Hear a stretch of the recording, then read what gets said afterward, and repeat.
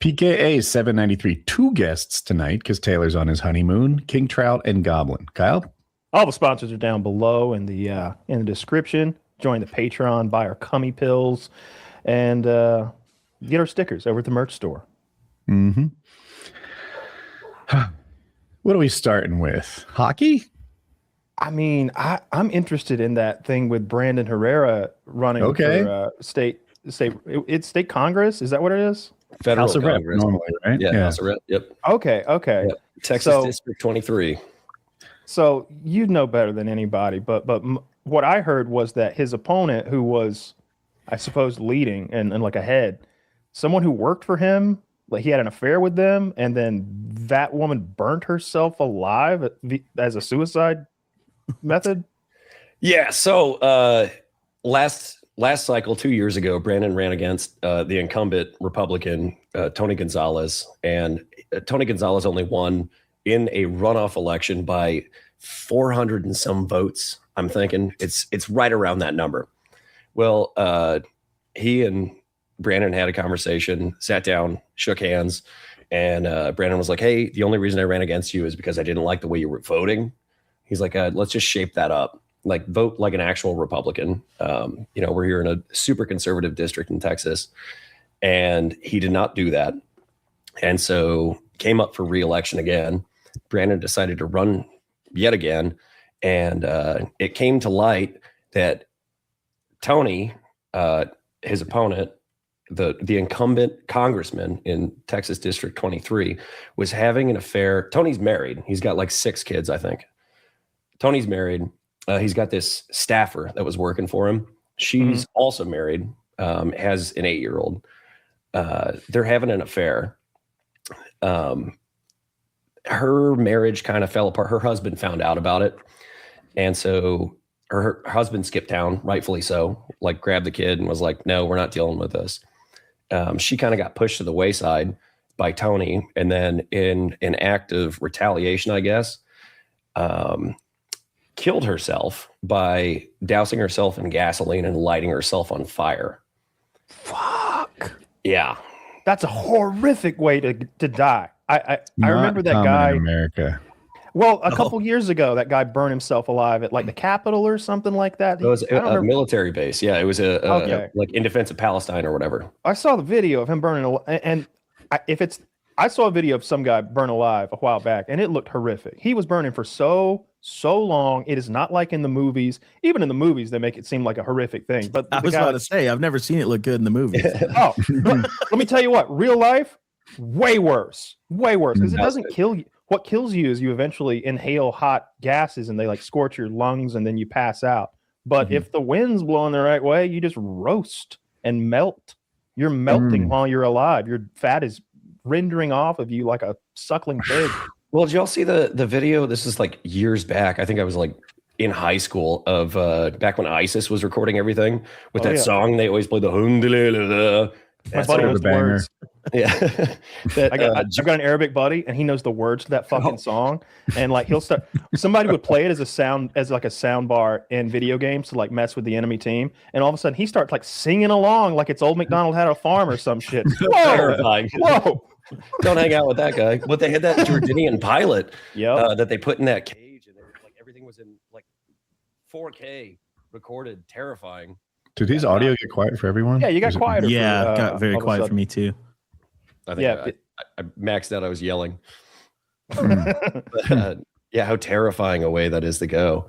Oh. And the text message. Her husband, the staffer who killed herself, her husband came forward and was like, "Hey, like this guy, he's an evil man. Like we got to bring everything to light."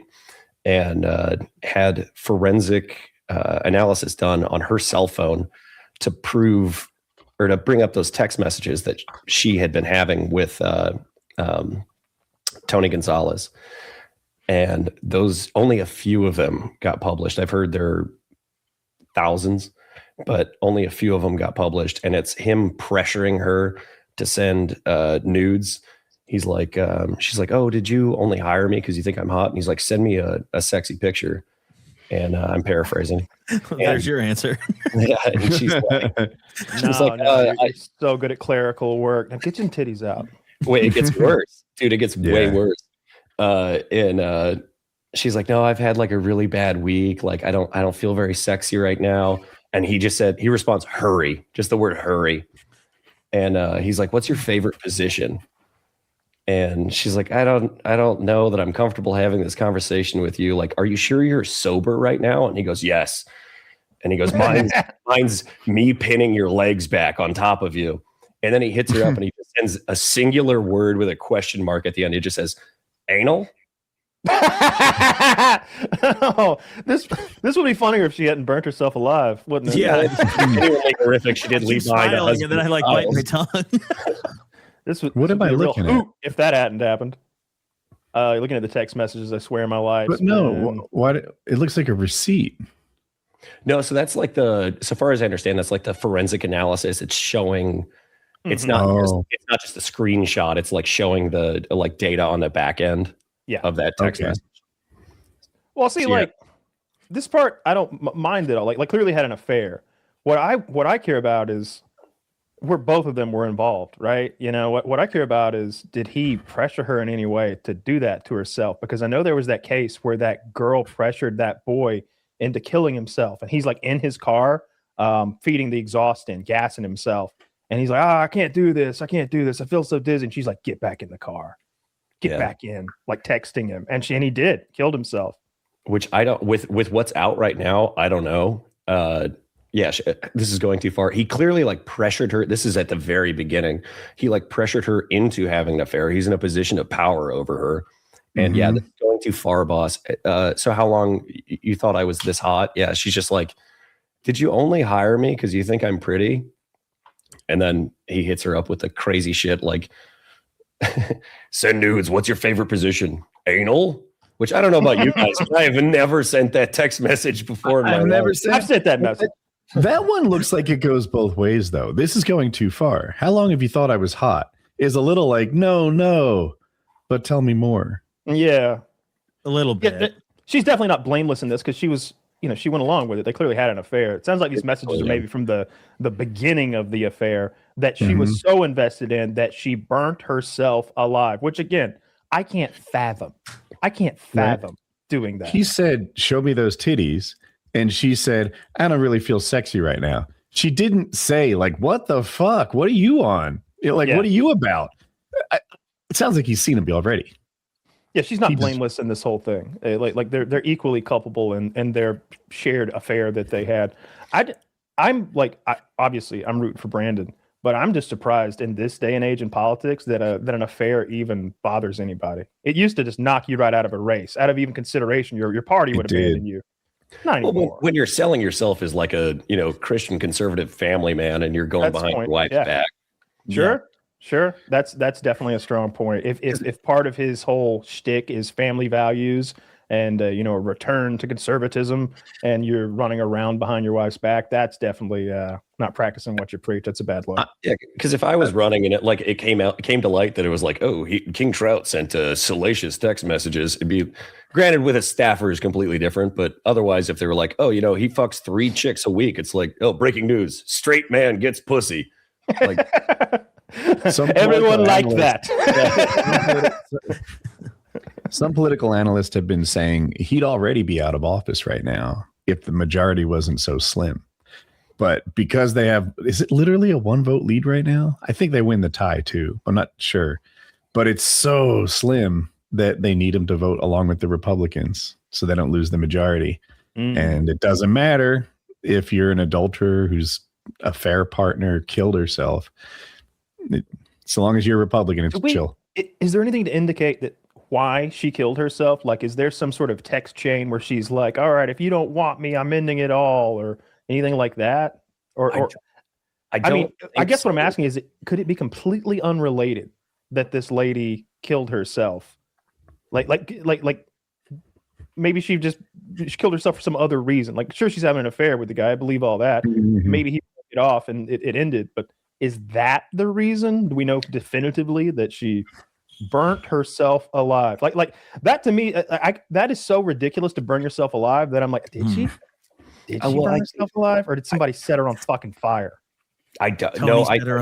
So far as I know, she did it on camera. She like turned her camera on because she was trying to like prove a point essentially to like her husband, because again he grabbed her kid, and so far as I understand, his staff, Gonzalez's staff, kind of pushed her to the wayside after her husband found out about the affair. He finds out his wife's cheating on him. He grabs the kid and he's like, no, we're getting the fuck out of town, bud. And Tony's staff simultaneously pushes her to the wayside. And so now she's got basically like nothing left. She continued to work for Tony, which I think is really weird.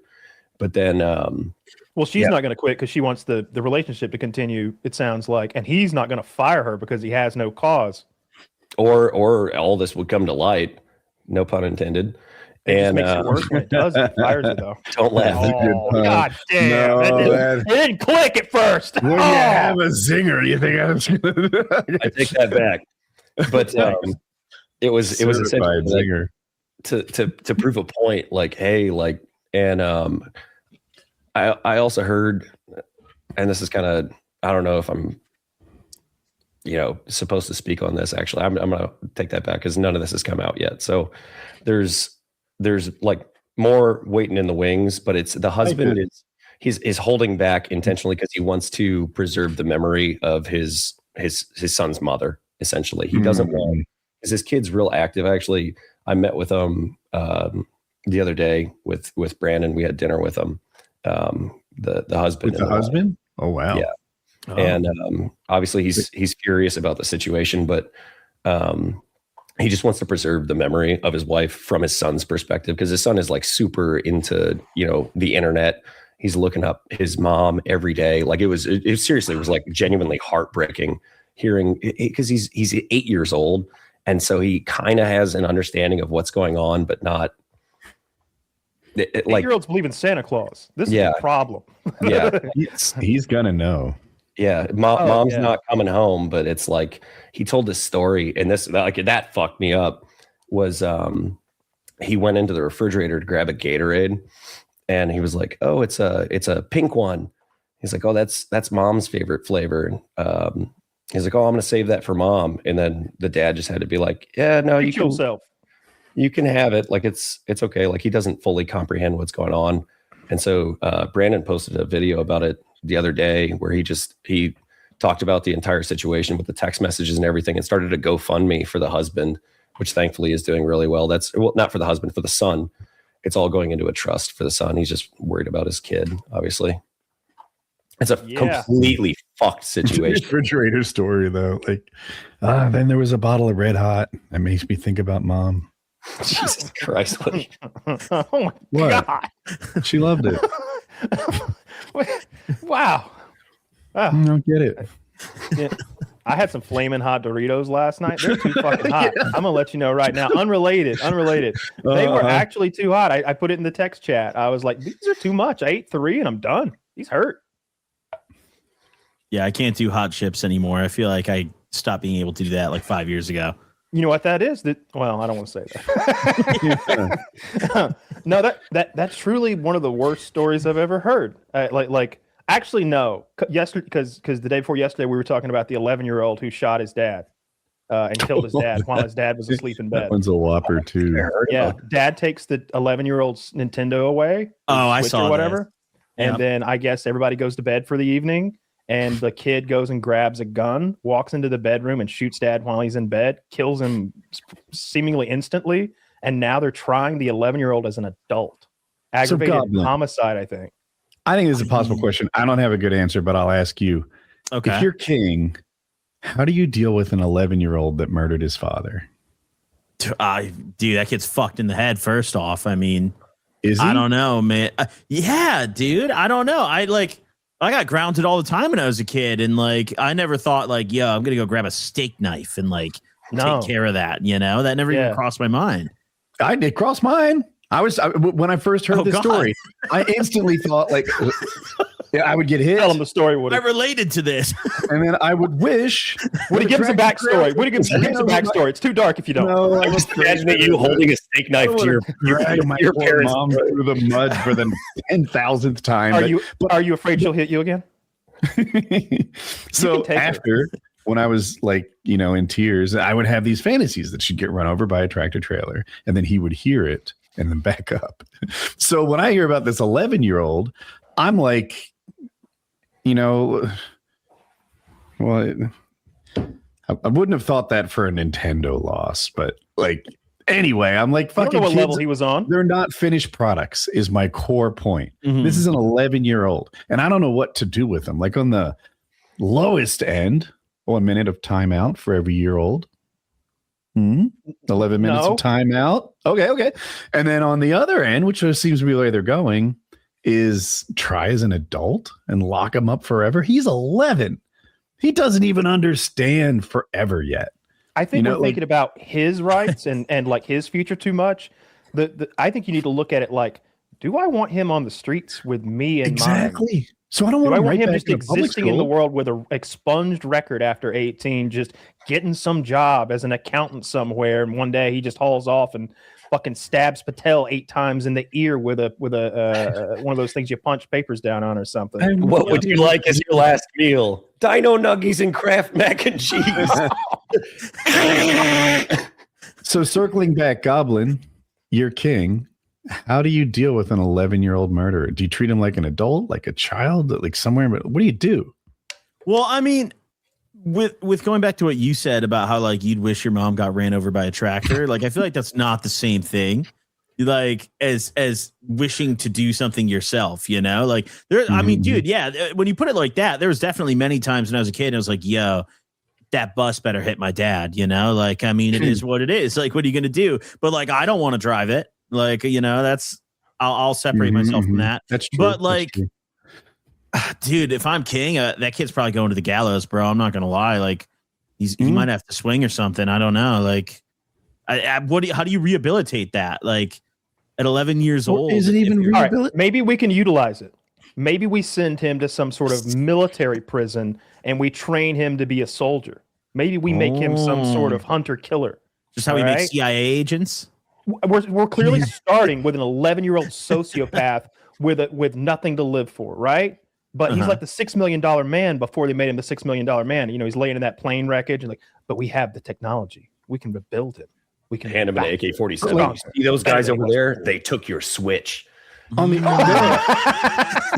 there are 11-year-olds all over the country who put on a cape and jump off a roof, or grab an umbrella and think they can fly, like it'll work as a makeshift parachute. And these are people who just don't understand up from down, have no concept of consequences. They're just too young and too dumb and too incomplete to understand what their actions bring. And, okay, King, 1 second. And I'm like, so this is that, but with murder, but it's a similar kind. It's a parallel having no idea what he's doing.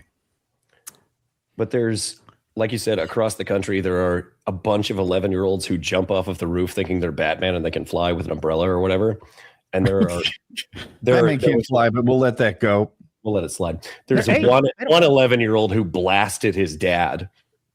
All those same 11-year-olds have access to firearms. We live in America, and they get grounded from their Switch or their iPad all the time, and they don't decide that the proper course of action is to shoot their father. Yeah. I never the crazy one. When I was punished, I never thought of like getting my parents back. I thought of like, God, I shouldn't have done that, or I shouldn't have gotten caught doing that, or I wish dad had caught me and not mom, because she takes these fires way too seriously. Like whatever I was in trouble for, like I never thought like, you bitch, I'll get you. I'll let the air out of your tires so you wreck into the ditch on the way to work. Like I didn't think anything like that ever. I love my mom and dad so much. Like and it's hard to put myself back in the mental mindset of an 11-year-old, but I'm trying. That's what?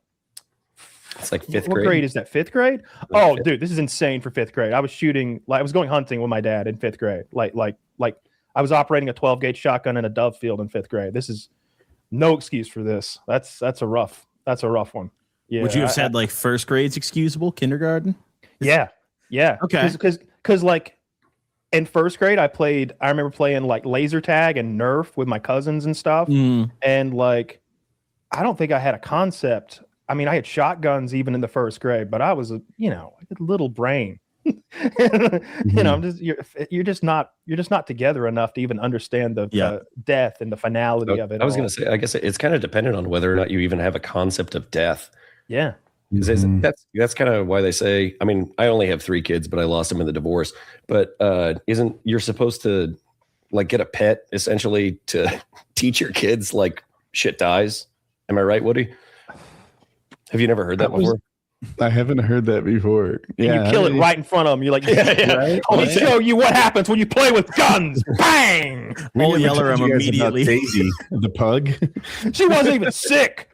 Well, like getting a puppy when your kids are little, and then they raise with it, or they're raised with it, and then when they're about like 8 to 10 years old, the dog dies, and it's like, yep, that's death. Max is gone forever type situation.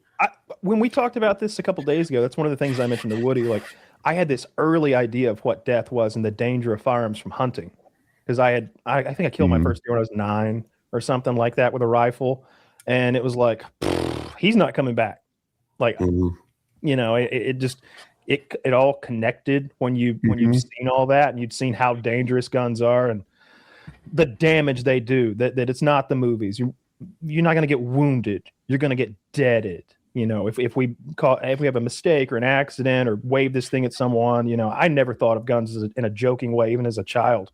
So they were never locked up. Like, our guns were always. I had the safe combination when I was 12 at the latest. Like, as soon as I was able to remember 3 2-digit combinations and left, right, and everything. Like, I'd have probably known it sooner. I just couldn't remember the fucking combo. You just want to count. You watched Sesame Street to learn the safe combination. That's an extreme end of, like, I don't know, early growing up though. Like, having gun safe combinations as soon as you can remember 3 numbers. Like, sure. That's early. I didn't touch a gun until I was in my 30s. No, that's not true. I did as a Boy Scout, but I didn't own a gun until my 30s. Yeah. Yeah. Well, it's also like how our American ancestors lived, like guns all over the house, basically, to defend the place and hunt. And from an early age, you were an extra gun in the field to shoot rabbits and quail and whatever you were subsisting on, potentially. Like, you just knew, and you grew up with them around. And there wasn't this, I always say, when there's this fascination, when my parents would leave, I would start like going up on the top shelves and getting the cookies out of the cookie jar and stuff. I'm going for the things that I'm denied when they're here. But I wasn't denied guns. So when my parents left, I didn't play with guns. I mean, I did if I wanted to, but I wasn't tempted to. It wasn't like, ooh, they're gone. Let's get the guns out. It wasn't a special or unique thing or something I, didn't have access to already. King, you think this kid is worth, like, this kid is just so defective, you just throw him away? Is that the move? I think there's definitely something mortifyingly wrong with him. I don't know if killing him is the right move at 11 years old, 5th grade, but nice padded room or something. Yeah, I don't know what else you could possibly do. Well, like those kids in England back in, it was like 1990. Yes, those 2 boys. Yes, on the train tracks, the shit that they did, and those guys they're out free now. Yeah, with expunged records, I think. Yes, you literally aren't allowed. I think you aren't allowed to like take a picture of them. Yeah, it was these 2 kids. They were like, roughly speaking, I think they were like 11 and 13 or something like that. 11 and 12, 9 and 11, and they kidnapped a 5-year-old from the mall and took him off and beat him to death. Tortured him and beat him to death. Tortured him, and I think like sexually assaulted him and then killed him. Oh God! Yeah, like they crushed his skull with a pipe or a bar of metal, and then I think they left him on the train tracks. So it would appear that the death was caused by a train hit. So I'm guessing they laid him over the rail, and he probably got all smushed up. Cut in half. I think they put like batteries inside of him. That's way worse than shooting dad in the head. That's so much worse, because shooting dad in the head is 15 seconds of bad judgment. These guys spent a day being this. Oh, maybe there was days getting ready. But they were taking him across town, and people were seeing them like sort of bully this little kid, and nobody helped. Nobody did anything. They were slapping this little 5-year-old around as they like drug him off to be murdered. Yeah, that's a rough story. I'll say because it's a slightly different story, but like in my hometown, he was a kid who was like 14-ish, but he had mental issues, just a bit slow. And he got in trouble from his dad over something simple that he did. And he went out in the garage, grabbed a hammer, and then beat both of his parents to death with a hammer. And he only got life.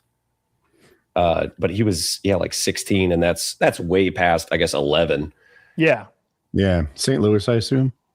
We have a running joke about the amount of hammer-related homicides and assaults in St. Louis, Missouri. It's shocking. They're leading the league. Results. If you just type in hammer attack, it autofills St. Louis. like Google knows. Just a weapon of choice. I don't know. It's an ongoing thing there. They got to get some hammer control in St. Louis. Got a lot of angry carpenters in St. Louis. Got a lot of something there. I don't know what it is. If it was I was about to say if it was my 11-year-old. If it's my 11-year-old, I'm fucking dead. If I'm the mom, and mom's surely going to forgive him. That seems like a thing that moms could do. If I'm his mom, I'm thinking like, let this kid have another shot at life. But if I'm Joe Citizen, sleep with the door locked, though. You goddamn right, we sleep with the door locked. but if I'm thinking from Joe Q Public standpoint, don't put that kid back on the fucking streets. Like that kid's damaged goods. If he weren't damaged goods before he did this awful thing, he's ruined now. Like he's some sort of fucking sociopath whose mind has just been destroyed. And he's about to spend at least till he's 18. If they're trying him as an adult though. What do you do with an 11-year-old who you can't put him obviously he doesn't go to adult prison. Like he's going to have to be in some kind of a juvenile facility, federal detention center or something. You don't put him in a foster home. You could put him in one of those Norwegian prisons and then just make sure he has a Nintendo Switch or he'll fucking shoot you. All right, here's a good question. But if he goes real quick though, if he goes from like 11 to 18 in some grippy sock mental health facility, like that's not going to produce a normal functioning human either. I don't know how to do anything with this kid, but I by nature don't really hold 11-year-olds responsible for what they do. They're idiots. Yeah. How much would I have to pay you per year to foster this child? He lives in your home down the hallway. He's essentially your little boy now. He's moving in. Yeah, I'll do it. It's fine. I'm here for the adventure. For free? Yeah, if I get murdered, then it's an alternative retirement savings strategy. Jesus Christ. You haven't even thought about the life insurance policy, Kyle. This is going to be big business for us here. No, I don't know. The problem isn't me. It's everybody else. Exactly. And that's my argument for like releasing him into the public. Like maybe he doesn't track you. He's going to be coexisting with the rest of fucking society as a broken individual who was already some sort of a sociopathic child like Michael Myers. Like that's the premise of Halloween, is that Michael Myers murders his sister on Halloween night. I think he was 8 in the movies, I think. But nonetheless, like I don't want that guy in my like community. I don't want him around me. 18-year-old version of that guy. I'm scared shitless of that guy. And the fact that the records get expunged, that they just sort of incognito sociopath living among you is terrifying. Yeah, I don't think they should get their records purged at all. That part's fucked up. I don't either.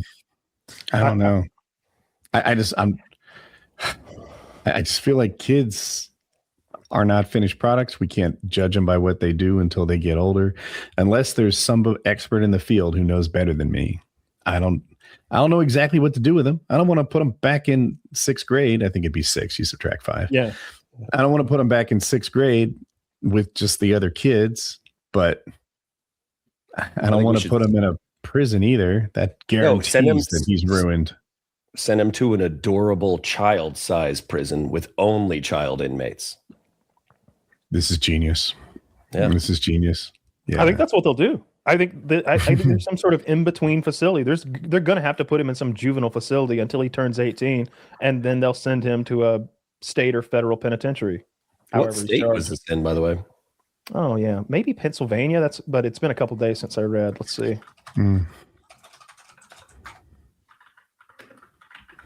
They're just going to be pistol whipping each other with like Nerf guns in the little kid prison. Yeah, it's Pennsylvania. Yeah. That's rough, dude. Nerve gonna break. I feel like almost everyone had like that one kid in their town that like everyone knew about that killed someone or something, you know? We had a guy who, in this, you got to keep in mind, this is in the years right after 9/11, everybody was real sensitive about anything at all. And this kid was like 16 years old, and he was riding around town with a .22 rifle, just shooting stuff, like shooting the windows out of the bank, shooting those inflatable Santa Clauses in people's yards. It was that time of year. And he was just shooting the windows out of like banks and grocery stores. And they called him the Livonia Sniper. And it's like, all right, maybe we've gone too far. But like, he got in so much sniper trouble. ever, never hit a person. No, never hit anybody. He wasn't intended to anybody. He was just, I mean, it was the equivalent of throwing rocks, you know, at windows and stuff. But he was doing with extra risk. Gun. Yeah. And dude, they disappeared that kid. I never saw Barkley again. I don't know what they did to him. Like he left the whole school system. Never saw him again. Don't know what they did to him. So I'll go real quick. I want to hear Goblin's story. I knew both of them, the brother and sister. But if I know the story right, the sister turned off the TV while the brother was playing video games, and he murdered her with a hammer. The sister was my age. She was in my classes, and he was like 2 years younger. What game? Though? What? That's a good question. I'd have to assume something that you can't just sit still for a few minutes without consequences. Back in the day, was you the couldn't murderer say. in your family? Not your family. I meant to say your town. You said everyone has that guy in their town. There was a pretty legendary. Legendary is probably not the word I want to use, but there was this kid who was like 2 grades above me, and there was a party, and it was like the school district over from mine, but like still close enough where everyone kind of mingled and everything. There was this kid named Zach who went to this party and was talking to this girl that he knew, and she rejected him. And like, apparently the story goes like, she said he was very ugly. That's like how the news story goes and everything, which he looks like shit if you've ever seen him. And he later that night goes to the girl's house, and he breaks into their house and stabs both of her parents with a kitchen knife, like from their kitchen. They both survive, and he's still in jail. And the girl he didn't touch. He just went and stabbed her parents. I'm pretty sure there's a news article for this too. Hold on, let me find it. I'll link it to you guys. So he broke into a house and stabbed a girl's parents? What? I think I didn't. Why did he break in? What was the story? He went to this party, and it was like just like a house party of some random person, and he was talking to this girl that was like in his grade that he knew there, that lived in the area, and was like trying to hit on her, and she denied him and like said something along the lines of like, "Oh, you're ugly" or something like that. And later that night, he leaves the party, and he knows where she lives, and he goes to her house and breaks in and goes into the kitchen and takes a knife and goes and stabs both of her parents. And I found the article actually. Here, I'll link it real quick. Right here. This is like 10 years ago. I was like a sophomore when this happened. But it says in the article, a teenager is accused of stabbing the parents of a girl who allegedly made comments about his looks at a party. DuPage County officials, I'm not going to say that last name. It's very long. But said Zachary, 18. It's a long one. Told police he was tired of being made fun of and tired of being told he was ugly. And like, dude, if you look at his picture in the article, he's ugly as fuck. Better watch your back. Oh my! Understandable. But apparently the male victim, the dad, fought him off, and like they both survived and everything. And it says the alleged offender is an acquaintance of the couple's 18-year-old daughter. Officials say he apparently was mad at her for making a disparaging comment about his looks while they were at the party. But he went to a high school in like a neighboring district called Naperville North, which is like right in my area where I grew up. Yeah. Well, you don't. I feel like you can't rehabilitate that kid. I wonder what she said. He said he's tired of being told he's ugly. Okay. Did she really say, no, you're too ugly? Because that's harsh. I've been rejected many times, never with like that brutality. First of all, homie is a rough looking guy. Did you look at the picture in the article? I did. Rough, I did. Yeah, it was halfway He's a through bit the of a video. mongoloid. Not a good looking feller. A lot of facial hair for an 18-year-old. I know there's not. It's acne. My bad. Yeah, ugly guy. Ugly guy. I bet she said some mean, diabolical shit, dude. Because, like, my take is if he's wilding enough to go stab her parents, he was probably wacky enough to like hit on her in like a very Ford kind of way. And like when an ugly guy or anybody, if an ugly person hits on you, there's a little bit of this thing. It's like, you thought we were on the same level, and that's we're not. It's almost an insult to you if like a real uggo or a real fatso hits on you. You're like, how dare you suggest that we are on the same like dating field platform? Like this is an insult to me. I need to tear you down to regain my self-worth. So I'm picturing that. I'm picturing that's what happened. Insecure shit. I've been hit on by gay insecure guys. Like an 18-year-old high school girl. I thought, dude's got good taste. Not gay. That's exactly where I was going to go. Was it? Yeah, but it wasn't an ugly guy. What if it was a real slob? Nah, he was smoke show. He was fucking smoke show. You were like, dude, our babies, if we could have babies, our butt babies' calves would be popping. Like, yeah, I know you thought that. This guy, if this guy hit on you, you'd be like, you're fucking an uggo, you creep. All right? I don't even want you to subscribe to me, you little punk. You're blocked. As a straight man, I wouldn't fuck this guy, but as a gay man, I also would not fuck this guy. That's that's awful. Stabbed her parents to death. I wonder if he went there to get her and the parents. Oh, he left the party. The parents both lived. Actually, he just stabbed him a lot of times, but they both good lived. For them. Yeah, good for them. Yeah, no one died, but I'm pretty sure the guy's still in jail. Sometimes when I'm bored, I go on to like Illinois inmate lookup, and you can look up his like mugshot and stuff. His latest still one. Ugly. I feel like this dude's better at murder than picking up girls because at least he came close. Let's see if he's still ugly. I'll tell you in like 5 seconds. Like, wouldn't that be the worst if they give him 35 years and he like blossoms in prison and he's a real cutie? He's at the gym, you know, comes out all swole. He blossomed into like a normal looking guy, kind of. I think actually. He just had an awkward phase. He actually did. Let me put a screenshot of this. Hold on. Here we go. Yeah, look at him. He's going to get out. He's going to hit on a girl, and she's no, going to he didn't. What are you talking about? Dude, compared to the picture in the article, like, come on. This guy could get cast in like a Lord of the Rings adaptation as some sort of a troll man or a goblin folk. Okay, I know for knowledge. Screwed in. The picture I just put is like he could get cast. The picture in the article is like he's in makeup and like ready to go. Let's show the pictures. Like, what is this guy going to do? Stab us? Stab our parents? Look at that guy. Good look. What he said, this is a good-looking guy. Lopsided, you know. He's got a bone shape. He's oblong. Yeah, I'm no phrenologist, but those measurements are not good. Polish. We're gonna get a really mean comment from better without family the beard. members. Like one of my biggest issues, how his head seems below the ears. His head is an extra large, and above the ears is just a large. I'm wondering why his teeth don't all fit in his mouth. Like this is an ugly, like slow-witted fellow. Tell when someone looks in a camera if they got any wits about him. This is a dumb guy. You can tell. Yeah, those dents on the side of your head, that's what contains the restraint from stabbing a girl who denies you sex from murdering her parents. That's why his skull's so pointy. He's cleared up the acne, though. He does have a pointy head. I feel like if you dropped him head first in the sand, he'd go much deeper than me.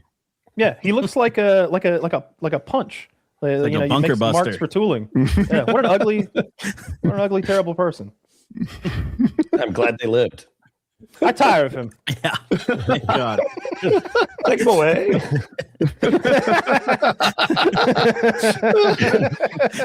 Get the hideous creature out of here.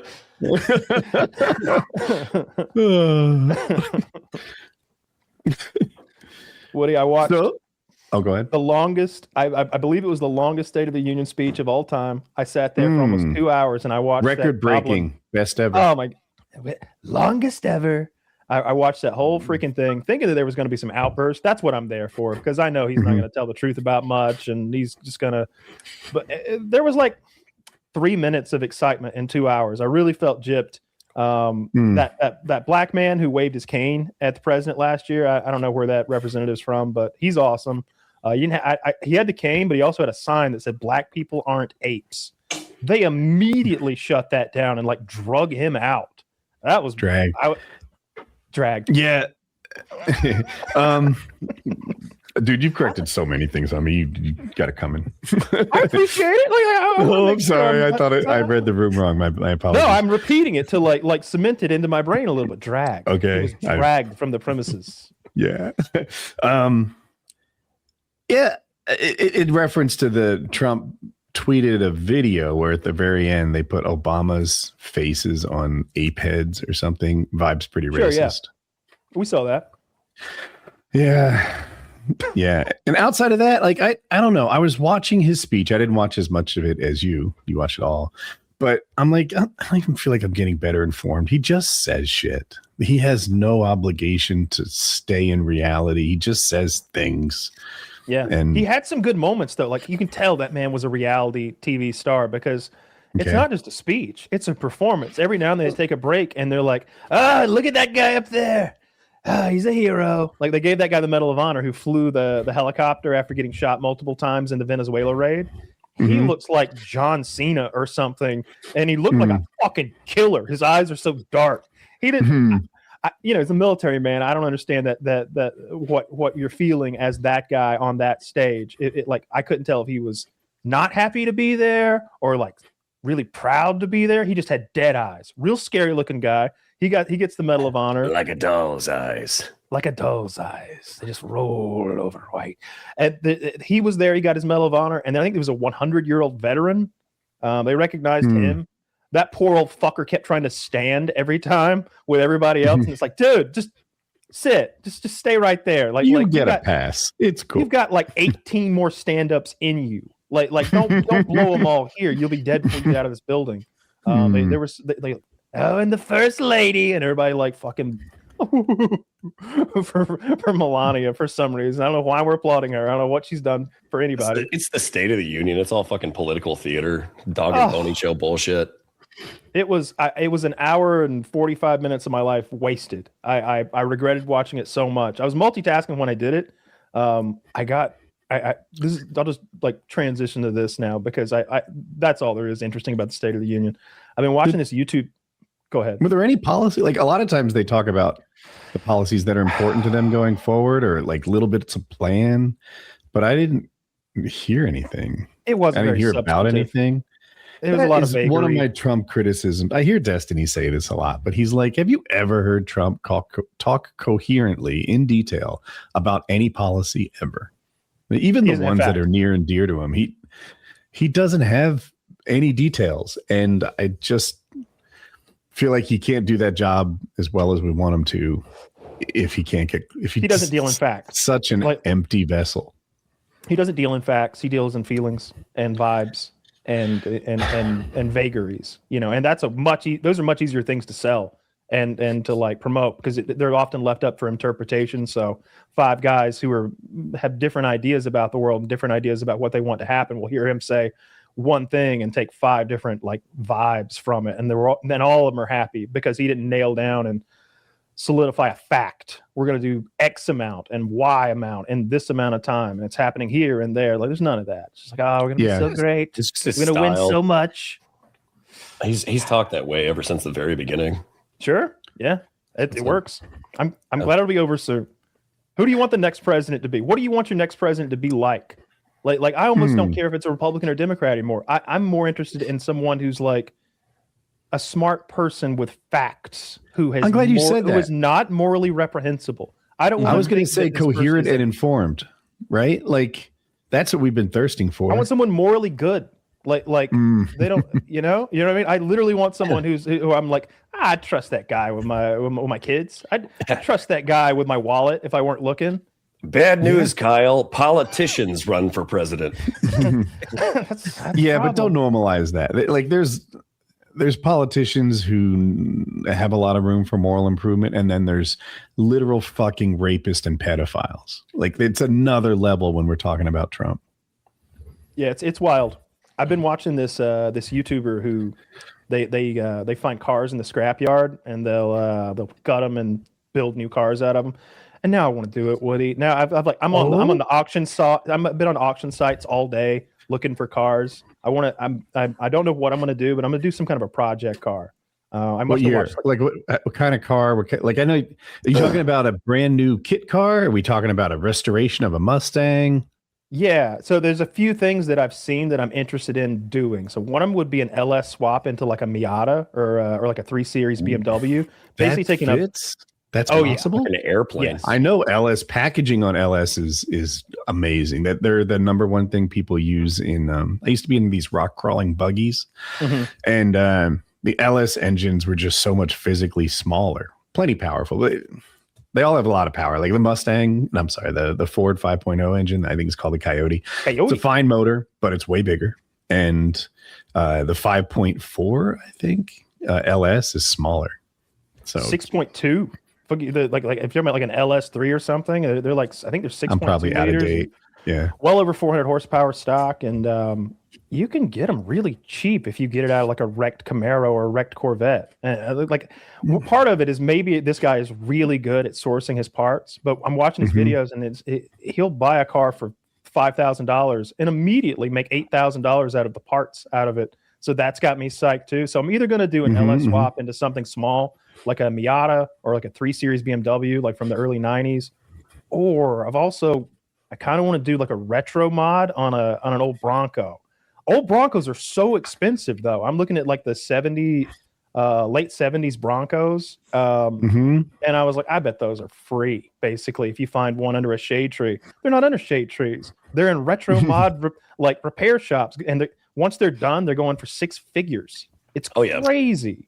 Really? So then I started looking at like what is it, the K series Blazers, which is kind of the same thing, and the FJ Cruisers and the Land Cruisers and stuff like that. So I don't know what I'm gonna do, but I'm gonna get something that's wrecked and then another thing that's wrecked and then make one thing that's whole is probably what I'm gonna do. Hell yeah! What are That sounds dope. International Harvester? Was it the Jimmy? Yeah, I had a neighbor who used to have one of those. Those things are hot. From like the oh shit, that's not it. I saw them doing retro mods on those. Those are cool too. Those are very expensive as well. Like more even than the Broncos that I saw. But if I go to when I started looking at the salvage places, those are cheap. They're just a little bit of work. You'd need to buy like 2 or 3 of them to make one almost, but they're going for like $2,000 a piece. Dude, I've been wanting to work on something for a while. Yeah, I've often thought it would be neat to beat your own path and do a foreign car, but man, I bet the trailblazing on a project like that, like where do you get Volkswagen Gia parts? Good luck. I don't even know what that is. Yes, I don't know that I've heard of it. Did I get it right? You might, but I just don't know what that is. Karma Gia. I'm right. Some of those kit cars are cool too. They just look like death traps. The thing that steers me away from a kit car every time is they look like death traps. They look like if you got hit, you just die. Yeah, you'll die in a fender bender. Yeah, like you don't really have anything, but like your door is nothing. Oh, that's a Gia. Oh, those are nice.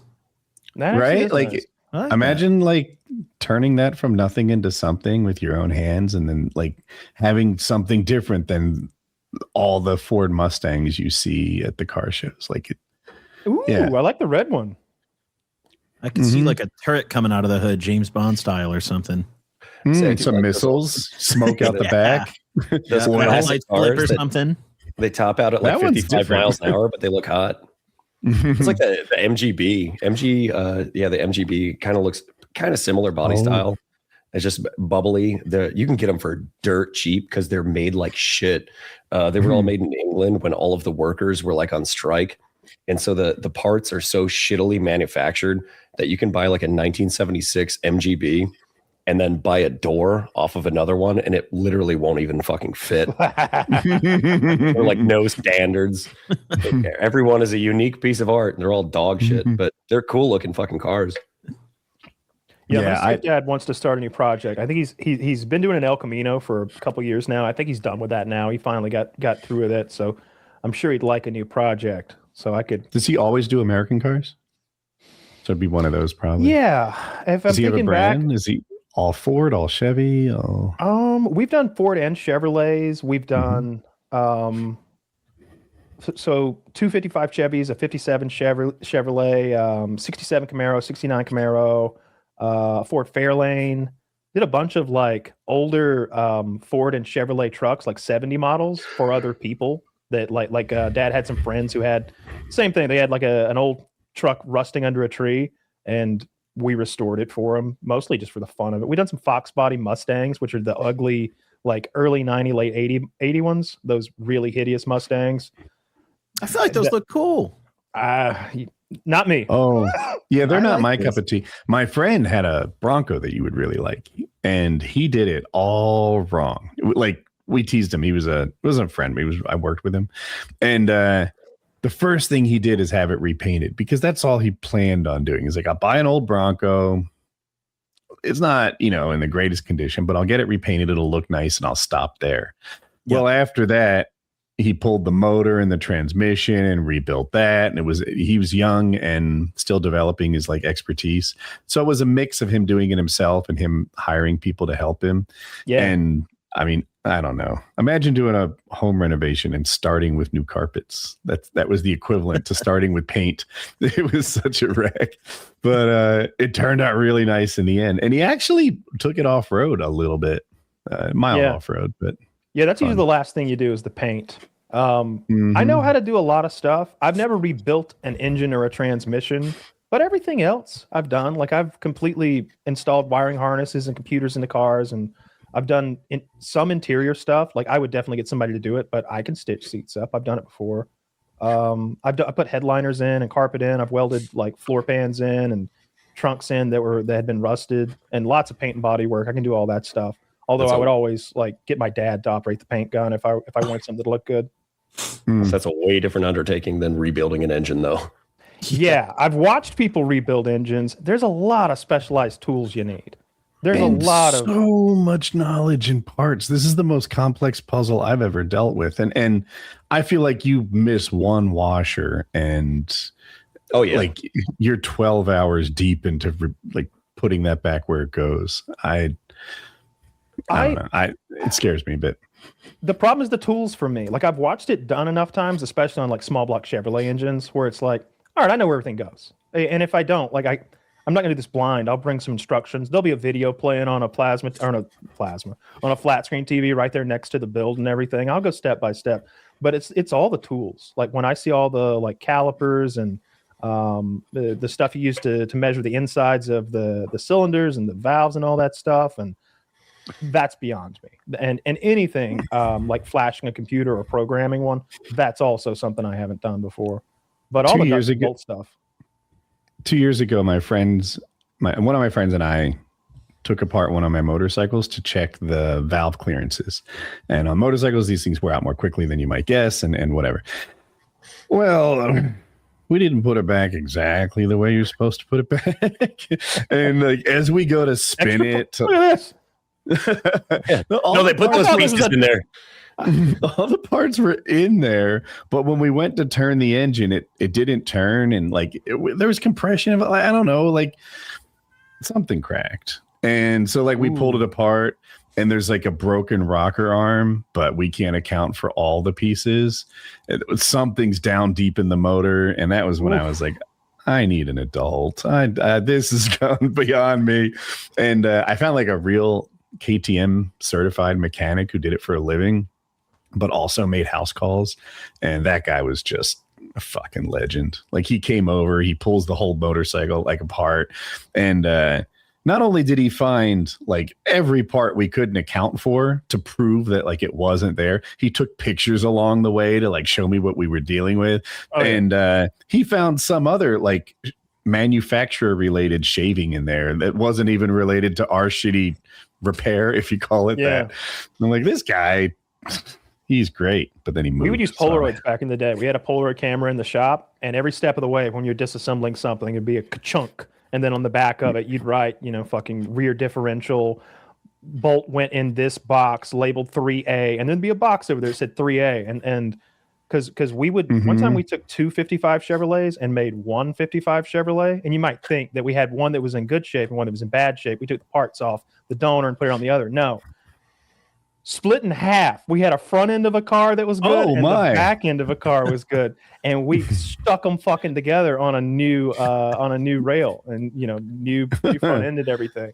Like we welded two cars together and made that work. It still works. That's the car. That's under Dad's carport right now. So we would always take the parts that we took off and we would trace them on opened up beer cases, the cardboard, and then punch the screws where they're supposed to go, and then just set them and number them like 1 through 30 or whatever. And rebuild it. That sounds good. I use Ziploc bags and I'd write on the outside what they were for, but sometimes there's quite like this was on the carb. Yeah, a lot was on the carb. Which one of the little screws was which? Yeah, 40 beers deep. You want a pretty clear diagram of what goes where. Yeah, dude. I hope you do it. I wonder what you're gonna do. What kind of car you're gonna pick? It'll probably depend on like what I'm really looking for is some sort of interesting deal. Like what I'd like to find ideally is a version of a Mustang or Camaro that someone had added a lot of extra parts to that's ruined. That's absolutely like hit in the middle and the frame's bent so bad it can't be, it's been totaled out. But that's a really good drive shaft. That's a really good rear end. That's really good suspension. Like there's lots of expensive donor parts on there to yank off and then sell what I don't want. That part actually kind of like struck me as almost, I had this fantasies as a kid of being a treasure hunter and like almost in that sort of bargain bin kind of way where you found something that you always hear that story about the guy who finds like the expensive comic book or something in the attic. Like that really appeals to me. That like gets me fired up, that treasure hunting aspect of it. So when I watch these videos, I assume that there's no fuckery in his videos, but he's like, that's a $3,000 exhaust system just sitting right there. We couldn't see that in the pictures. That pays for the whole build. And it's like they paid $3,000 for this car. The exhaust is worth $3,000. They haven't even gotten the engine out. Like that kind of gets my engine going. Like I don't need $3,000, but I'd love to like find $3,000. That'd be fun. You're expecting to find like a classic car in a junkyard? No, in a salvage yard. I don't want to do a classic car. I want to do something probably late model. Like I said, either an LS engine swap where I get like a Corvette or a Mustang engine and throw it in a Miata or something little, make some sort of like speed demon car. But I would also be into just buying two 2020 Corvettes or something like that and making one. Like if I could make a nice 2020 Corvette for $25,000 and have fun doing it, like that'd be the best year ever. That'd be so much fun to work on. That does sound like fun. You mentioned the treasure hunter thing. So I grew up at the beach, and there are people with metal detectors all the time, just scanning back and forth. And there really are like women who lose their rings and their necklaces and bracelets and shit like that on the beach every day. Someone finds that stuff. And I used to be like, that looks pretty cool. Well, about a year or two ahead of me, someone roughly my age bought a metal detector. And they roasted the fuck out of him. Yeah, it looks gay as shit. Oh my God. Yeah. They treated him like he was a homeless panhandler, just like looking for treasure in the sand all the time. And, it just looks gay. It does. And I think he even dressed like a boomer or something, right? Like eyes on and whatever for his treasure hunting. And I was like, nope, that one's off limits. I cannot follow that dream. Not if my what you're not finding in the sand at the beach? Pussy. Yeah, I was gonna say, if my other dream includes a girlfriend, I can't have this one. This one we gotta let go. That's one of the Christmas gifts I never got. I used to ask for a metal detector all the time because I too had this fantasy of finding buried treasure. I really never got me that metal detector, and as an adult, I like never went back and got it. I kind of want one now. How much are metal detectors? Is it a good one? The kind you're thinking of, though. Mine's like a wand, and I used it as a woodworker. You need to know if something's going to destroy your saw blade. Like people shoot guns into trees, or just chainsaws break, or whatever. Sometimes there's metal fragments. You got to know. Well, if I can get a good one for $1,000, like a really good one. Yeah. All right. And in where you're from, you'll never make that back. Never, ever. What are you going to find? Where would you even go? Right? You maybe look around hard enough, you'll find an old horseshoe. Yeah, it'd be something like that. Like maybe you go to the boat ramps at Lake Hartwell, like one of the more popular ones in the sand on the sides, and find some stuff. But you'd be better off magnet fishing or something like that around those. I bet you find lots of stuff that got dropped off boats that were unloading and loading right there. You find a lot of fucking guns out in the river. Probably. I see those guys find mines and unexploded ordnance sometimes. What are they? I wonder. I always like they act like there's mines in every like little creek across America. I think I've heard them call the police, and the police are like, "Are you really? You want us to come?" They're like, "How can you not take this mine seriously?" And they're like, "It's you we don't take seriously. It's never mine." There's one of those really popular channels is from my hometown in Indiana, and every time I come across it, because I just recognize the police logo on the side of their cars, and there's like two kids who are like in their 20s, and every fucking video is them pulling a hand grenade out of the river. They're like, 911, we got another one. I grew up in this town. No, this is in northern Indiana. Yeah, see, that's weird, but in Europe it makes a ton of sense. Like, there was a giant war in France, a couple of them. There's all sorts of shit that's unexploded out there in fields, I'm sure. But why are there hand grenades in the river in Indiana? Speaking of for views. For views. The Europe thing, there's another channel that comes across my feed all the time. It's this guy in Germany who metal detects, and he finds like World War II artifacts. And I swear, like every third video of his that I see is him finding something. It's a German World War II helmet, and then he picks it up, and there's a man's head still inside of it, like a skull.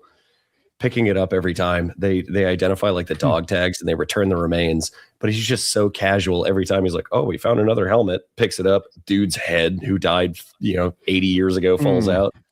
I saw one where they found, I think it was a German soldier, but it doesn't matter. They found some soldier's dog tags, and they were like, "Oh, we'll track down who this guy was, look up his like information, maybe get these tags back to his family. I bet they'd appreciate him."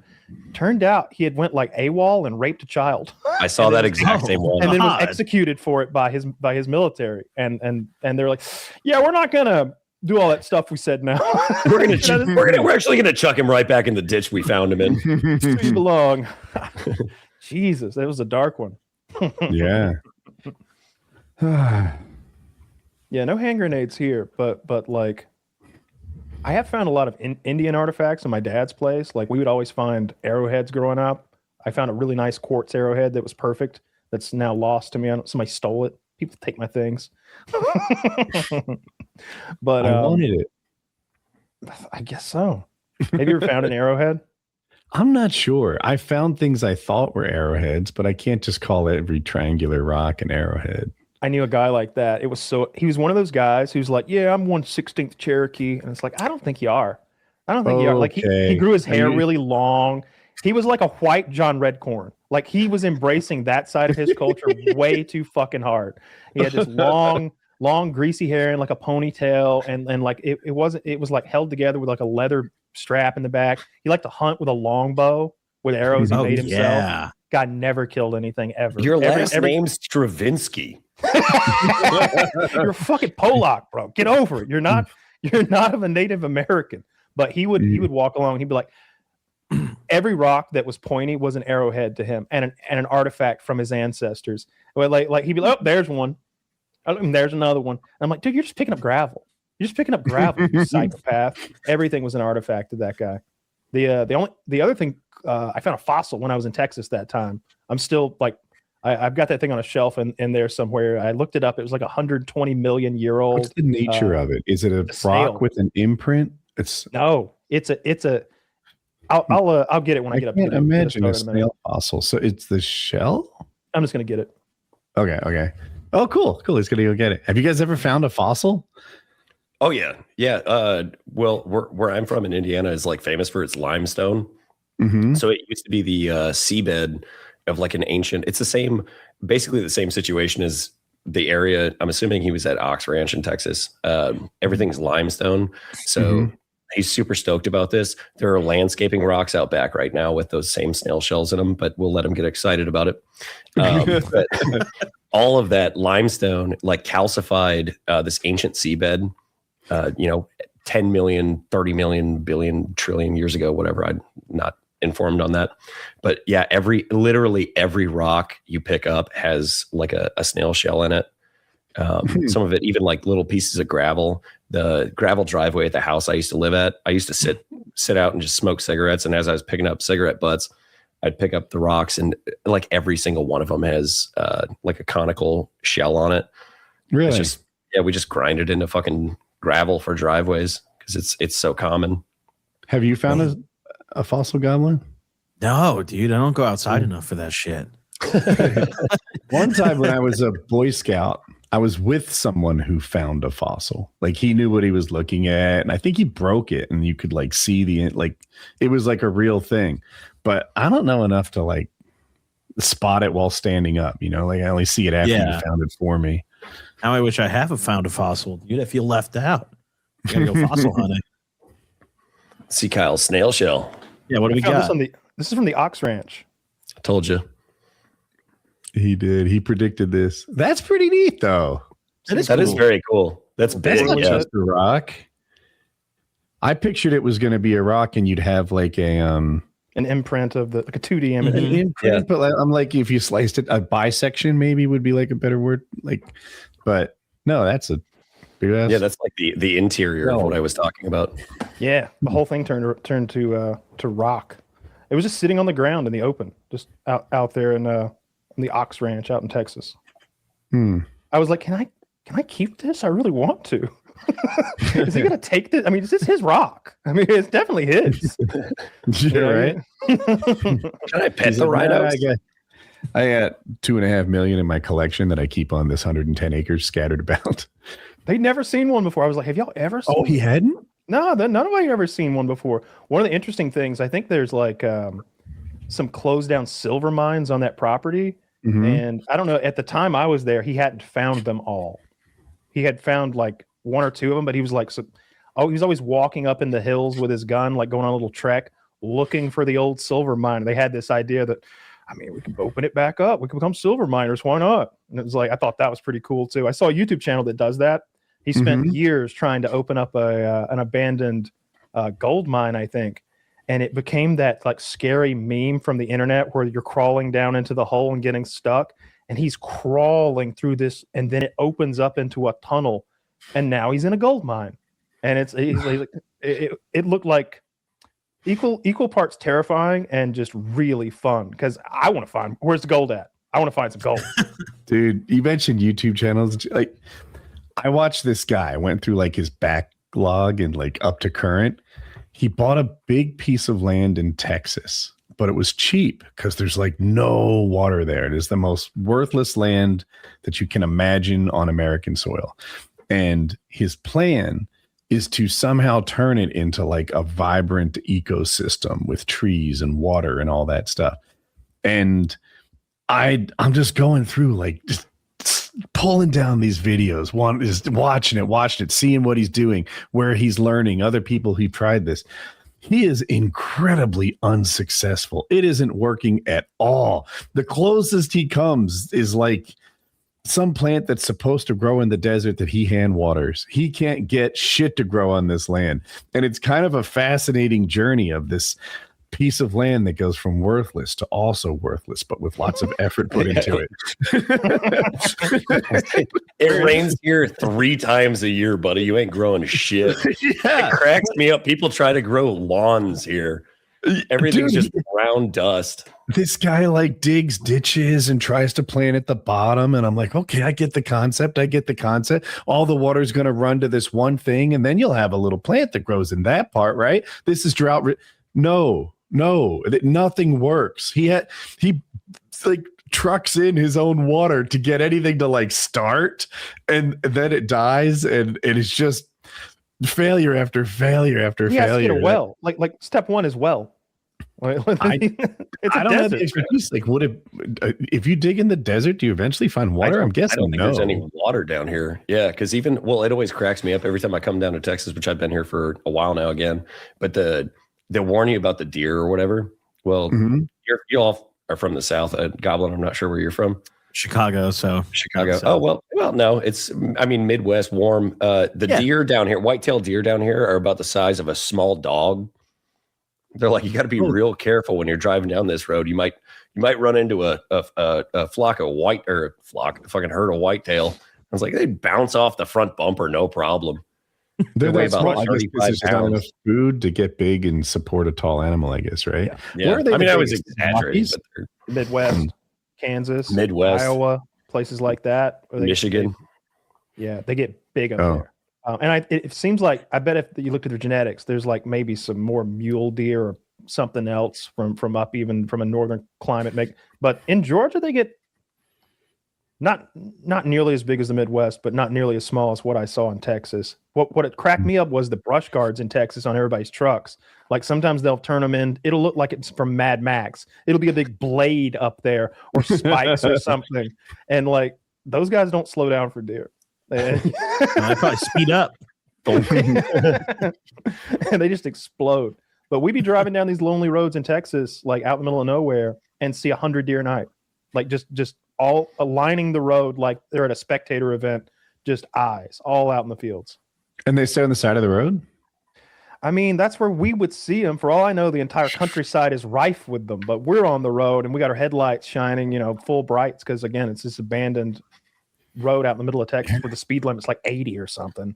I love My Texas. Every experience time with I go. deers, they don't respect the danger of the road. They seem to run they across don't. it. Seemingly, sometimes they wait for the car to come and then smash into it. Yeah. It's special kind of dumb. They do have not cross deer the in deer my yard? crossing zone. We have deer and coyote in my yard. Oh, that reminds me. Now, do you remember what your bet with Taylor was? Who was the over? It was 70 pounds, right? Over and under? Huh. For my dogs. I'm sorry, I thought didn't say that part. I don't remember what I said, but if I had to guess right now, I would say that your dogs weigh 62.5 pounds. How old are they? It'd be 6 months. 6 months. Great Danes, right? Mm-hmm. I have no idea. The little one was 80 pounds and the bigger one was 84. Yeah. That's a They huge turn Big fucking ass dog. dog. They turned food into dog at an astonishing rate. They're That's not what my even dog growing weighs. to my eyes very much. They're 80 pounds, 84 pounds. Like for a Great Dane, that's pretty light. But for a heated blanket, that's super heavy. And that's it's like, I need oxygen, bro. Dude, that's so big. That's what Toby weighs, my adult doodle. Like he's a Bernese mountain doodle. He weighs like 85 pounds or something like that. And he's a big boy. I think of him as a big boy. That's bigger You than might my be full-grown 85 now. dog. That was yesterday. Yeah, that's crazy how fast they turn food into dog. Yeah. Come here. Yeah, What it's kind of dog wild. we got here? Yeah, what So are we going to get? my full-grown cattle dog. How about Ooh. my that's a full-grown smart cattle dog? He's he's like That dog looks like it has energy. Not right this second, but he's the shape of dogs that are high energy. he's shedding like crazy. It's my baby Bo. But yeah, he Oh, only you- weighs. All right, buddy. That's my mouth. That is Yo, a sweetie. You got right in there. Smooches. That we make out. He's Yeah, French. He's 65 pounds and he's 7 years old. Your breath He looks like a stinks. good dog. I love you too, buddy. All right, go back to your bed. Go down. Get off. Good boy. Go lay down. I want to breed my Pomeranian, or to, not me personally, but actually he let him stud for somebody and get a puppy. I'm trying to talk my girlfriend into that. She doesn't want more dogs, but I always want more dogs. And what I really want, because I've got the Pomeranian, I fucking love him. He's little and spunky and just smart as a whip. And then I got Toby, who's a doodle. I really like that. He's so sweet and lazy and just like soulful. I want to combine the two, but they're both males and Toby doesn't have balls anymore. So can't do that. So I think I want There's to a do couple things wrong with that plan. Yeah. several problems. Having passed 7th grade biology, I think you'll find. So what I want God's is will. but what I want is half Pomeranian and half poodle, which is called a Pomapoo. And so I'm that looking poor for- Pomeranian. Well, no, the Pomeranian's going to be the stud. He's going to be the one slinging. That's important. I feel like That poor poodle. Well, I want a full size poodle though, because I figure you mix a Pomeranian with a poodle. If you do a mini poodle or like one of those pocket poodles, I don't want some 2-pound little bitch made Pomapoo. I want a bigger Pomapoo, like 15 or 25 pounds at least. So we're working on that. We're looking for some slutty poodle out there that wants to get with little Murphy. Said bitch made Pama Poodle as if there's a cool Pama Poodle. First of all, it's a Pama Poo. All right, get it right. They are cool. Zach, show them what a Pama Poo looks like. They're so fucking cute. It's gonna be some fluffy bullshit. Oh, that's cute as hell. Very cute. Okay, that's cute as hell. It looks like a little teddy bear. That It's is like a stuffed animal. He does look fun. Yeah, I want one of those. I think that's going to be my next dog because, like I said, Pomeranians are sick, poodles are sick. I want best of both worlds. I hope I don't end up with like a killer bee scenario where I end up with some huge bitey dog, which would just be the worst. Do you Murphy bites the shit out of me. Usually, what always happens is when I get a dog, I don't want to get the guys fixed because I like feel for them and like I wouldn't want to lose my balls. Yep. But then like inevitably they do something that we blame their balls for. They attack another dog, they attack a person, they act way too aggressively, and we're like, we got to simmer you down. And the dog all ends the up getting socks are fixed. crusty. Yeah, they start jerking off in your socks. And then they hide them. They hide them. They're all shameful. They throw them up on the banister, and you find this like trove of crusty socks rolled up in the balls. It's awful. Socks that's been missing for months stands on its own. Fucking dogs. I think we fixed Dak after he bit me.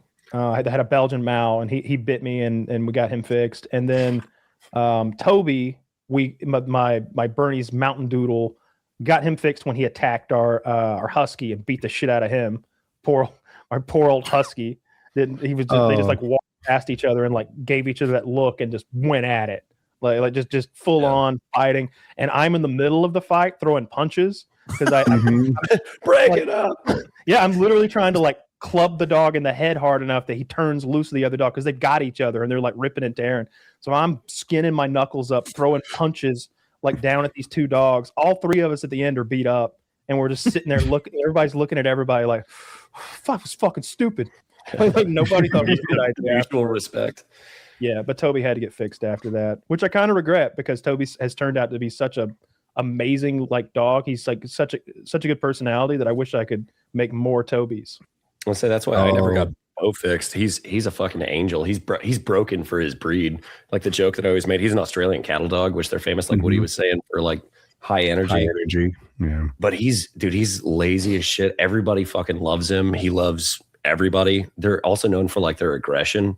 But he's got the brain of a Labrador. So I never got him fixed. But the joke that I always make is like everybody's fucking obsessed with my dog's balls.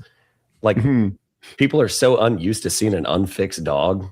As soon as they see his balls, they're like, "Oh, it didn't get him fixed." It's like, what does it matter, man? Leave him alone. I wouldn't want my balls cut off. The only problem, he does leak. Ooh, don't care for that. Oh, yeah, dude. Lock and Load will do that for you too. My dog was like concept. nosing around under like a dresser. And she's like, I think there's pills under there. And I'm like, whatever. I don't care. And Jackie's like, but he's going to fucking come loads. We don't stop him from downing it. Oh my God, it's kind of funny. It's just fucking Indiana. Look how pearlescent that dog cum is. My God. He's not even on a regimen. He just ate a couple the other day. This is intense. I know. I personally endorsed Lock and Load the last time I was on here. It's real. It's serious. Take your Lock and Load. You got to shovel down 8 horse pills a day, but six now. Six now. It's only 6. Yes, the improved formula. Yes. Wait, are you guys sponsored by like a nut pill? Is that what I'm gathering? We make it. Yeah. Oh. We're in the jizz biz. Okay. We run a cummy empire. I'll have you know. Yeah, we sell like thousands and thousands of bottles of our cum supplement Lock and Load. It's not quite ad time yet, but it does make you bust like enormous loads, like 3 times bigger than what you started with, according to my measurements. Right. I was measuring myself as we went along, and my volume, my viscosity, okay, taste, my velocity. I had to buy some tools just to measure that. It improves your cummies in every way imaginable. The pearlescence off the charts. You're going to be pre-cumming like mad, dripping. You'll think there's something wrong with you at first. You'll be like, oh no. You shoot holes in the drywall. You guys have like before and after images on the website and stuff? I do have a video I can send you. Oh boy. It's in my hidden camera roll. It's the only one I've ever sent. And I look back on it every once in a while and I'm like, that's a good one. If that got leaked to the public, I'd be like, yep, that's me. That's a normal load I bust all the time. That's how it normally looks. It is a shocking amount of cum. I always say it's a different kind of gag gift. You're gonna be surprising your loved ones. They're gonna think you're more virile, more vigorous, and more potent. They're gonna think you more of a man, and they're gonna take it as a compliment. They're gonna be like, when they ask you, "Do you always come this much?" Say, "No, you're just so hot." Remember those words. No, you're just so hot. If you ever break up with her, you'll ruin her forever on load sizes. Right? Every other boyfriend, husband won't measure up to what you delivered. She'll turn to bestiality. That's what they do. I'll be right back. Yeah, I also really like the when you mentioned earlier neutering your dogs as a punishment. That's a new one. I've never heard of that. Not as a punishment. Like it's not like you did this, so I'm doing that. It's more that like this is a behavior that we've got to stop. I think you've got too much testosterone. You're too That'll aggressive. Stop it, dude. I mean, you take his fucking balls after he bites you. That'll do it. You know? That's what we got to do to that 11-year-old who shot his dad for taking the switch. Oh, just castrate him. Castrate him. Okay. But I don't think. Well, I don't think having, at 11, he probably didn't have a lot of tea going through him anyway. Don't ever give him the chance to get it, dude. Imagine what he'll do with the tea.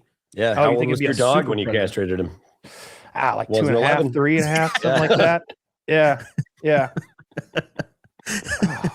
I thought he was a Belgian Mal. He bit the shit out of me. It was like, okay, we can't do this anymore, you fucker. It didn't help. It didn't help a bit. He stayed like super aggressive, and I had to hide from him. He was a real problem. Belgian Malinois are terrifying.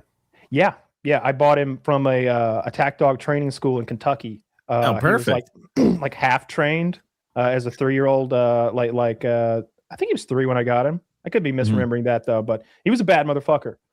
He like through those Kevlar bite sleeves, he would still just like the pressure is like they bite so hard. Their teeth are so sharp. They're fucking scary. That's crazy. Your attack dog that you bought from the attack dog school attacked you. Yeah. I didn't see it coming. Who would have seen this coming? Possibly none. There's really no one to blame. These things can't be foreseen. I mean, I wasn't mad at him. So I chopped his balls off. I didn't do it personally, but it had to be done. I didn't want any more of him anyway. Like he was a motherfucker. I like my dog. Instead of having like normal like playtime with him at the pet store, you have to like throw on body armor and like walk in the cage. Yeah. That's part of their like training and like their fun. They gave me a bite sleeve. It's you've probably seen like people mess with attack dogs. Like I've seen those like police training videos. So yeah, you would train him like he had an attack command. Like he was trained to attack. I think it was Pocken. I think it was Pocken. It's all in German, of course. There were Sitz, Platz. I remember Pocken. I just don't remember if it was like for him to bark or for him to attack. But one way or the other, you would give him the command and he would tear into your arm and just viciously maul it until you gave him the release command, which I also don't remember anymore. I couldn't get him to like me, really. Like he'd like me temporarily. Like there'd be moments where I'm like, okay, finally I'm in the circle. You get kicked right back out of that circle for no reason. He wanted you to sit. He didn't want you to stand. When you stood up, he was like, oh, what are you doing now?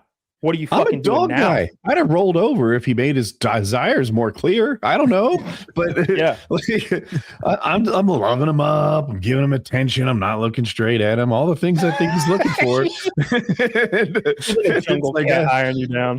Don't look him in the eyes. Don't look him in the eyes. I already did. I'm locked in. I've been around dogs for like 40 years. I couldn't win over Dak. I couldn't win your dog over either. Like we both had dogs that he had a Great Dane named Jack, and that motherfucker would have killed me if he'd let him go. I think he would have killed me. He wore a soft muzzle around company. We talk about what animals obviously we could beat in a fight, and we got even the 4v1 on Brock Lesnar. I still stand by like that was a fun discussion. I don't think I could beat Jack. I don't know if I win in a fight with Jack. I don't know. I might be able to get away from Jack or Jack? Jack. That was your dog's name, right? That was the. It was. Yeah. Yeah, it's very similar names. But yeah, I don't know if I could win in a fight against Jack. I don't know if he could kill me if he wanted to. I wouldn't want to try. He was so big and scary. He's a problem. Yeah, he's the main a problem. thing was, like, sometimes when dogs bark at you and growl at you, you can tell they kind of halfway mean it. Like maybe if you stomped the ground and yelled and like got big, they'd like cower a little. I could tell your dog had none of that in him. He didn't just want to scare me. He wanted to fight. He was like, let me get him. Let me get him. He got the neighbor that one time. I don't like talking about that. I don't know what the statute of limitations is on that shit, but that was wild when your dog mauled your neighbor. How bad was it? Lots of stitches. Oh, no. Yeah, like a torn up forearm. I don't know how many stitches it was exactly, but it was a mauled forearm. And in North Carolina, the laws kind of favor the dog owner. Like if you've done anything to provoke the dog, it's your fault. Yeah. And when she first explained how it went down, I guess the dog was running around and she tried to like corral it, like maybe guide it back towards the house it came from. Mm-hmm. And that was enough to make it her fault in the eyes of the law. So she changed her story to, I was just getting the mail and the dog just came sideways and leaped and bit me in the arm. But since we had, not we, but like the police had already taken her first story, my insurance company was just like, she's clearly lying, and it all went away. So that's what happened there. But I feel like I had a killer. We left the door open and didn't know it. That's what happened. We look, it's my fault, to be clear, but I was taking my daughter to fencing and she left the door open, but I'm the adult. It's me. She's a child. And, but that's why I wasn't aware it was open or whatever. I expected her to close the door behind her. And, yeah, so Jack, but at the time I was like a bigger deal on YouTube than I am today. And I would get death threats. Dude threatened to rape me. All these threats towards my wife and daughter about raping them. It was kind of nice to have an actual killer in the house too. Like this was an armed auto-targeting weapon that loved my family. He totally was, dude. Like that dog, like I was at your house for 2 or 3 days. He never warmed up. He like I just imagine as I'm driving away on that last day, him at the window, like, "You'll never come back. You'll never come back." Just staring out the window at Kyle, you should have stopped sending Woody death threats. Yeah, if you just called it the rape threat, I'd have been okay. That dog was terrifying and way too big. I don't know why you like those big dogs, because here's my thought process. The farts, the alone, like, scare me away. I don't want an animal that's going to clear the room. Already, my little Pomeranian will fart, and we're just like, oh, God, what have you been eating? Did you give him cheese? Stop giving him cheese. Fuck. We're going through a good period right now where the dogs are seemingly not gassy. But you go back like 2.5 weeks, we have scented candles all over the place because it's like the air quality in here is bad.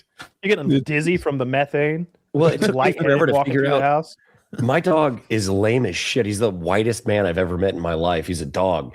This motherfucker's gluten-free. I had to find out through experimentation that if I put gluten in my dog's food, like, he gets sick.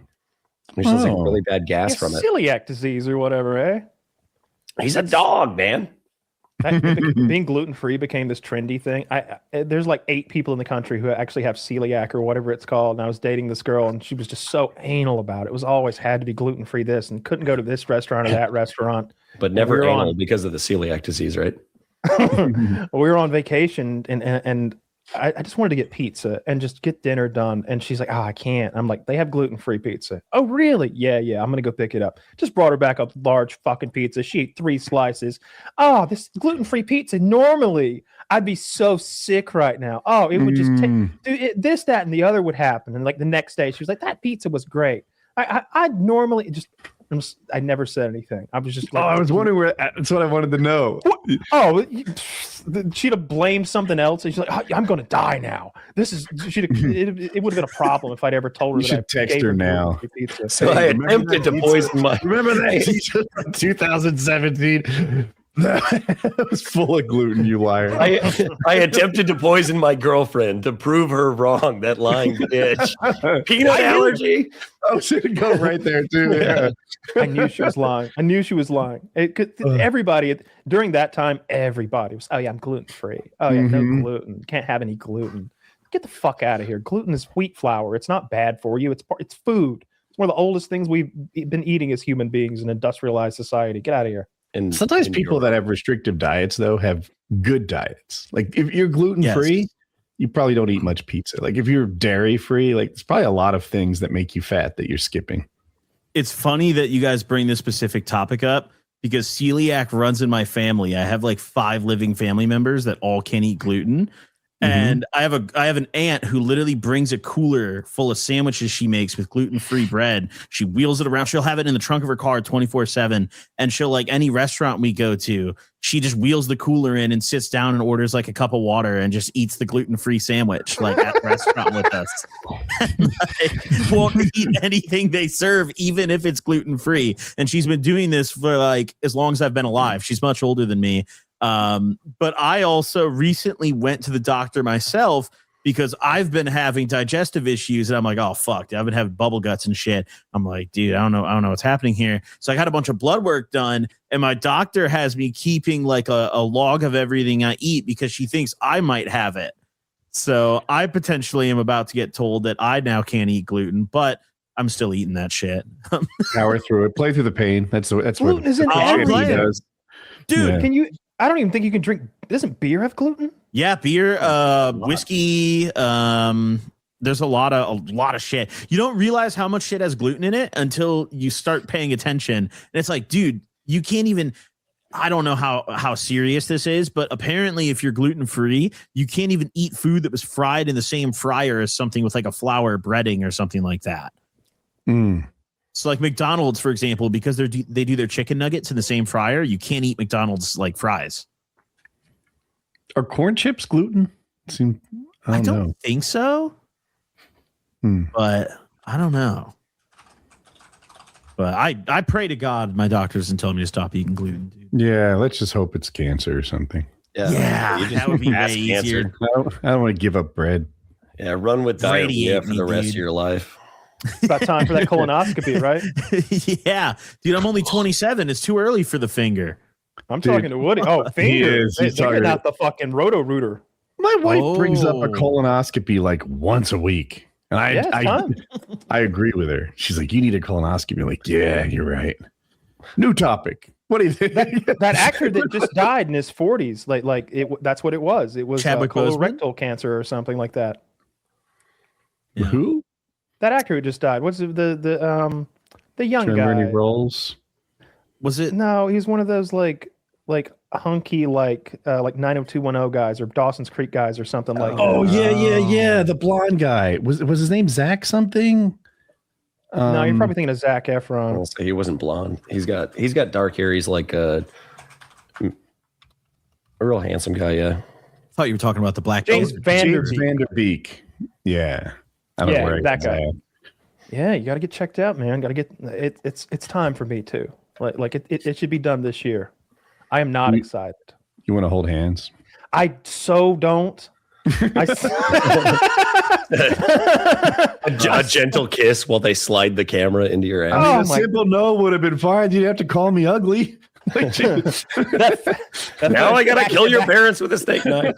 What if they like to save money? They have us go like ass to ass, and they're like simultaneous, like that scene in Requiem for a Dream. Ass to ass, ass to ass. They just use them once. I had a colonoscopy once before. I've talked about this. The worst part for me was the recovery room. Like, I don't pass gas in front of people. You should be able to know me like 30 years and think I just haven't farted yet. But there they are in the recovery room, all cheering you on. You know, that's a good one. I'm like, I don't want any attention right now. I would like some privacy. It's been a hard day. That's gonna be my take. If they're like, we're gonna need you to pass a lot of gas for us, and we need to be here to document each fart. Like, you're gonna have to give me some fucking space, ladies. You have to clear on out of here, and I'll let you know how it went. Can we roll the propofol again? Dude, that's why I'm excited for the anesthetic. Is that what they gave you? Did they put you all the way out? I don't know my drugs. I don't know. I know I have no memory of it. And yeah. I think sometimes they sort of put you in like a wacky in-between state for certain procedures. And I wonder if it's that, or I wonder if you're just completely out. Because when I did one of those eye surgeries, I have very little memory. The first one was definitely just a local anesthetic, because I remember like making fists in my shoes from the pain. Like that hurt? Oh, it hurt so goddamn much. Yeah. It's really painful. And I could feel the blood running down my face. Like I couldn't feel exactly what they were doing, but it hurt like hell. And there was blood running down my face. Just the injections in your eyelids are pretty painful. Like it hurts when people put needles in your eyelids. Yeah, I was gonna say, how do you deal with them putting did they strap you down to put a needle that close to your eye? They kind of did. I remember like my head was sort of wrapped in like a towel type situation or something. Like it was secured a little bit, but also like I'm not going to flinch because I know what the consequences are. He's coming toward my eyeball with a syringe, and then he's going to start cutting. So I'm literally laying there, just taking the pain. I remember being like a little bit, but I didn't move. I just remember making fists in my shoes and like just taking the pain that way. It was terrible. It's probably the worst experience of my life. It was so awful. And then the recovery was dreadful too. There's fucking stitches on the inside of my eyelid for a week. Yeah, that was gruesome. God. Do you like feel them when you blink and stuff? Every time you blink, it rubs your eyeball. And so my eyeball every day is getting more and more like raw and red. So I try not to blink. I wore an eye patch for a little while. Yeah, it was pretty awful. That's pretty sad stuff. Yeah. No fun. I'm a cancer survivor. Mm-hmm. So is Woody. Mm-hmm. I'd be cancer. So strong. Bitch. We should have raised money. We should have sold like cancer coin or something like that. Come up with a whole fucking rug pull for profiteer off of your cancer. Yeah, that's what everybody else does. Jesus Christ, that James Vanderbeek we actually had cancer. Like, exactly. That Vanderbeek guy we just mentioned, right? Like right there you go. There's my patch. Solid. I'm in so much pain there. I'm so unhappy to be where I am right there in that moment. It's awful. James Vanderbeek, like right before he died, bought his family some $5 million ranch, and then they did a GoFundMe, and like he got like several $1 million. And it's like, this guy's a Hollywood actor whose family now lives on a $5 million ranch that's paid for. Why does he need a GoFundMe? Why does he need more millions of dollars of just Joe Schmo's money? It's a good question. You know what Woody could buy with that money? Come on, he's a cancer survivor. Chip in for him. That makes way more sense to me. Vanderbeek's dead. He's not going to shoot it to my PayPal, listeners. I'm down. Well, I agree. Put it on the Patreon so we can split it. Don't be greedy here. Oh, I'm sorry. You said it was about me, but I put it in the Patreon. It's about us. We're see. I shouldn't even. I was about to say maybe Taylor will get cancer, and then all three of us can be cancer survivors. But you know, I don't want to wish cancer on Taylor. He's already fucking married. Taylor's on his honeymoon right now in Hawaii, and just having a great time. Apparently, are you married? He's sending Mr. pictures. Trout? Been married 3 times, all in failure. I'm not laughing at you. How old are you? No, I'm kidding. That's not true at all. I've never been married.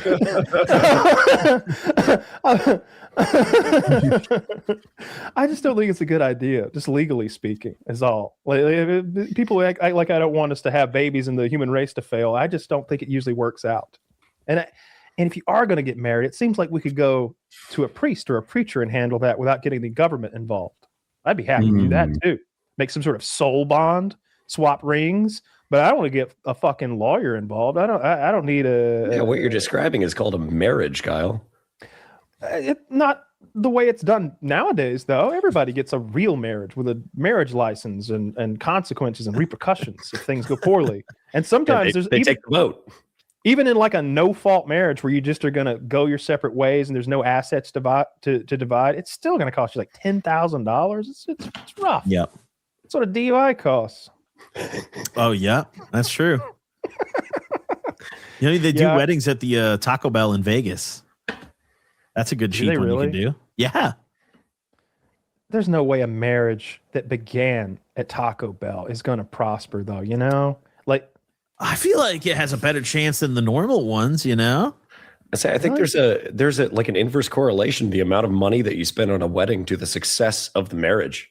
Is like it really? People who spend, I'm pretty sure. Like this feels way too specific for me to be pulling it out of my ass. But I think like people who get married in courthouses are more likely to succeed than like people who spend $100,000 on their wedding. That's a much nicer venue than I thought it was going to be. They've clearly, dude, they've either framed this shot super well, but I got to say that Taco Bell's a little classy. They tied the Taco Bell.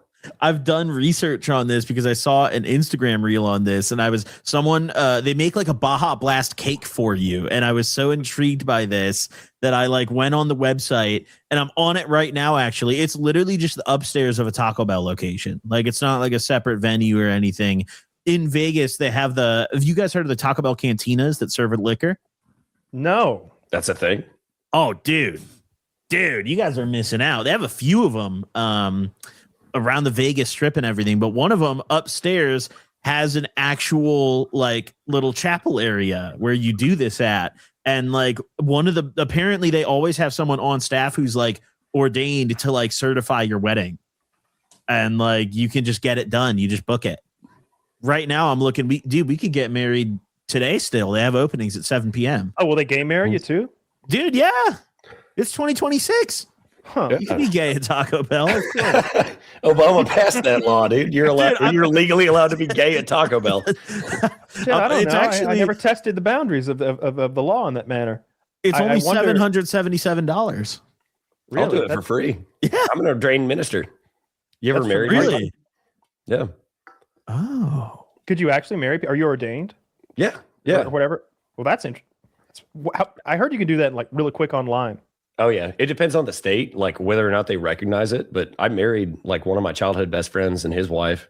They're still married. And then y'all know Donut Operator, the YouTuber.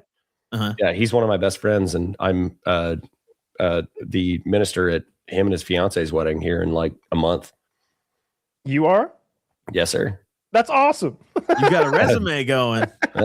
Oh man, if we'd known, we'd have had you marry Taylor and his lady. That would have been hilarious.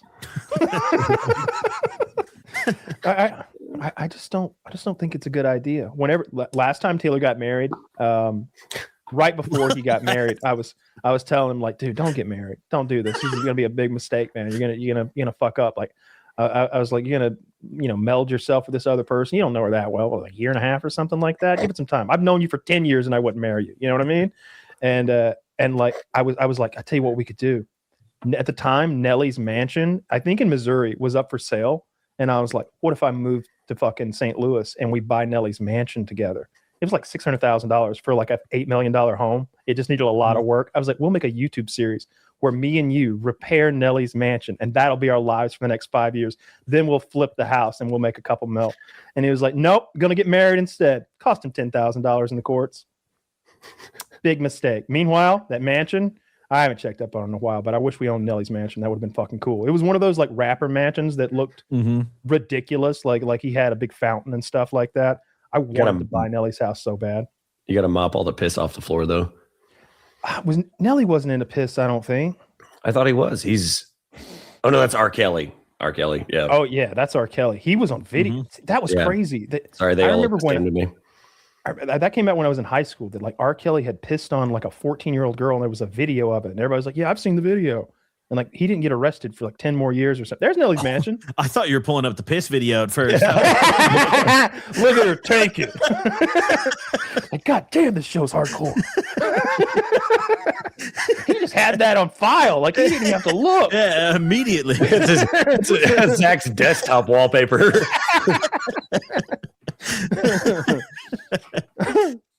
Yeah, that's Nelly's mansion.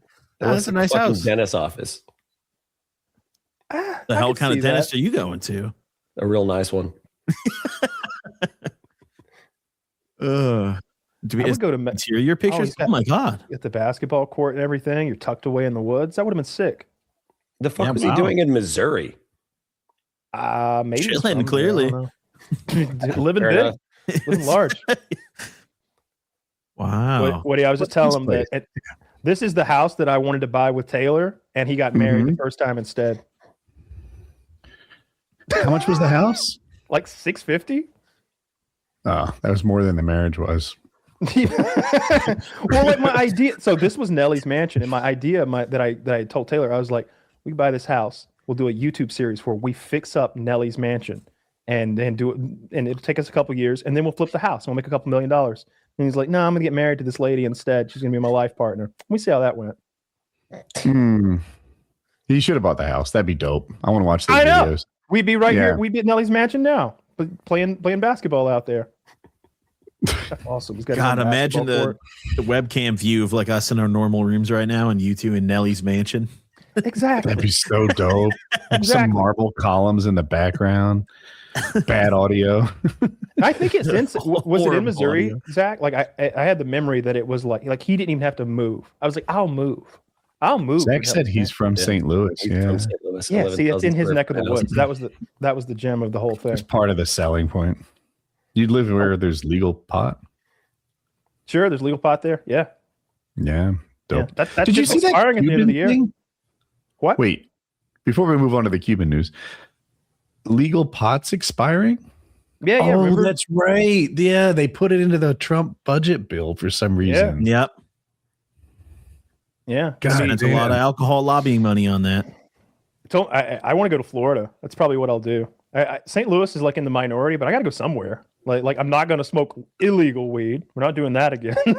Learned your lesson. But I'd like to smoke some weed. So like I think Florida has medical. That's the closest. Maybe towards the end of the year, I'll buy a lifetime supply. Just invest like $2,000 in gummies. Don't say that. Wait, is that illegal? Yeah. Yeah, You'll buy once the they make legal it quantity illegal. of gummies. All right, I will. I will throw all my gummies away. I will when the destroy law them. passes. I would destroy them the day that the law passes. Yeah. I thought it was illegal to like sell them and buy them, not own them. But I don't know why I thought that. It's like those bump stocks. Like they made them illegal, and I called my dad because I knew he had like 20 of them, and I was like, "Hey, you got to get rid of those bump stocks." I made them fucking illegal. He like melted them all down. Then they went back on their word like a year later. I was like, The Supreme Court overturned it. Yeah. Okay. Yeah. A little different. Yeah. $4,000 worth of stocks. That dude never fucking wins in court. Like he just does shit.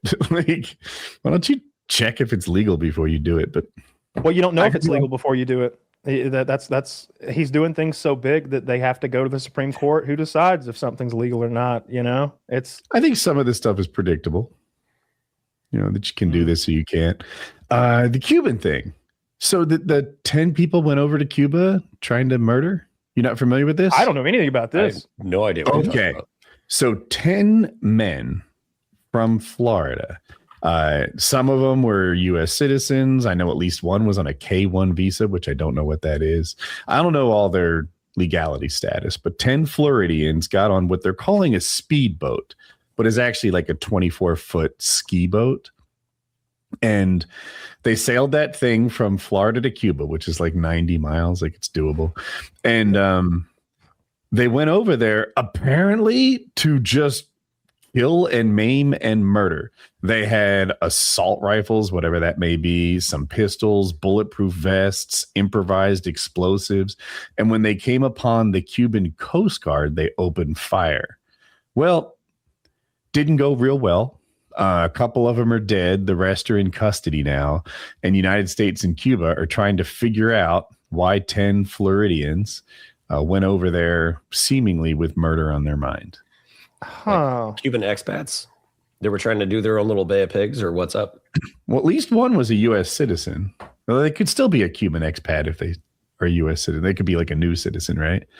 It's not taking place in a vacuum, though. Obviously, we just took Venezuela off the table, so Cuba is starving for energy, and the lights are going out, and we're interfering with Mexico's usual support with them. Like we're cornering them politically. So it's interesting that a boat full of armed gunmen, CIA, we're going to. I would not say that if you. Oh, it was a stolen boat too. They stole the boat. Cubans have automatic plausible deniability, right? Yeah, why not steal the boat? I think Cubans have automatic citizenship if they touch American soil. Really? I've never heard that. I don't know. So. I might be pulling that out of my ass, but it feels too specific for me to have made that up. Most of what I know about that comes from Scarface. No, I think there's some like expatriation law that was written in the 60s, like during the embargo, where if a Cuban touches American soil, they're automatically an American citizen. Interesting. I don't know. It's crazy that they've been fact check me, please. This weird pygmy thing 90 miles off the coast of Florida. You're close. I think if they're admitted into the U.S. and they've been here a year, they can get a green card. Okay. It's not automatic citizenship, but it is special immigration treatment. And a green card's pretty good. I think a lot of people don't know what green cards are like, but that's permanent. It's everything but voting. You can live here, you can work here, you never go away, you have all the rights. It's the only thing you're missing is voting when you're a green card holder. But they could probably take a green card away, whereas they can't really expatriate you without something. I don't know what it takes to expatriate somebody, to like take their citizenship away and make them a whatever. You would imagine it only happens in dual citizenship scenarios when some sort of espionage is taking place or something like that, like some crazy circumstance. Before this recent environment, like no one ever took away a green card. Like that was like a never ever crazy thought. Mm-hmm. But now suddenly it's like, well, there's different levels of being here lawfully, and they're just what kind of American are you? Exactly. Like anyone that's a full-blown citizen is at risk, but that didn't used to be the case. Yeah, I think we're safe. Yeah, I think it should depend on skin color. My family's been here longer than Trump's house. Same. We've been here since the 1600s. We did we're looking I look at my ancestry DNA every now and then because they update and add stuff, and I was flexing on Taylor a couple of weeks ago about just how white I am. It's like 97.9% Irish and English, and then when it delineates off into Europe, it goes to, it's like France and Ireland and places like that. Slovenia is the closest my ancestry comes to like not white people. Meanwhile, Taylor, I think Chiz has some he might have African. I know that like he's like Sicilian ancestors or something like that. He's a little swarthy looking, if you know what I mean. Yeah. You're an eggplant. My sister got the DNA test done. Me and all my siblings were like, "Oh no, you don't want that information out there or whatever." We just knew we were like Anglos for fucking forever. My little sister, out of the four of us, gets the DNA test done, and she shows up and she's like, "Wow, we're 75% British." I think I've told this story on the show before, but we're 75% British and 25% Scandinavian. I didn't know we had Scandinavian blood in us. And it's like, yeah, that was not voluntary. We come from a long line of slow women and strong men. I think all people do.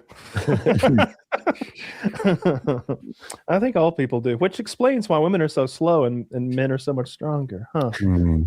Interesting. Speaking of that, all these jokes that are inappropriate. I come from a line of gullible women and charming men. Unlikely. No, I was very happy when the men won gold, but then it's sort of like taking this bad PR turn. I feel like they cozied so much up to Trump that half of America decided that it wasn't so cool that the men won the gold medal in hockey anymore, and that they're assholes. And I was like, come on, they still won the gold medal. They can't go to the White House. Like, I'd go to the White House if Trump invited me. That's a good question for you, Woody, because I think we both have strong feelings at this point. We're copacetic on Trump, I feel like.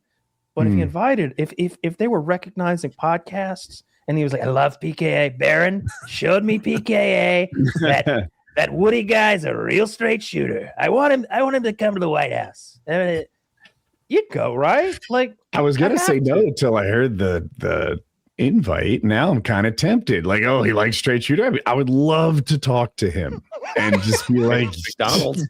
No, that way, and there's McDonald's involved. Like, if I could have even the smallest impact, plant a seed of something better than what he's got going on. I don't know. At first, when I saw it, I was pro hockey team. I was like, look, these guys are like 24 years old. Like, you're allowed to be non-political, and you're also allowed to disagree with me politically. Like, can we just have something that's non-political? I know Kash Patel showed up in the fucking locker room and started chugging the beers and celebrating like he did fucking something other than cover for pedophiles. But, you know, whatever. The hockey players didn't put Kash Patel in there. Kash Patel put himself in there on a taxpayer-funded trip so that he could enjoy himself. But over time, I'm like, I don't know. It feels like a bad look. I haven't heard him. Like, there isn't even a tweet where they're like, look, this wasn't really about politics for me. I was just celebrating and drinking champagne or whatever. And then they showed up at the State of the Union, and they're wearing the red hats, right? Well, now were they? I didn't even. Am I wrong about that? Let me see. They were wearing the red hats. I saw. I didn't clock that. Now you're on team pedophile. You can't wear the MAGA hat without being okay with raping children. Like, we all know this now, right? If you wear a MAGA hat, you don't find raping children and grown women, for what it's worth, to be much of a deal breaker. If you're a MAGA guy, you're also a little bit guardians of pedophile in there. So it's like, you can't show up and wear the MAGA hat without having the consequences of being pro-child rape. That's where we are now. There's no doubt. Anyone who was, buying this shit 5 years ago when you thought it was Clinton, there's 1,000 times more evidence with Trump. So these guys have now saying, the USA one I'm good with, but the MAGA hat, you're pro-child rape. You can't wear that and not be okay with raping children like Donald Trump is. It's possible that those guys practicing a lot and they hadn't been following the files. They're also in they're in their early 20s or whatever. I don't know. What I will say is I wouldn't wear the hat. I would do everything that they did up to wearing the hat. I really wouldn't wear that fucking hat. I really wouldn't. I would absolutely go. I would want to, dude. I'm going to go to the Oval Office. I'm going to tell Taylor's grandchildren about this someday. I'm going to be like, I was there in the Oval Office. That would be something I held on for life. I was like, yeah, I've actually been in the Oval Office. Much smaller than you'd think. That would be how many movies have you watched where there's an Oval Office there? What if you're going to be the only guy in almost every room you're ever in who's actually been in the Oval Office, who's touched the Resolute where I can't find the door. Yeah, been in a lot of rectangular rooms. Been in a lot of rectangular rooms. I would absolutely go. State of the Union. Oh my God, millions of Americans are going to see us there. That's awesome. I would love to be honored in front of all of Congress and the Joint Chiefs of Staff and half of the Supreme Court and at least a quarter of America, like them giving me my props for winning us a gold medal. Absolutely would go to that, but I couldn't put the hat on. The hockey players from Minnesota stayed home. The amount of joy it brings me knowing that Taylor is not here for this conversation is indescribable. Like, world-breaking hockey news happens, and he's on his fucking honeymoon. Poor Taylor. Yeah. When he comes back, we need to shut him down immediately. Oh, we did like 3 hours of that because he won't watch. Everybody, of course. Everybody is burned out on hockey talk. We should make a fake thumbnail where, in addition to the four of us, there's like one of the members from the hockey team on the show. We're like, oh yeah, we had him join for a little while. He talked about it. But yeah, he's gonna hate it. I watched the game. I don't like hockey. I hate hockey. Honestly, it's kind of boring. I find it to be pretty boring. They don't you like it in person? Maybe. Yes. Oh, it was tremendous in person. Everyone to a man says that sport is so much better in person than on TV. Yeah. Like it's an environment unlike any other sport or at least any other sport I ever done because it was cold. You're down there. Like when I went to Taylor, we were right behind the players. Like there was just plexiglass between me and whoever the fuck on the Hurricanes. And when I'd go back in the day to the Thrashers games, we'd have shittier seats, but it was chilly in there nonetheless. You'd have your jacket on, drinking cold $8 beers in there, watching the boys play the Bruins or whoever. It was a good time. And it's fat. You can appreciate how fast paced it is when you're there. Whereas on TV, everything it's covered so well that they don't seem like they're going fast. I mean, they clearly are, but you don't get a grasp for it. You also can't tell how big they are on those skates. Yeah. They're like, everybody's 6'4" out there on skates. When I would go to hockey games, I would show up early for warm-ups. and you can, even if your seat's not there, you can walk behind the goalie. Lots of people do it. So it's me and all these like 7-year-olds behind the goalie, like, shoot the puck at me, shoot the puck at me. High five. And the players do, like, if they like, I don't ask for the puck itself, but the goalie's not always ready for a shot to be shot at him. And when that happens, they just fire it at the fans. And it's really neat. And their wrist shots are so like fast and low effort, yet they're faster than my slap shot, which is like, and I'm like, this is outrageous. I used to think like, I wonder if I could handle an NHL just warm up. Like, would I be bumping into other players? Could I be competent enough just to shoot it on net in advance? And they're amazingly good. They're so fast. It blows me away. I'll say on the in-person note, I had a girlfriend who was like super into hockey. She was a huge LA Kings fan. And we went to just like whatever minor league, one step down from the NHL. And it was their version of the Stanley Cup, essentially. And I don't know what the beef was. And I don't understand if it's like baseball where they play, best out of 7 games type shit. But as soon as they were in the center of the ice, center ice, I think it's called again. Mm-hmm. Sorry, Taylor. I don't know shit, but they dropped the puck. And these guys, I don't know what beef they had. Both of them immediately, the center forwards just throw their gloves off and they're just beating the shit out of each other. And being there in person, like if I was watching it on TV, I wouldn't give a shit. But being there in person, I was like, I love this fucking game. Dude, I embarrassed myself. I was at a Philadelphia Phantoms game, which is an AHL team, like a minor leagues. Mm-hmm. And we used to go and watch them all the time. They were cheap. And there was this one guy, I forget his real name, like Wallace, but his nickname was the Animal. And every time he hit the ice, he was just hunting other players. He was barely even a hockey player. He was just a bully.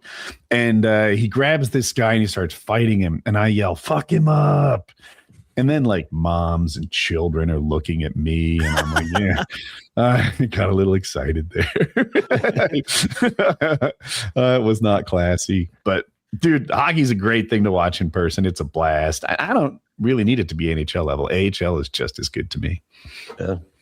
I think fighting is like half the reason those guys even play the sport. Like I have a good buddy of mine who plays minor league hockey and he plays like 2 or 3 games a week, like every Sunday, not like minor league, like the AHL or whatever you're saying, but like minor league, like he's playing with drunk guys at the local ice rink at like Sunday like beer 5, league hockey. That's like beer that league. For a decade or so, yeah. And there's a team he plays against that's all cops in Orange County, and they're like the biggest dickheads. And he says they specifically go out there to just like brutalize people, and like everyone does the same to them because like they're cops. So it's like, oh, I get to beat up a cop tonight, and not get arrested.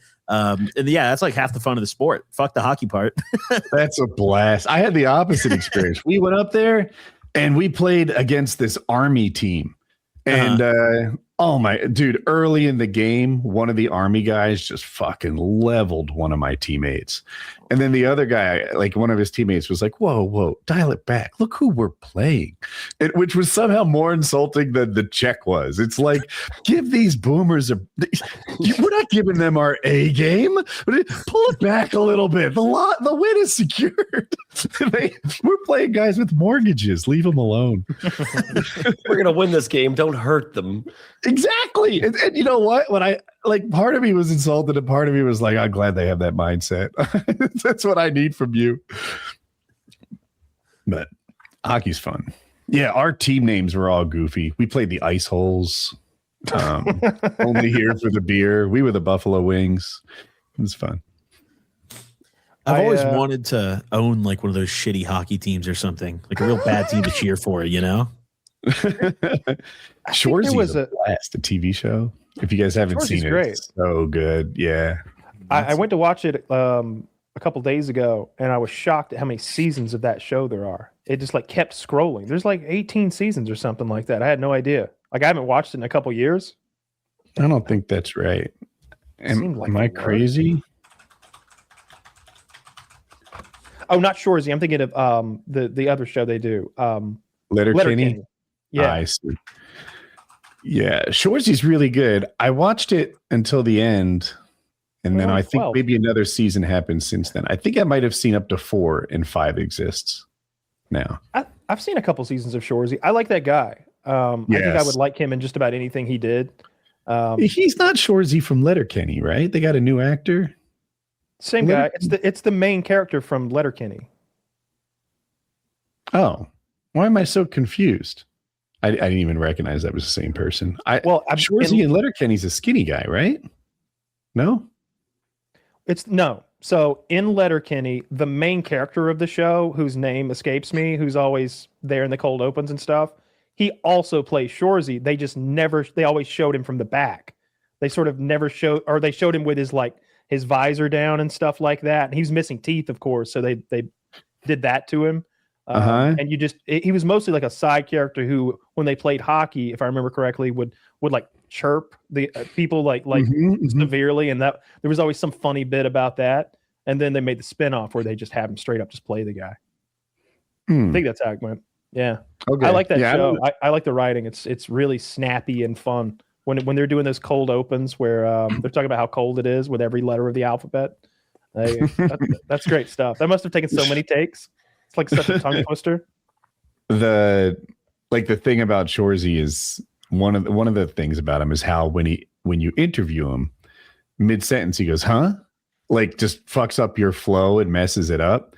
And then he got it. There's this woman who he kind of falls in love with, and she's a reporter, and she would predict when he said it and like shortcut it, and it was just so good. I like that show so much. She go, "Huh?" at like the same time he did and disarm it. It was like a parry of some sort. It's dope. Did you are either of you guys watching Night of the Seven Kingdoms, that new Game of Thrones spinoff thing, the prequel? I still haven't even watched the actual Game of Thrones yet. Okay. Well, What are we doing? I was behind, dude. No, to answer your question, I have a dumbass fucking Game of Thrones answer real quick though, because I allegedly torrented the original Game of Thrones when it first came out because I couldn't afford HBO. And I was on like episode 3, and it's Khaleesi, the hot blonde chick, when she's getting banged out by Jason Momoa. Yep. And I'm watching this torrent, and I thought it was just like the director's artistic interpretation of the story, and you kind of have to feel it out, like what's going on. So they introduce these characters, and I'm watching it, and they're speaking their made-up language, and I'm like, I kind of have an idea what's going on. And then the next episode was just they're speaking this made-up language the entire time. And then the episode after that, and I was like, this show's gay as shit, dude. I have no idea what's going on. Turns out I had the subtitles turned off.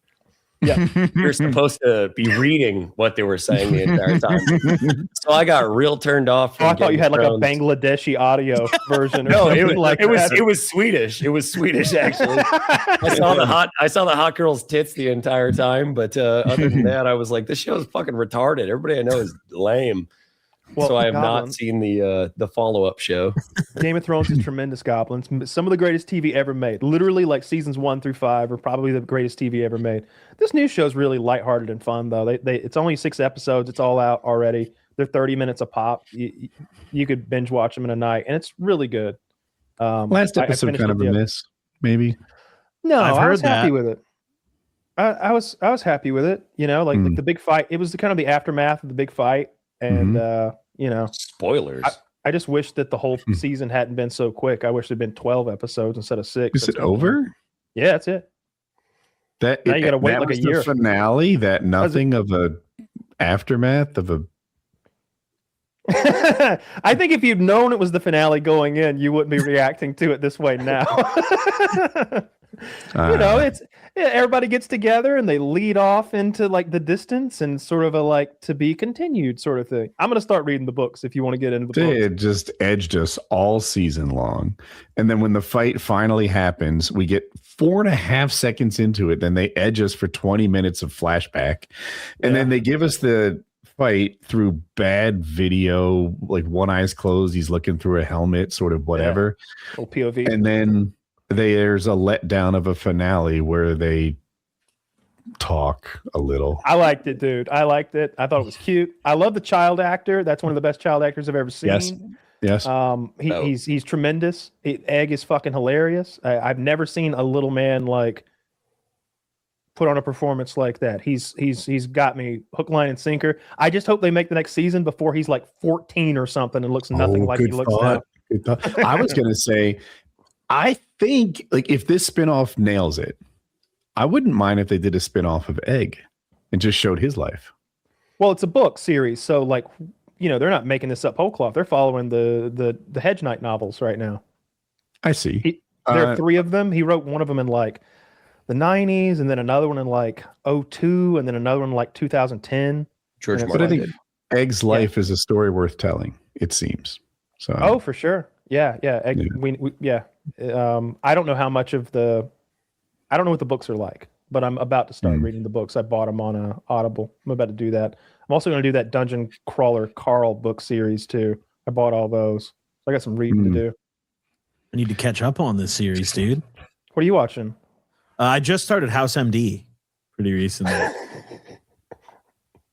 Were you like in a coma for several years and you're just like catching up on some early 2010s TV? VH1, I love the 90s TV selection. Have you I seen don't know. Flavor You guys Flav heard of reality? this show called Seinfeld? I just kind of let my like Twitter mentions guide me, you know, whenever I'm trying to pick a new don't do show. that. And I just did I just finished, my girl and I watched every episode of King of the Hill front to back because we hadn't done that. We'd like sporadically just seen like whatever was on TV, but it was like, you know, let's actually watch the whole series, which made me feel very differently about the reboot that I originally did. I like House though. House is really good. House is great, dude. I'm not very far in. I just got done with the episode where the mobster episode where they gift House a car, and dude's in there with his like gay like mob brother who's like in the closet, and he's like, House suggests it to him. He's like, I think he is happy from being gay, and he's like, my brother's not gay. Like, don't say that about him. And he slaps him. Hugh Lowry's. I don't know if you know this, but Hugh Lowry, the main actor, is British. Uh-huh. He's got a strong British accent. It's one of the best fake American accents I've ever heard. Yeah, that's a good you would show. never And know there's it a bunch watching of the seasons show. of it. Yeah, there's a ton of content there to watch. It gets pretty repetitive. It's the same thing every episode of every season, pretty much. Here's a hot take. It's never lupus. It's never lupus. Never lupus. It's never really lupus. They suspect it every time. Yeah, I don't know. I'm liking it though, but after that, I don't know what I'm gonna watch. I guess Game of Thrones, but like I'm just intimidated by the hour-long episodes and like 2 That's spin-off fair. series. Are you like this too, where you'll see an hour-long show or an hour-and-a-half long movie and be like, I am not committing to that. I shall instead watch 19 20-minute long things. Yes, And- 100%.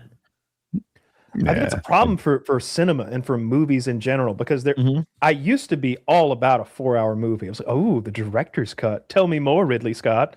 Yeah. But now I'm just like, oh my God, 3 hours and 45 minutes? What time is it now? But if it were a TV series, we'd just watch 2 episodes of it tonight and we'd watch 3 more tomorrow or something like that. Mhm. A weird mindset to have, but it's definitely everybody. I think it's our entire culture. Yeah. Everybody's kind of leaning toward more 90-minute movies. Did you see y'all know who Markiplier is, the YouTuber? Mhm, Yeah. mhm. He made His a movie, is right? 50 million gross now on a $3 million budget. It's one of the bigger successes ever. Yep.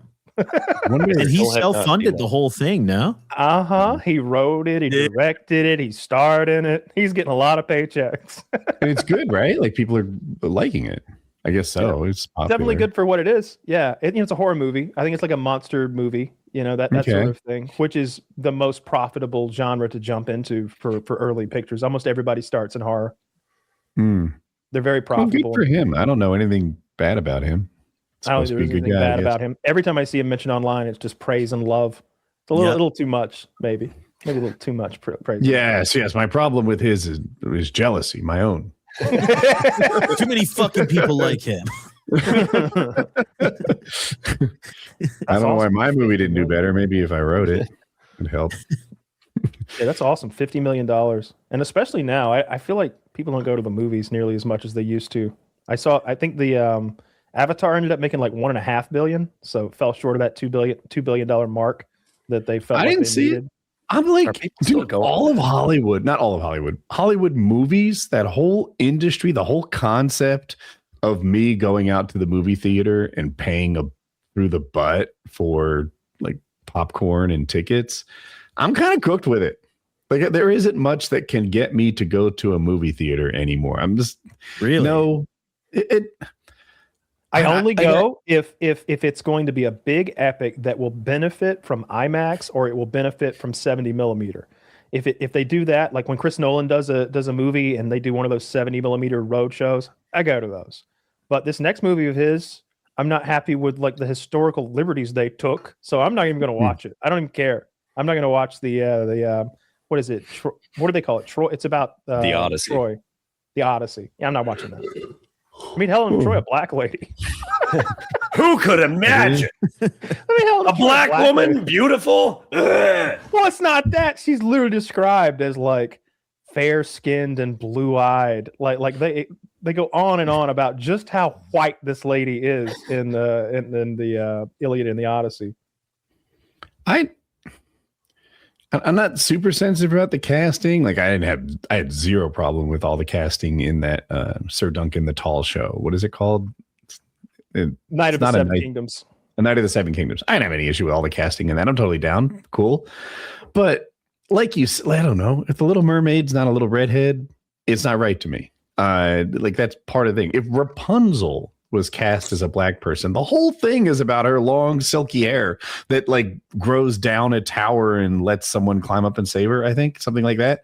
Yep. Can't be kinky hair. You can't recast that. Like it's kind of a core part of the story.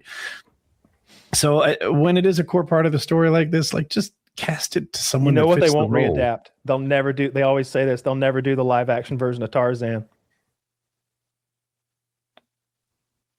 Why? Because they can't make a black guy run around and go ooh ooh ah ah with a bunch of monkeys in the jungle and make friends with them. Like, just cast a white guy. They're not doing that. Didn't Brendan Fraser play Tarzan? Am I making that up? He played Tarzan, yeah. Yeah. And then no. He was George the Jungle. George the Jungle, strong as he can be. But there was a Tarzan that was the vampire from something. Boris Karloff or something? No, more current than that. He got in really good shape, but he was also in that True Blood guy. Yeah, it is the True Blood guy. It's the guy that plays Eric in True Blood. It's Vandergalt or I thought if I got close enough, I could help. True Blood, it's blonde vampire. Alexander Skarsgård. Yeah, there's like 5 of those Skarsgård brothers and siblings and father. Oh, They're yeah. worse than the Culkins. He got in good shape for that. What? He got in good shape. Worse than the Culkins. Yeah, he got in pretty good shape. He's already like, he's got a frame that you put any muscle on it at all, and he looks like a wild man. The Northman, he's in tremendous shape too. That came out a couple years ago. It's Robert Eggers' movie. It's a little dry. I usually like his movies, and this was dry and boring. I did not like that. What's that? Did you like The Witch? Yeah, love The Witch. Same. Witch is one of my favorite movies, especially in the last 10 or 15 years or whatever. What's her name is tremendous in it. We get to see her butt at the end. Girl. Yeah. Black Peter was creepy as fuck. Like every time Black Peter starts fucking talking, I'm creeped the fuck out. And I really like the period specific language. I like that he sticks to that in all of his movies. If he does a 16th century movie, they're speaking in 16th century slang, and it's kind of hard to follow sometimes. Yeah, that was a good movie. He wrote that entire script. Like he studied the language and wrote the entire script around 17th century language. Yeah, it's nuts. Yeah, I like that a lot. I like that it was just that there wasn't any like wackiness. Sometimes movies get too complicated and there's a twist at the end. It's like, was that all real? It's like, no, that was all fucking real. That was the devil. That was the devil, and these are witches, and some fucked up shit happened. They ate the baby. The baby's not coming back. It's like, fuck, that was hard. Like, I don't need a twist at the end. Like it just straight up being the devil is pretty good. I like that movie a lot. He did the Nosferatu movie too, right? Yeah, I haven't seen that one yet, but yeah, he did that. He did the Lighthouse. The Lighthouse is one of my. I like the Lighthouse way more. It might be my favorite of his movies. I like it more than Witch. That is a weird movie. And Willem Dafoe, I think, is like he's just chewing through that dialogue. Like I pull those clips up on YouTube all the time and just watch him go on his rants about whatever the fuck he's talking about. Because again, it's in that period specific lingo that's kind of hard to follow without captions. Yeah, that's a really good movie. The Nosferatu movie I did not like as much. It was a little too dry, and it turned out that the way to get rid of Dracula was by having sex with him at the end. I was going to say, I feel like the theme of all of his movies is like nobody can understand what you're saying, and also you're super horny. Yes, yeah, there's a lot of that. Yeah, and Dracula in that movie looks like a corpse of a dog that's been sewn onto the corpse of a person. It's Whose just idea a really was that, though? gruesome Dracula. Whose idea was what?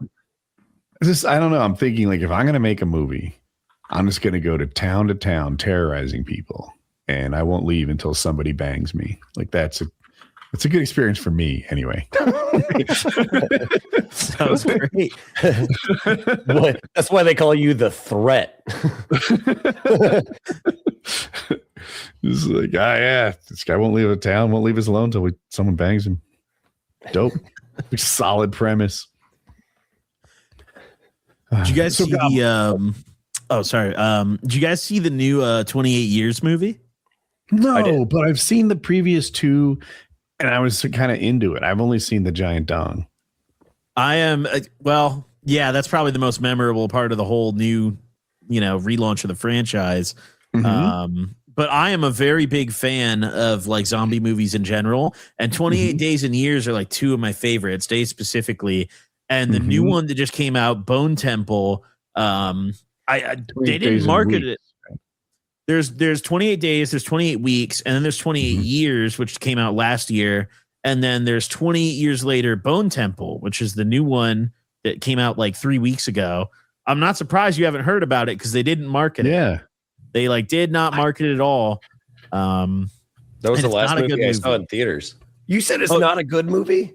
You liked Bone Temple? I did, yeah. With Rick Fine? Dude. Yes. Dude.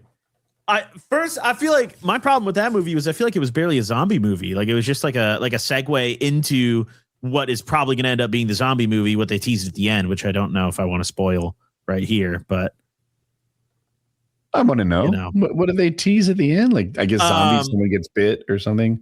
So at the very end, in 28 Years and the newest one, Bone Temple, they only very briefly show like a clip of, how do you say the guy's name? Cillian Murphy? Cillian Murphy, yeah. Cillian Murphy? Okay, yeah. I knew it was some weird pronunciation. Irish fuck. Yeah, but I've never seen that name before.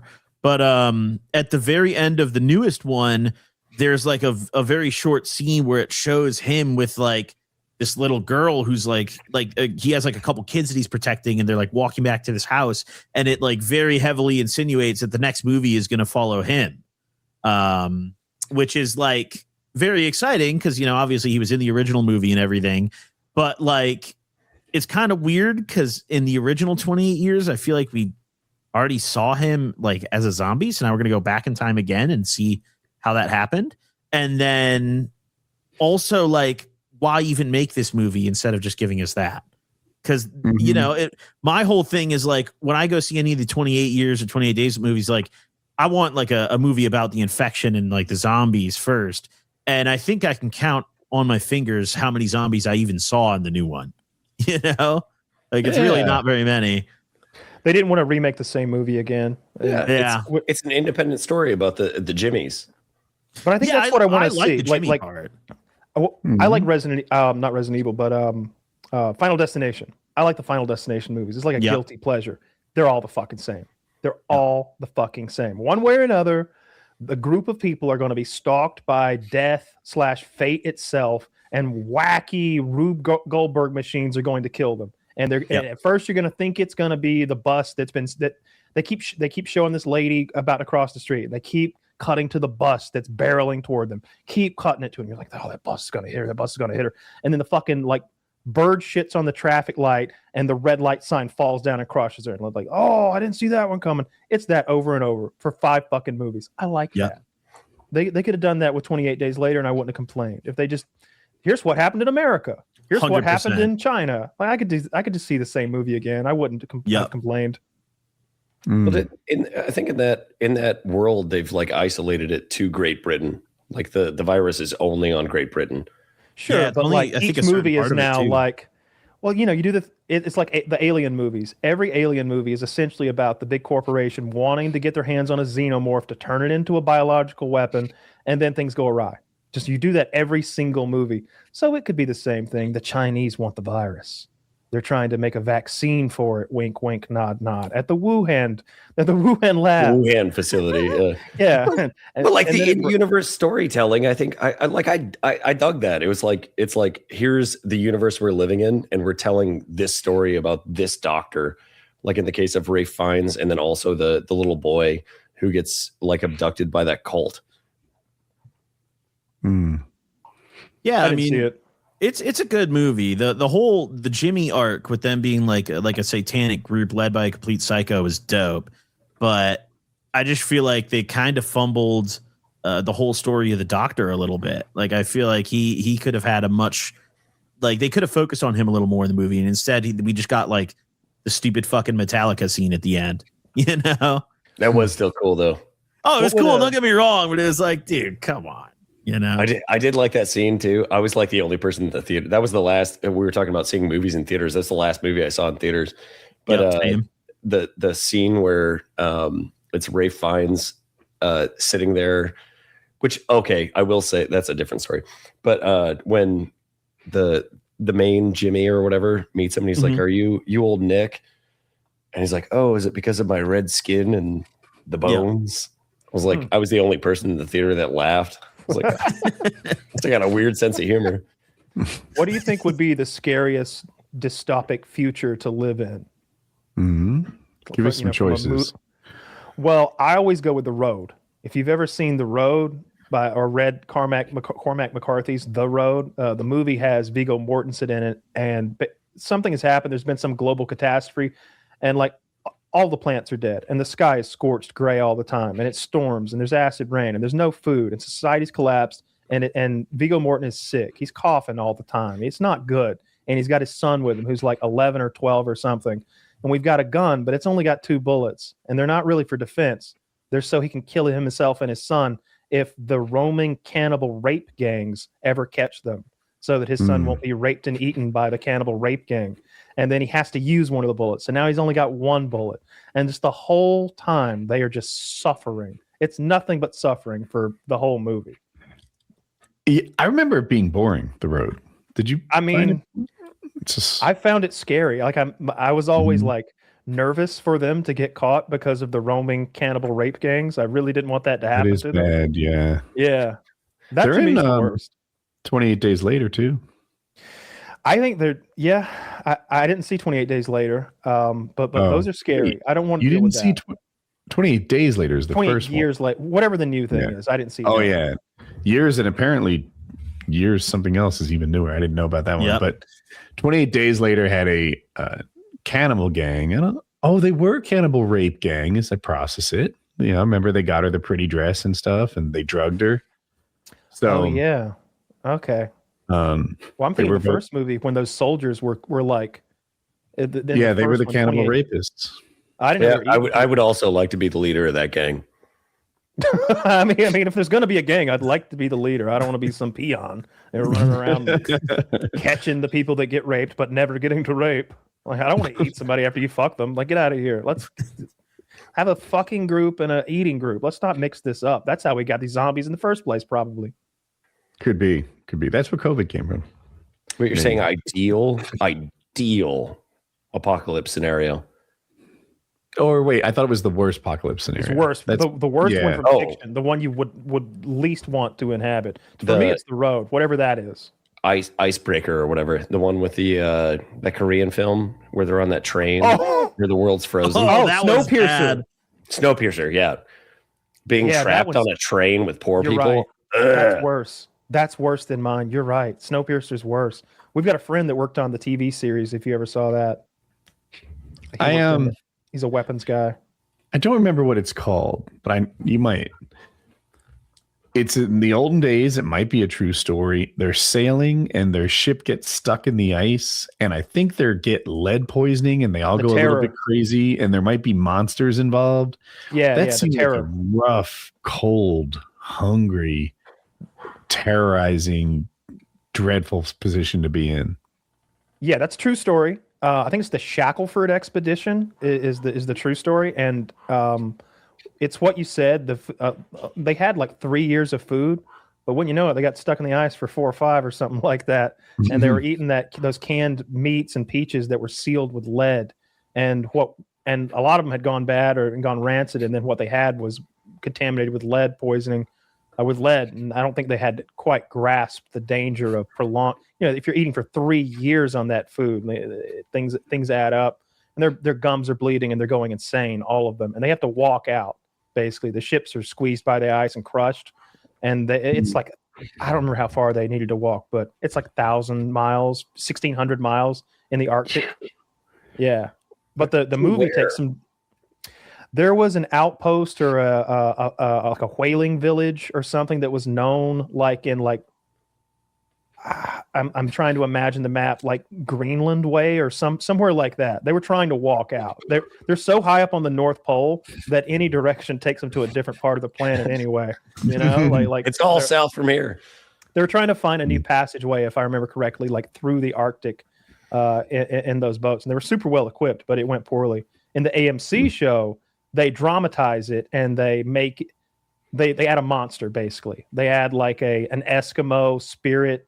Like monster thing that's pretty scary. It looks like a polar bear, but like 3 times bigger with the face of a man and like the calculation of like a man, and it's stalking and eating them as the show goes. Or is it because they're all insane from the lead, that's a pretty good show. It's pretty spooky too. Pretty rough place to live. Make that my choice. Yeah, I wouldn't want that. Snowpiercer's the worst though. Like being on a train. Yeah, Snowpiercer is awful. The world is frozen over, and all of the humans that are left are on a train that circumnavigates the planet. And there's basically the people who bought tickets were all billionaires, and there's this cattle car in the back of people who stowed away and like charged when the train first took off to try to find a lifeboat, basically, as the world sank. And they're treated as like expendable assets, basically, like slave labor. And material, like for the first few months, they didn't have a way to feed them, so they just cannibalized each other. So Chris Evans is in that movie. He's like, I know what people taste like. I know that babies taste best. It's delicious. It's real fucked up. Yeah, it's real fucked up. That is kind of fucked up. I bet they do taste best though. Yeah, babies would taste best for sure. All right, Epstein. Jerky. I'm sorry. Jerky. Jerky's good.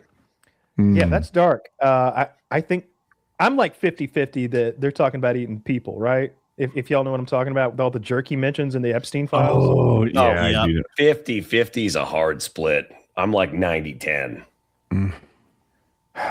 What else are they talking about? I know exactly. I at least I saw like Bill Maher like hand waving at the very idea of it when he had Bobert on his show, and I'm like, wait a minute, have you read this shit? Have you seen how many mentions of jerky there are? These are billionaires. They don't eat beef jerky.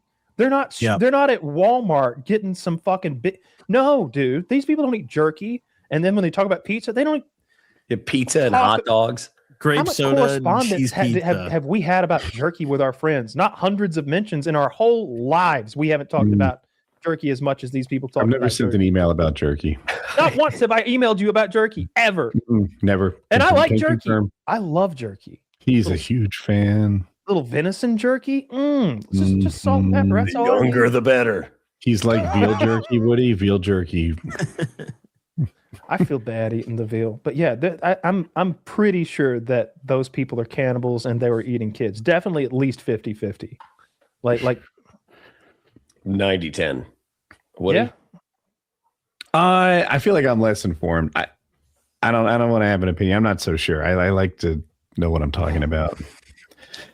Well, I mean, all I saw, I don't know how informed I am, but what I've seen is the hundreds of mentions of jerky.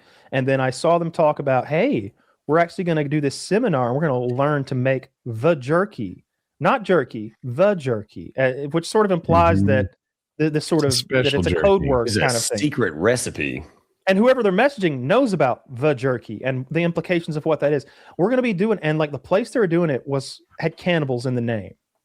We're like the Cannibal Kitchen. We're going to be learning to make the jerky. I'm not making this up. It's literally called like the Cannibal Kitchen or something like that. Definitely the word cannibal is in the name of the place that they're apparently getting taught to make the jerky. And again, there's like 300 or 400 mentions of jerky. And there's that one email where it's seemingly from the point of view of like Epstein's assistant, and he's about to go on a traveling trip. And they're like, yeah, Jeff is actually switching to regular food for a while. He's got 6 bags of jerky down in the freezer downstairs. I don't know if that'll be enough for the whole trip, something like that. And it's like, what do you mean he's switching to regular food for a while? Like, what does that fucking mean? Why is a multi-millionaire has been living off of fucking beef jerky? Exactly. Like he's been living on jerky for a while. Like what kind of this is the trucker diet? Like this isn't the sort of thing that these people do. It's so bizarre to me that it really seems like they're eating kids. Yeah, craziest ad for Jack Links I've ever seen. Trout.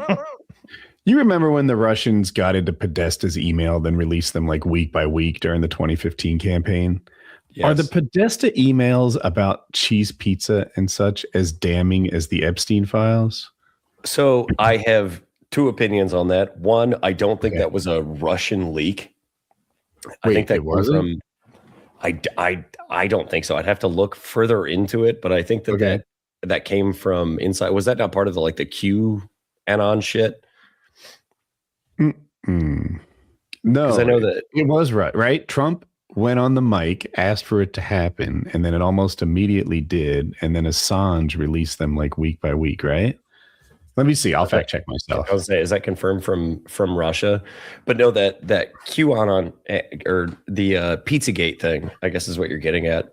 Mm-hmm. Yeah, the Mueller report and various intelligence agencies concluded that the group that released them is part of the Russian military's intelligence agency, the GRU. Oh yeah. Ooh. Okay, there it is. Yeah, no collusion. It's all fake. Don't buy it.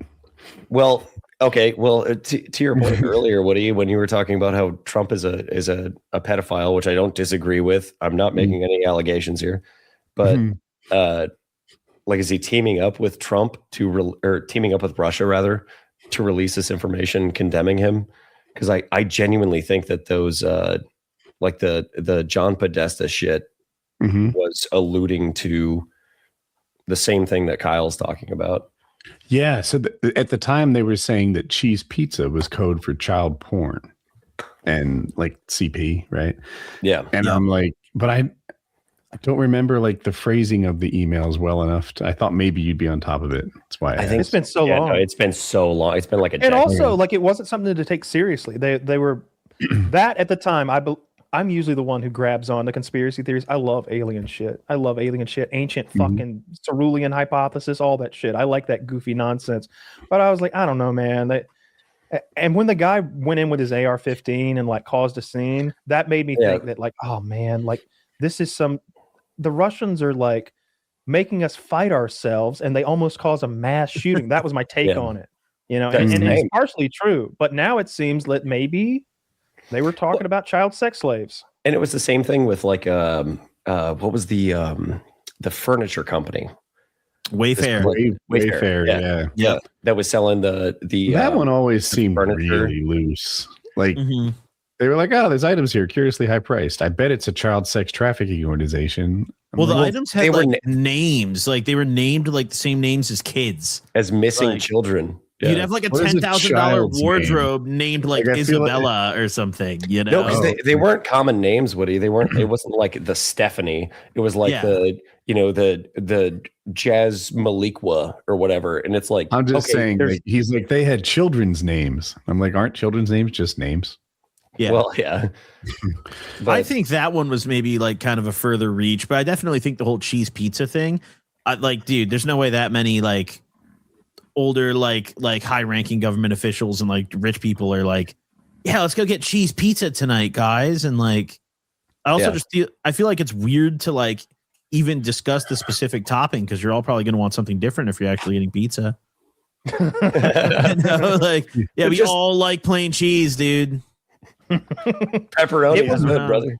It was bizarre, and they're definitely talking about something. There's definitely some. I don't know what the code thing is. As far as this Wayfair thing, this is the one I didn't buy in then, and I still don't buy into now. You know, I just don't know about this. I don't know what's going on here. That's weird. That's weird that that shelf is $13,000. But maybe and has the matching name of a missing child. It's the Samaya 5. You know, no big deal. Samaya, a very common name for a piece of Well, here's another thing. If you and I were going to start ourselves some vast criminal online shopping for children conspiracy, we wouldn't use the real names, you know? Kyle, you say that. You say that. Have you seen these emails? They're like, I sure do love murdering. See you next weekend. They're all like Crumbopulous Michael, like straight up. And they're like, I sure do love killing women, kids, animals, whatever. Just here I go killing again. Yeah, and it's the juxtaposition of like, I loved the torture video. Thanks. With that sent from my iPhone. It's like, Hey, we don't talk in code about the torture video. Then what does cheese pizza and grape soda actually mean, dude? See, I could take that both ways. Like if I'm a person who doesn't believe that this is, you know, cannibalism, I'd be like, look, they're not codifying torture videos, but why would they codify the other thing? But I could also see it as saying like these people are so loose with it that sometimes you would have to codify that we're eating babies. But the fact that Iranian guy or whatever, the UAE guy, thanks for the great torture video or whatever he said. It's like, oh no, the even Epstein's like, this guy's got no chill. Like X-nay on the torture. I think they got so comfortable with it. Sorry, Woody. They got so comfortable with it that like, you know, if you're living fast and free, it's like, why even hide it anymore? We've gotten away with it for so long, you know? I think that's a common criminal thing, right? Like you drop your guard and just get more and more casual about, what am I looking for? Something ops, not psyops, whatever. Operation security. OPSEC, that is what I was going for. Thank you. Yeah, you just, your operation security, your OPSEC gets worse and worse over time and you get too casual and you lose. They're also insulated. You know, they're so powerful. They've kind of got this group of people around them that keep them insulated from anything else. So you can understand how they get complacent, especially the ones who live in places in the world where the age of consent or the laws around those sort of things aren't the same as ours. Like I'm thinking of those Middle Eastern guys specifically. Like that, is it Les Wexner? Who's the guy getting all the attention? Yeah, dude. His story falls apart at every turn. Every time he says, I didn't talk to him after this date. I never went to his house. He never went to my house. I was never on the plane. I was never on the island. Proof of lying, proof of lying, proof of lying, proof of lying. This guy's so fucking guilty. Everything he says turns out to be a lie about his innocence. You saw Bill Gates admitted today, right? I did see that. Yes. Yeah. But he didn't admit to children, which I don't know if there's any evidence about children, but he did say he helped facilitate affairs. Yeah. 2 Russian women he admitted to. Let me circle back to the Bill Gates thing in a second. But this last week, like, he was at the State of the Union in an honorable spot. Like the guardians of pedophiles are circling the wagons, protecting this guy, even though there's so much evidence that he fucks children too. But pedophilia is not a right wing or left wing. I would say it's not a partisan issue. Well, it's only a partisan one party who's in charge of the Justice Department right now. Well, and all these files were in the hands of Biden for the entirety of his administration. I'll take it farther. I think it was Massey who said it, who was like, they've been in Trump's hands, they were in Biden's hands, they were in Trump's hands before that, and Obama's hands before that. Yes. But right now, there is one group engaging in a massive cover-up. There is one group who like spent thousands of hours removing Donald Trump's names and Donald Trump files from these things. It is releasing them. Biden's inactivity is not quite the same as a cover-up. They just didn't do shit. But they're releasing them. Like, I understand the redactions. No, I'm frustrated as well. They're redacting the names of the bad guys. Like, that's not releasing them. They seem to be doing everything they can at every turn to protect the pedophiles during this releasing them. You look at stuff and it's like, I sure love fucking that 10-year-old Snow White kid. And the only thing redacted is the person that said it. I don't call that releasing them.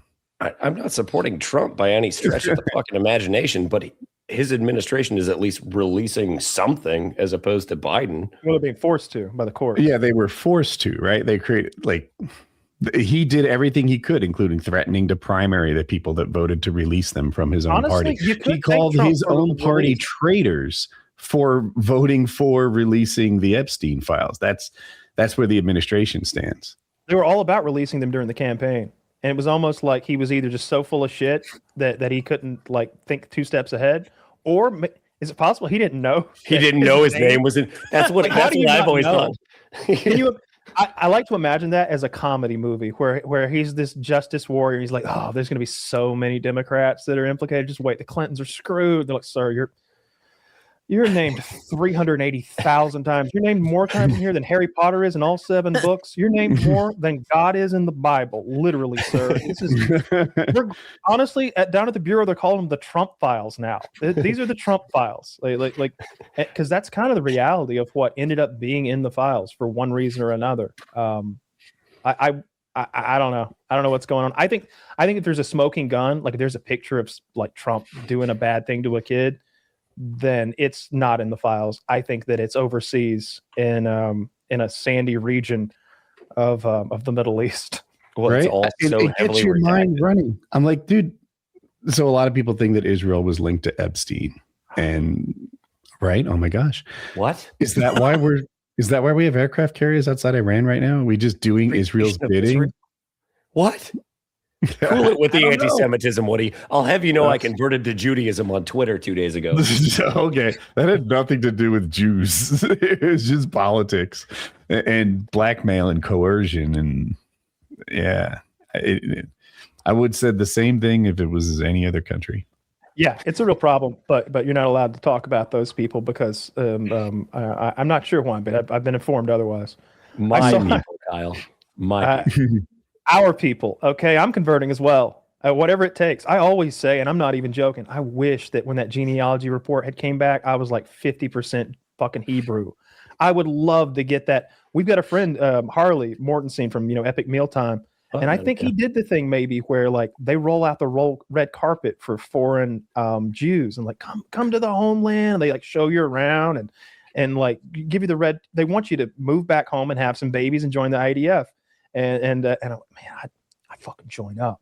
I fucking join up, bro. I fucking get right on that team. That's the winning team. That's the winning team. I'm all about bandwagon. You see that hat? Dodgers, baby. Dodgers. I'm a Dodgers fan now. Okay, fuck the Braves. We're winning the series this year. I don't have to wait 10 years for a rebuild. This year we're winning the series. I jump right on that IDF bandwagon 100%. What would like the white guy equivalent of that be? Like, where would we have to return to? Like if we had a homeland, would it just be like Tennessee? I don't want or to go to something? England. That's they'll lock you up for a bad tweet over there. Yeah. Ireland is also my second highest like percentage of ancestry, but man, there's a lot of stabbings over there. Every time I see a headline about Ireland, it's about someone getting their like face slashed open or something awful like that. I don't want any part of that either. I'd love to go to Scandinavia, maybe somewhere up there, like tap into some of that Viking ancestry. I've never Norway seen or Finland or something. All those people are so attractive. Like I'd love, and I like cold climates. That's where I'd want to go. I want to go somewhere and explore my Viking ancestry. This is to visit, or I think I missed. Well, he was saying like if we're gonna like go back to the homeland, Hyperborea. Yeah. Like what is like just the normal Caucasian guy's Israel, Hyperborea, yeah, inside the North Pole. What's the homiest of homelands? Like, where did humanity start? Was it Iraq? The Nile? Iraq? If you're talking about civilization, it's Mesopotamia. It's Iraq. But if you're talking about like where we first evolved, it's kind of hard to say. But they think Africa.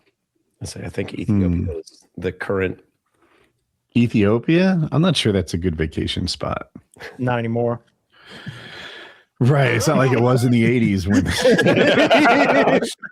Ethiopia's really when you could see those kids with the bugs in their eyes. For just 25 cents a day. You ever see that picture of the starving African child and the vultures literally like standing there looking at it? Right, the distended bellies and Zach, find me that picture. I get a chuckle every time because like everybody feels sorry for him. Chuckle every time. And I'm like the guy who's taking this picture's camera is worth at least $2,000. Like why can't he? Why can't the kid's about to get eaten by a vulture and we're not going to help him out? PETA. It reminded me of when, like, his belly's so full. the BBC was doing the Planet Earth documentary, and these poor penguins got like landlocked. They got stuck behind an ice, like snow collapsed or something, and they couldn't get back to the ocean, and they were going to die. And everybody's fucking crying on the camera crew, and they're like, you know what? We've never interfered before ever. Get the shovels. Get the fucking shovels. And they like shoveled the like avalanche out of the way so this troop of penguins could survive. There's no reason to just sit here and watch them die. We're not going to do it. They saved them. Oh God! I just imagine the cameraman going like waving an O. Henry bar, like, "Come here, little fella. Come here. Yeah, right this way. Look at the lens." Like, Jesus Christ, help him out! What are you taking the picture for? You cackling that way when that picture pulled up, Right? It's the most evil shit I've ever seen in my life. What was with the necklace and the bracelet on that kid? Why is he wearing two pieces of jewelry? What does he have jewelry? Yeah, sell it to buy some food. Get that kid a slice of Wonder Bread and ditch the necklace. I could All he solve needs is a world mayonnaise hunger. I have the sandwich. answers. Right up. Right? Yeah, that's outrageous. I don't know why you're taking that fucking picture. I would immediately be like, "Come here, little fella. Jesus Christ. Let's get I some admire ramen his in you or discipline. something." I couldn't do that. I would eat. You're gonna gloat in front of him. Like eating in front of the kid. Come on, do the something. kid. You sure I mean, look I'm hungry, cut buddy. right now. It's awful. That kid puts me to shame. That kid would be stringy as hell. You don't want to eat that kid. You could probably make That's not what I'm getting at. Never mind. You'd have to put that kid down and make a broth or something like that. There ain't nothing left on him. Good That's rough. thinking. I wonder what happened to that kid. You think he made it? No. He didn't look good. No, he didn't Yeah. look good. He was in a bad spot. I don't understand why when someone's super, super starving, you can't just feed them. Like, of course, a lot of my medical information comes from Band of Brothers, but I guess you don't just give people food when they're that hungry. You got to ease them back into the eating. Yeah. I know that I fasted for like 5-6 days before. And I read something about you're really supposed to start off with like broth and maybe grits or oatmeal or like something really light at first because it's bad for your digestive system. I do remember that some people died because they ate too much too fast after like concentration starvation. I don't understand why that's lethal. Maybe Zach will inform us. Zach just let us know that the photographer who took that hilarious photo died by suicide 4 months after winning the Pulitzer Prize. Jesus Christ. Yeah. I told you, just help the kid out. Why are you fucking? I bet he didn't take one too. He was like, cha-ching, cha-ching, cha-ching, cha-ching. Like he got like 30 or 40 good I bet ones. you he was inundated with people who had the same opinion as you. Like, you just stood there. You just took pictures. Did you do anything? There's no way I'd take that picture. I'd have to help little man out. I mean, like I said, the BBC had saved those goddamn penguins.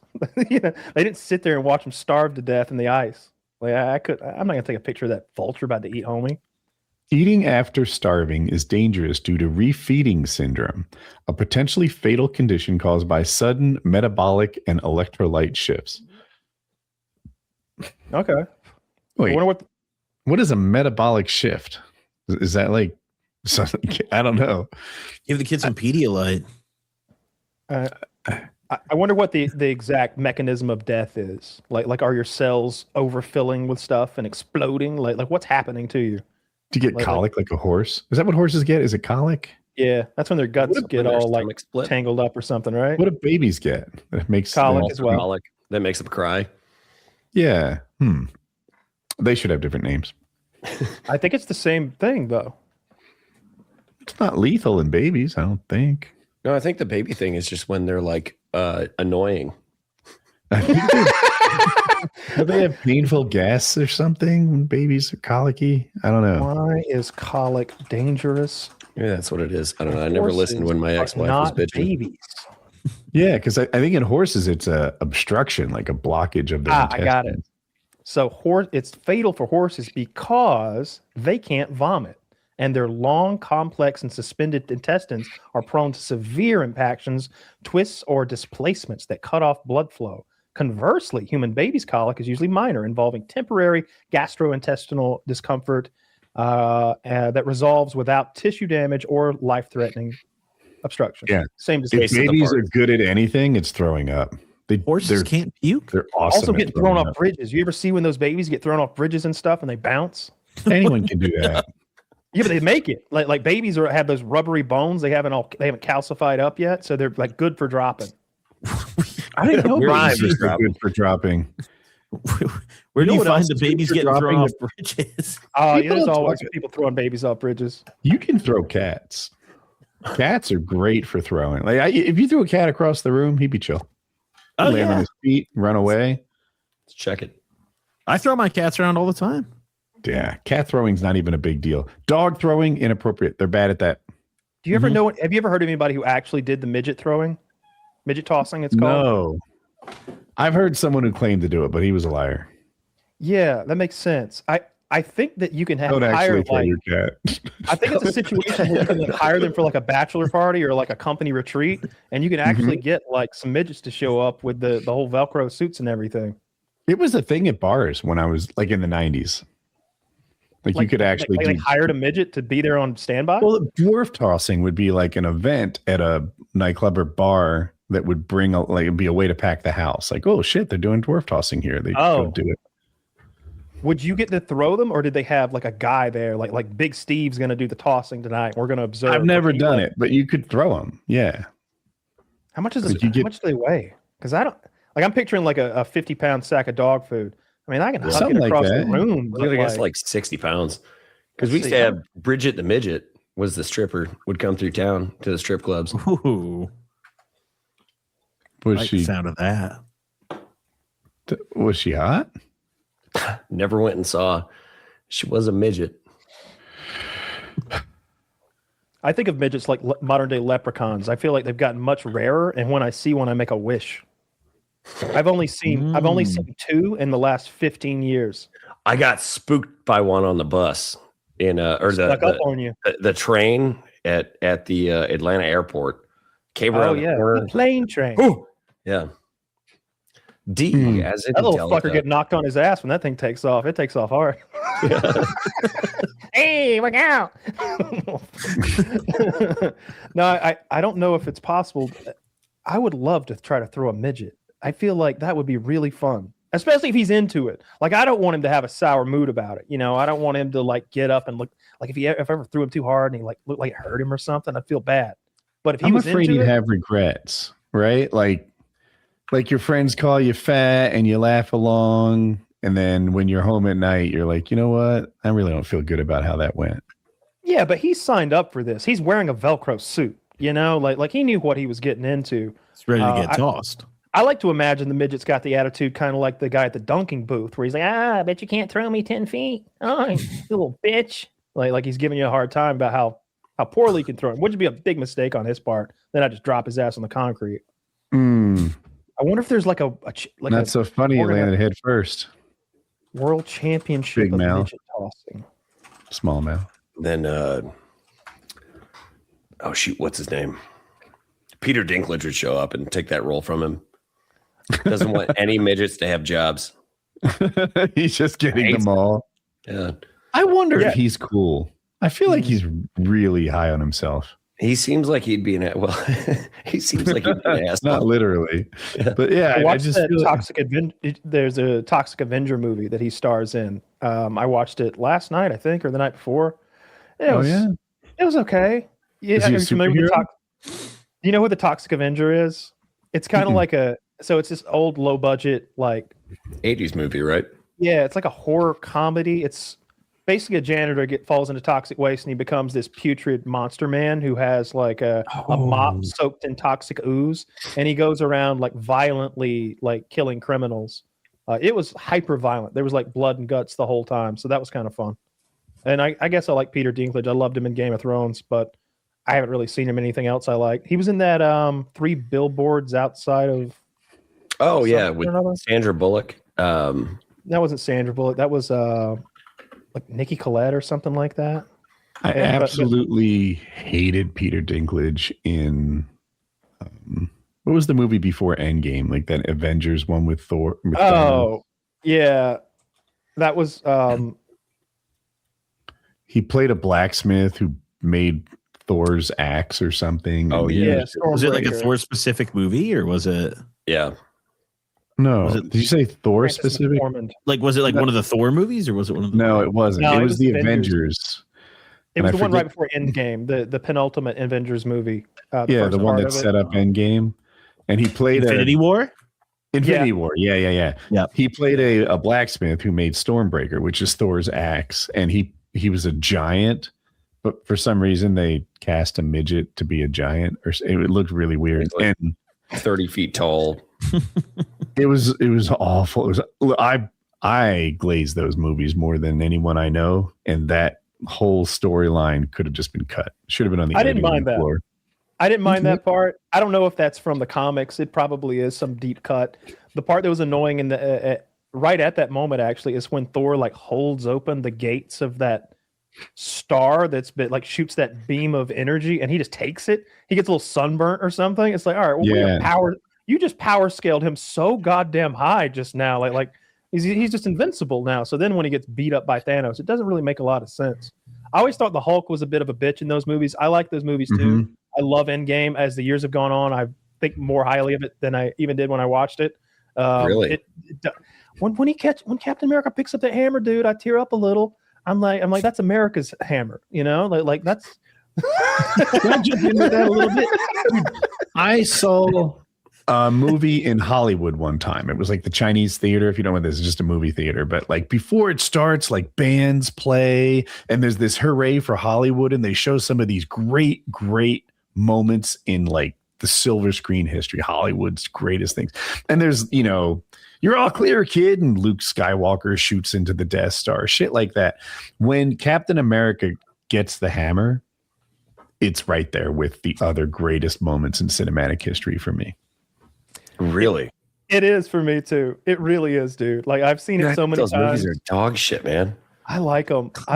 Like there's some of them that I really dislike. Like they made like 27 movies or something. That's my complaint too. Yeah. You're lucky I'm not admin on this hosting site. Out of the 27, I would say there's at least 10 out of the 27 that are actually pretty damn good. Like I really like them. And there's probably 7 that I just think are dog shit. I don't like the Ant-Man stuff very much. I don't like most of the Thor movies. I didn't like Black Panther as much as everybody else did. What's the chick? Captain Marvel. Yeah, Captain Marvel. I didn't like Captain Marvel, that boss bitch nonsense, and I didn't like any of that. But I liked the Avengers. Like I said, specifically when Captain America picks up a fucking hammer, that's a big deal for me. It's just such a good moment, and they've been kind of building toward it for 27 fucking movies. It's all coming to this culmination right here and now. I don't really watch Marvel stuff anymore. I don't care. My follow-up question was, how many Funko Pops do you have? None, absolutely not. No, I don't collect that garbage. No, I'm not that big of a fan of it. I don't have any like Avengers merch or anything like that. We're too lazy to make it happen. But the idea of PKA Funko Pops, where Taylor's head is so big that it falls to the side, all of it is the greatest thing ever. I would have them on display somewhere. Bobblehead. Bobbleheads. Yeah, and like the spring just can't keep different than bobblehead. I don't know. Yeah, would it be hard to just weight it, have it fall? Oh yeah, you could. No, a weak spring. Yeah, you just need. Yeah. You can get them made. Like I've researched this little idea before. You can have custom bobbleheads made. I just don't know if you can get them in scale for what we would want to do and what they would cost and everything. But if you just wanted one, you could absolutely do that. Well, I did like the sorry I interrupted you, but I do like the origin stories of each hero. Like I like their singular movies or whatever. But when they put them all together, it just feels so like fan servicey. Like I know what you mean. This guy and this guy and this guy. I like the smaller stories too. I really liked the Daredevil TV show when it first came out on Netflix. I liked that it was just some blind dude beating people up in New York. That was pretty cool. There was some really good fight choreography in that. But I don't know. Over the years, I like the Guardians of the Galaxy movies a lot. I get kind of like emotionally tied up in Peter Quinn or whatever his name is story. So fucking sad, and I like that actor. What's his name? Fucking Chris Pratt. Chris Pratt. I like Chris Pratt. I don't like the stuff he's done until like the last 5 years, I guess. That stupid time travel movie was so awful.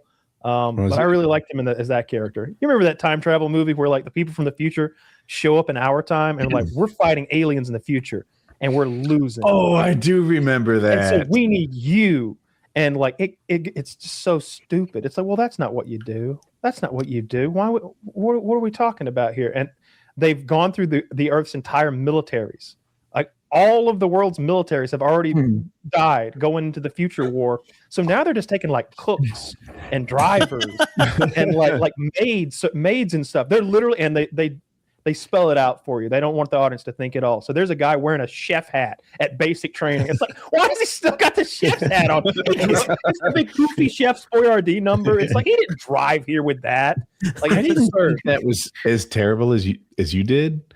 I just thought that I was expecting it to be good. My expectation was this was like an S or an A tier movie. And when it came in at B tier or C tier, I was like, oh, it's still an average show. It's just I thought it was going to be special. The premise is absurd. They just like hand everybody a machine gun and drop them from the sky, and like half of them die immediately. And that's they have how no they training. do it in time travel, military, and kidnapping movies. And if you have a time travel machine, why not like go back and try to kill the thing? It didn't make it. That started it all. Yeah, I was saying when you said the Chris Pratt time travel movie, I was thinking of the one where he's on the spaceship and he wakes up Jennifer Lawrence. Jennifer Lawrence. Yeah. Like way too early or whatever. Dude, I didn't realize he's going to do time travel. There's a YouTuber, I think his name awake for this. Is his Nerd Writer, and he reorganized the plot of that movie and made it so much better. If you like, I think it's called Passenger or Passengers. If you like that movie at all, check out the Nerd Writer, like what he would have done, and he turns it into this like suspenseful Can I guess? Sort of horror. Go on. So I've never heard of that guy, and I haven't even seen the movie, but I know what the movie's about. Did he suggest that you don't know which one of them woke the other up? Like it sort of seems like they both woke up simultaneously, not because of the other, and the whole time you don't know that one of them woke the other up, and it was something close to that. Yeah, like he woke her up, and I think she didn't know he woke her up right away. And he tells her, yeah, and I forget his reorganization of it. I just remember how much I loved it. I need to rewatch it. That's fair. No, I've never seen that one. I don't really like her. I don't like her and stuff. I used to like her, but now like she's pulled the I'm just like you every girl thing in every interview for like 15 years in a row now. And like I can't buy it anymore. You must be threatening $500 million. Like you're one of the most richest and famous actors to have walked the earth thus far, and you're just like me. That's exactly my same complaint. Is that every interview that she's in is she's like, oh, I'm just a ditzy everyman. I don't even know what I'm doing. I'm just a silly girl. And it's like, cut the shit. Like, can you believe that I stood next to Oprah?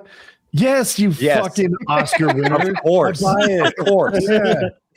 Yeah, you've been in the industry for a fucking decade. Like nobody's buying this shit anymore. She acts like she just walked out of high school on this fucking set. Right? I neither like her nor dislike her. I would rather not. She's so famous that she distracts me from the movie I'm watching. Like I don't really like Tom Cruise movies anymore either, because it's like, oh, this is Tom Cruise. That's Tom Cruise. Like I watched that Mission Impossible movie and I'm like, well, that's Tom Cruise. That's just Tom Cruise stuff. I can't get past that he is Tom Cruise because he's so goddamn famous in a way that Brad Pitt doesn't do for me. Like Brad Pitt's got a new movie coming out called The Adventures of Cliff Booth. It's about his Once Upon a Time in Hollywood character that beat those hippies to death. It's him, but more of his story. I'm totally going to watch that. I'm sure there's exceptions to this, but I feel like Brad Pitt has changed his roles to fit who Brad Pitt currently is, which is like 55, 60-year-old actor who can act really well, used to be gorgeous, but now he's kind of aged, and he can play a new kind of role. Tom Cruise is still pretending he's a 27-year-old athlete, CIA agent, fucking base jumping, motorcycle riding, whatever. And while he aged well, no one ages that well. Is he 60? Yeah, he's like 62, I think. Right? Yeah, he's that old. More critical role that involves acting, of playing an older person. And don't ask us to suspend our disbelief that you're going to be on fucking Social Security in 2 years. He's eligible now. Is he 62 and a half? The dude's fucking eligible for Social Security. And he's, running around the side of buildings or something. Like, stop it. I have a very hot take in this exact regard in regards to fucking Daniel Day-Lewis. Okay. That motherfucker, I cannot stand any movie Daniel Day-Lewis is in. He does that like what's it called? When he's like, I'm gonna be method acting. Thank you.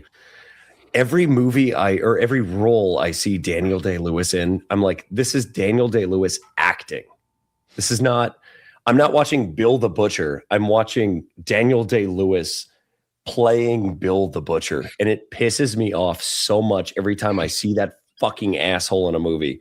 I'm the opposite. I loves him. He reminds me of Johnny Depp. Like as a kid, like I had only seen Johnny Depp in his wackier roles. I had never seen like Johnny Depp with pink skin before in a movie, so I didn't know what he looked like. I had seen him as like Tonto, and I had seen him as Edward Scissorhands. I had no idea what Johnny Depp actually looked like. And the same way, like, there was a while I didn't know what Daniel Day-Lewis, his mannerisms and like face actually looked like, because I'd seen Bill the Butcher, I'd see Daniel Plainview and There Will Be Blood. There Will Be Blood, yeah. And I really like him in My Left Foot. My Left Foot was the first thing I saw where he's got like muscular sclerosis. He's all fucked up. He only has the use of his left foot. That's the whole premise of the movie. I don't like some of his movies. Like he did one where he's like a clothing designer, and he's done a few of them that I was like, this isn't a movie about something I care to watch a movie about. But I like him in There Will Be Blood, and I like him in Gangs of New York too, for sure. I feel like he's so scary as Bill the Butcher. He's got that whole opening scene with Liam Neeson when he's I wish for good and proper, for who holds sway over the 5 points. And it's like, holy fucking shit. And they start the Plug Uglies, and each fucking gang comes out in succession. That was awesome the first time I saw it. Love that shit. They weren't scary enough for me.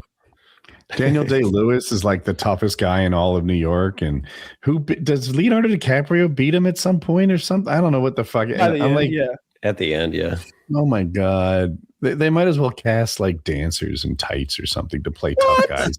This is like, he looks. Listen, Zach, show us a picture of fucking Bill the Butcher. Well, you can show a picture. He looks tough, but he acts like he's on a fucking Broadway stage. Yeah. I'm the toughest boy in all of New York. Exactly. When I was a child, I had to watch West Side Story, right? And they're when I'm a jet, when you're a jet all the way from your first cigarette to your last dying day. And I'm like, is this what tough guys look like in the 50s? They're dancing and coordinating. Not the real Bull the Butcher, Zach. Daniel Day-Lewis says Bull the Butcher. Daniel Day-Lewis as Bill the Butcher. Well, there he is with a fucking. I mean, that's just not what tough looks like to me. There's too many Italians in New York. When he has the steak knife in one hand and the meat cleaver in the other, it's scary to me. Like, the dude's scary. In the movie, he's terrifying. They have those knife fights in the street. It's gruesome. Yeah, tough guy. That's just not tough. That's what they used to look like. I'm a big old tough guy.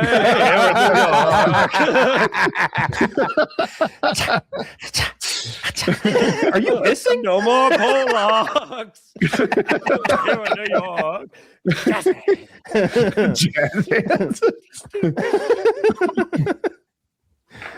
Dude, when he clicks his eyeball with a knife, that's hard as fuck. That's what I was just referencing.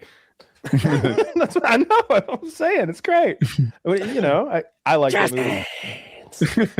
I think he's scary. I buy it. It is pretty performative. Like he is loud and boisterous and very well spoken for a butcher. Yeah, I'll give you that. It's a great fucking movie. It's a Scorsese movie, so obviously it's good. Who did Scorsese make The Irishman? Yes, he did, right? Shit. That was dog shit. That was we don't judge Michael Jordan by his years on the Wizards, though. Kyle did say earlier he loves 4-hour movies. Yeah, that dude, I was by the end of it, I was just like, what is this shit? The de-aging was kind of interesting at first, but and Taylor always points this out. De Niro has a scene where he kicks the shit out of some guy in the street. Yeah. Literally, he's like kicking him in the ass. And it's like De Niro's 70 and walking all like a 70-year-old. You know what a fucking 25-year-old looks like when he skips down to the street and kicks a guy in the ass. He's fucking fluid. He's fast and it looks like it hurt. This looked like an old man pulled his punch on some guy laying in the stunt man. It looked Can terrible. I morph the topic a bit? Because geriatric fights, it made me think of Ronda Rousey. Hey, don't talk about my girl Gina Did you see that workout footage? I did. Look, I'm not great at analyzing punching form, but I could see she was coming from the shoulders. She was rotating her hips. Like, it's way better than the meme arm punches that she threw, 10 years ago. I think that's why she released it. Also, though, she looks slow. Now, I have some fight footage of me looking slow on the internet. I don't want to throw too many stones, but fucking Andy Wang is 135 pounds and super fast. Anyway, she looks slow, and Gina Carano is 43.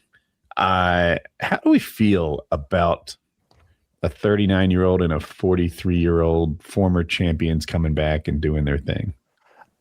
I guess I'm going to watch it because it's free on Netflix. As long as it doesn't coincide with like the UFC or something I actually want to see that's live or whatever, I'll watch it just so we can talk about it here. But I would never pay for it because I think it's going to be lame. I think it's going to be bloodless. I think it's going to be boring. I think Ronda's going to hip toss that bitch an arm bar like she did those other 15 gals. And I don't think Gina's tubby ass is going to be able to do anything about it. Stop calling her tubby. She hates that. Yeah.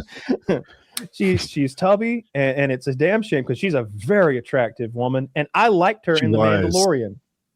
Huh? Oh my God. I could not forgive her in The Mandalorian. She played an action hero who was 80 pounds overweight. I don't think she was fat in the first season. I think she got fat in the second season. I'm not sure enough to counter that, but I'm not sure enough to stand by it too hard. The costume department in The Mandalorian was the highest paid on the planet. Yeah. Those fuckers had to make this fucking snowman look shapely. Hey, Bob, you got to get those space cummerbunds. Yeah. No, the extra large. Yeah, that. Yes. You cannot stand by idly for this Gina Carano hate. They had steel cabling in her corset to pull. She's gorgeous, and we message each other on Instagram. I do. Can we see Gina Carano? And Zach, please make me look right by finding what a fat tub of lard she is. Get some Mandalorian. Zach, I'm not your boss. Find a hot picture of her. Even her biggest magazine. She's very attractive, but I gotta say, what upset me, and it still upsets me, is that she's playing like a space bounty hunter or some shit. She's playing like an ultimate badass, like super warrior, and it's like, come on, you're gonna have to like drop a few pounds if I'm gonna like be okay and comfortable with you getting to a tussle with the Mandalorian and you almost win. Like, this is the star of the show, and you almost beat him up in unprepared hand-to-hand combat. And you're a little chunky. This is a woman. No fucking way she can run a mile.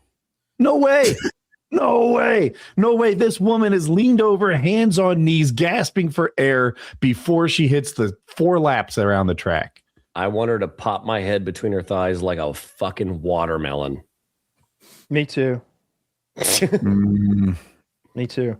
Yeah, I'm all about it. I bet a very attractive woman. Really, really into her myself as well. Big boob love. I don't see it. I get it. There's a pair of human heads in front of her. People dig that. Oh, look. That's a service she provides, King. Yep, that's me. Holy shit. That's right up your alley. That's you. That was me right there. Put my knit hat on. Yeah, that was right before I came, actually. Right before he came, literally. Show us more Gina Carano. Keep it coming. I won't get tired of this. No, I agree. Like, I still is that her in The Mandalorian? No, this is some modern. She's current thing. Yeah, wait, you talk about the hot era Maxim magazine shoot. Yeah, dude. Or you know what? King probably has a great idea, but I want to see her in a weigh-in. I've seen her at weigh-ins where she looks amazing. Like, yeah. That version of her is as attractive as any person on the planet. she's just fucking smoke show. Yeah, but very hot. the fucking she's twice the woman she used to be. I wonder what she's going to look like for this fight, because I saw in the promo footage she looked definitely not as big as in those previous pictures. I didn't think. Oh, she's cut way down on Instagram. I've seen it. Yeah. Current? No. This isn't current her. See, Zach, go to her Instagram and find me like the. Can you find? Yeah. Yeah, go to her Instagram and find like the most current. Like, because if she's preparing for this fight, like every day she might be looking significantly better. I want to see Those are accurate good pictures. I like this picture. She has been. Why are her boobs so much bigger? Are they? Oh, is that true? Based on the picture I just saw. Oh, yeah, she's cut. If he pulls up her latest shit, she looks great. They're so big. Her tits are bigger than Ronda's head. Damn. Her tits are in front of her belly by a little bit. Yeah, but they look heavy. They do. But that gut is like, she needs to get the Mandalorian corset back on for this show. Now, Ronda, I think, will get in shape. She looks like she's pretty much there. I don't think Ronda was ever out of shape. Like, I would watch those videos of her on her farm with her husband, like feeding the goats, and she's always been just still fit Ronda. She can get thicker than fight day, but Ronda's an Olympian though. She's got pro athlete genetics. She's a legitimate professional athlete. Gina was middling. Y'all are talking all this mad shit about the weight fluctuations. Let's not forget Paddy Pimblett, okay? He's never missed weight once. I understand that, but I'm saying he can blow up when he's not fighting. Dude, Kyle, have you seen him lately? Yes. He's doing it again. He's upset over that loss. Like, he feels like it should have been a split decision. And he's a draw. I'm sorry. Yes, a draw. He feels like it should have been a draw. And he's pretty upset about it, and he's eating his feelings. Pardon? Did he win 2 rounds on the judges' scorecards? Do you know? I don't know about the cards. I definitely thought he won 2, and then he's talking about how there was a foul and a point should have been taken, and that would have, made it a draw. So he says he won 2 rounds, which I guess is not a wild opinion. I didn't watch the whole fight. He won 2. So he won 2 rounds out of 5, so he lost. But if you put the eye poke in there, the other guy gets a point deducted. It should have been a draw. And it was a weird eye poke, though. So you probably remember it, but Gaethje throws a left sort of jab, and it misses left of Paddy's head. So the thumb and the thumbnail go into the top of his eyelid and immediately split it open. So it's usually the pokes are like this. They're sort of like they're constantly coming at you like this. And if you're like, yeah, you come in close. Yeah, come on in close. I'm going to keep kicking you until you come in close, and I'm going to blind you. But this was a punch that turned into this like thumbnail to the eyelid that really split him open bad. And he noticeably grimaced in pain and dropped. Like, it dropped him to the ground. And they didn't call it. It wasn't called. I thought the first one was like very clearly intentional. He had his fingers out and he jabbed his eyes, and then the second one was like a little bit sloppy. Okay. I only remember the one that I'm describing that dropped Paddy and didn't get called. Yeah, because he like held his hands up. Like, why the fuck wasn't that called? It didn't look like an eye poke until I saw it in slow mo. If people aren't used to the 10-9 scoring system, one judge gave him 2 rounds. The other 2 judges gave him 1 round. So he didn't. Yeah. Anyway, I guess it's not wild to think he won 2 rounds, but it wasn't how it was scored. Yeah. All in all, Gaethje whooped his ass. That's what happened. Gaethje's a better fighter, but I felt like Paddy did so well that he did way better than his haters thought he was going to do. He held his own. He threw some punches. It wasn't like this last Strickland fight where just fucking dominated Fluffy. Dude was on an 8-fight win streak, and Uber Strickland has stepped up to the plate and best performance he's ever had. I went to Houston and saw that in person. That was fucking bananas. Yes, sir.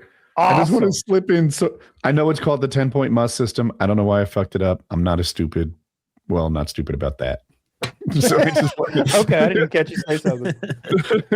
Oh, that was awesome. So you were there live. Yes, sir. Sorry, Goblin, you were going to say something. Oh, I was just gonna say it was a good fight. That's all. Yeah, it was, dude. It was fucking bananas.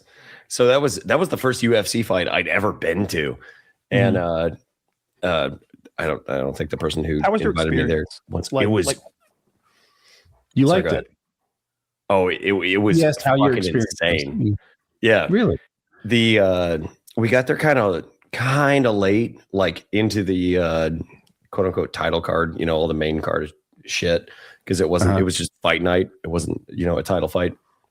But yeah, like 3 fights back, and yeah, the fight before Strickland was also crazy. But we were down on the floor, and the heat in the stadium when Strickland came on versus who did he fight? It starts with an H. Hernandez. Yes, thank you, sir. It was very funny because I was down on the floor, like we had very expensive seats, and it was like Hernandez comes on and they're like playing the fucking and we're just like Orale!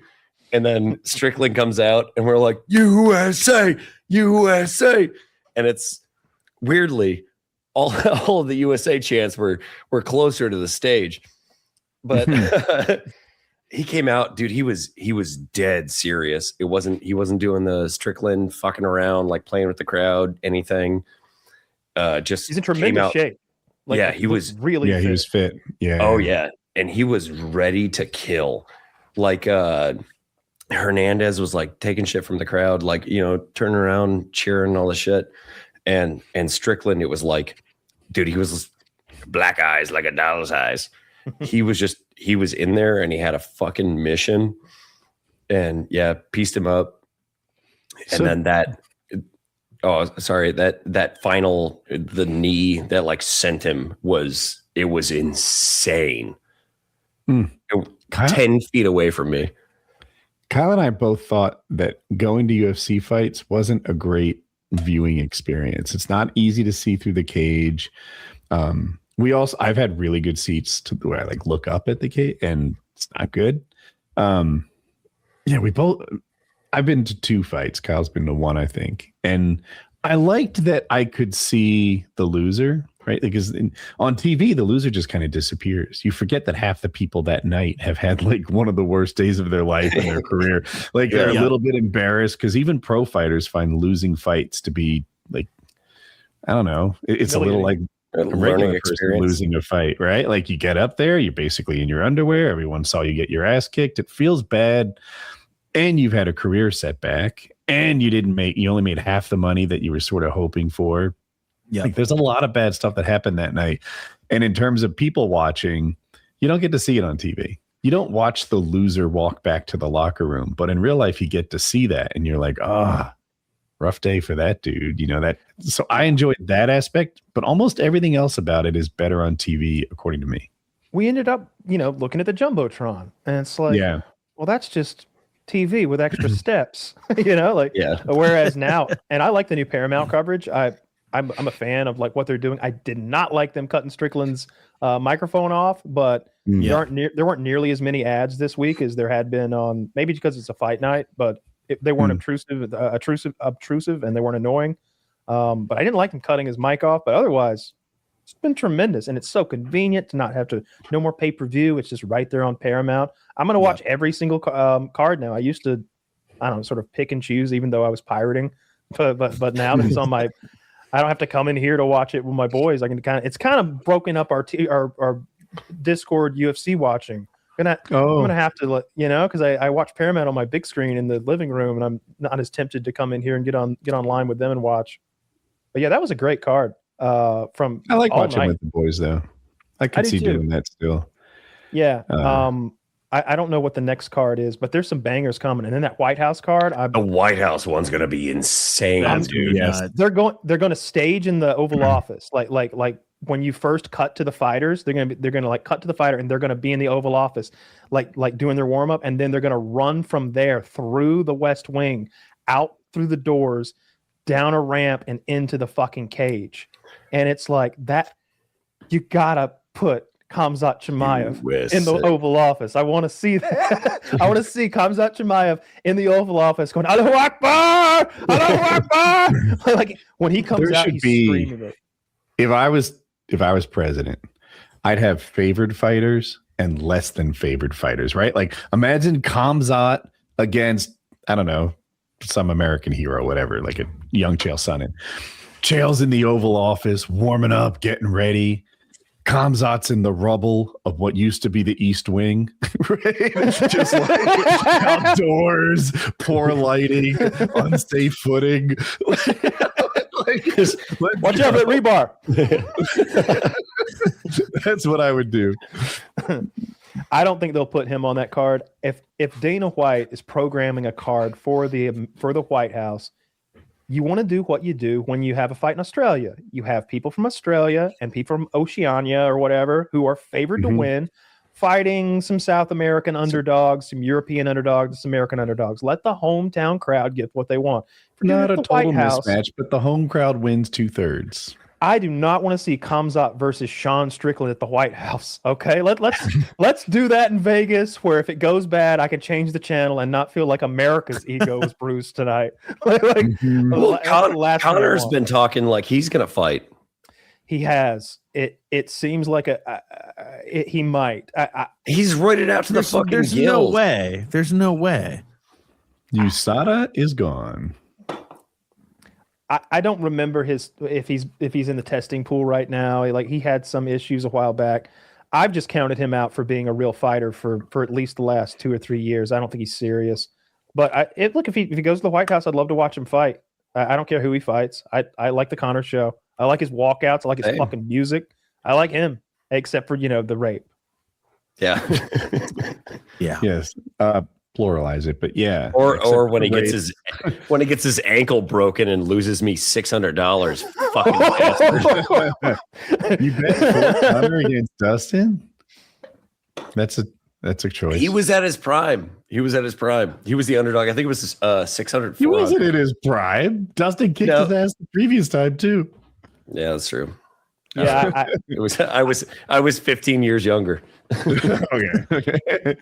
Yeah, I definitely thought Conor was going to lose that fight going into it, but I always rooted for him. I always wanted him to win because I like super winners. When he used to call his fucking shots, and when he had 2 belts, and it's like I really liked seeing him just win so hard all the time. Everything he'd do, it just seemed like he was winning and predicting it as he went. I'm Mystic Mac. Like all that shit, I was buying into it. I was like, dude, you can say he's not Mystic Mac, but he called his shot and he fucking did it. Yeah, he was a cocky bastard. He was a cocky bastard who called fucking every shot that he took. And he's like, oh, I'm going to go out there and I'm going to break his fucking leg. And then he'd go and do it. And it's like, he did what he said. That World Tour with Aldo was incredible. I was a Conor hater, maybe until like pre-Aldo. And then he won me over. And then he lost me. But yeah, I thought he was like overhyped. When they found him guilty of the rape, like that was kind of it for me. I don't like it was he's beating up civilians. Like that old guy. Or you do? Oh, the bar fight was shitty. Yeah. Yeah. Like he's that old beating man up kind of in the back. citizens. He didn't give him a fair fight either. He wasn't like fucking square up, old man. He like kind of hit him in the back of his ear or something. I thought the rape was post belt though. Yeah. Yeah. Yeah. Well, he hasn't fought in like 10 fucking years. Yeah, he hasn't at this point. And he hasn't won. He has like one win against Cerrone. And prior to that, I think like Obama was president when he won.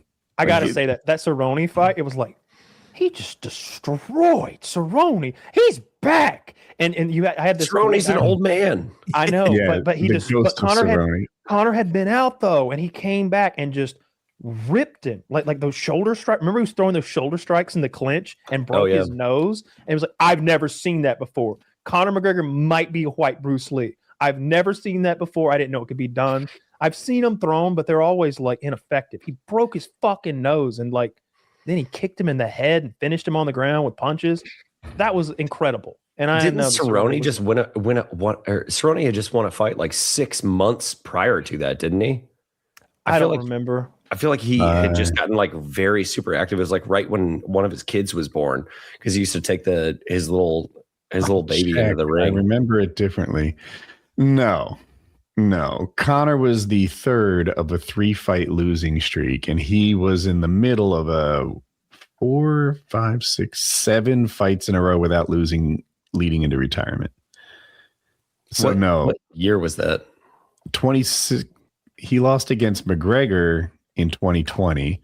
McGregor's win before that was 2016, and I'm right. Obama, his last good win, because I'm not counting the ghost of Cerrone, Obama was president. Okay. That's rough. Yeah. I don't, I'd rather not have him on the White House card. Like I need to see the whole card laid out and be like, hey, you could have Conor here, or you could have X, Y, or Z here. And maybe I change my mind. But I don't need a space reserved for him. What's your ideal top 3, Kyle? Oh, I always like seeing, part of the thing that's keeping me from saying certain things is I don't want Arabs or Chechens to win at the White House. So I agree. So none of the hot fighters. So that clogs up a lot of the divisions, for as far as championships are concerned. I guess I know Holloway's about to fight Oliveira for the BMF, so you can't have either of those. I don't think neither one of them are going to be up and running by the time July comes on. But if possible, I always like Holloway against anybody. Pereira stepping up to heavyweight, and like if they rip the belt from Tom Aspinall and they have Pereira fight Gone Jones. Like have Pereira go in there and get some revenge for John Jones, or not revenge for Tom Aspinall, and he fucking decimates Cyril Gane. That's probably on my list. I always like having Bryce Mitchell on my TV. It's a guilty pleasure of mine. If we get Bryce on the card, don't care who he fights. He's probably ranked 13th or 14th or something at this point. But I'd love to have Bryce on my card. I like Paddy Pimblett too. I would like to see Justin Gaethje fight Islam Makhachev for that belt. Oh, careful! But not on this card. So, not on the White House card. No.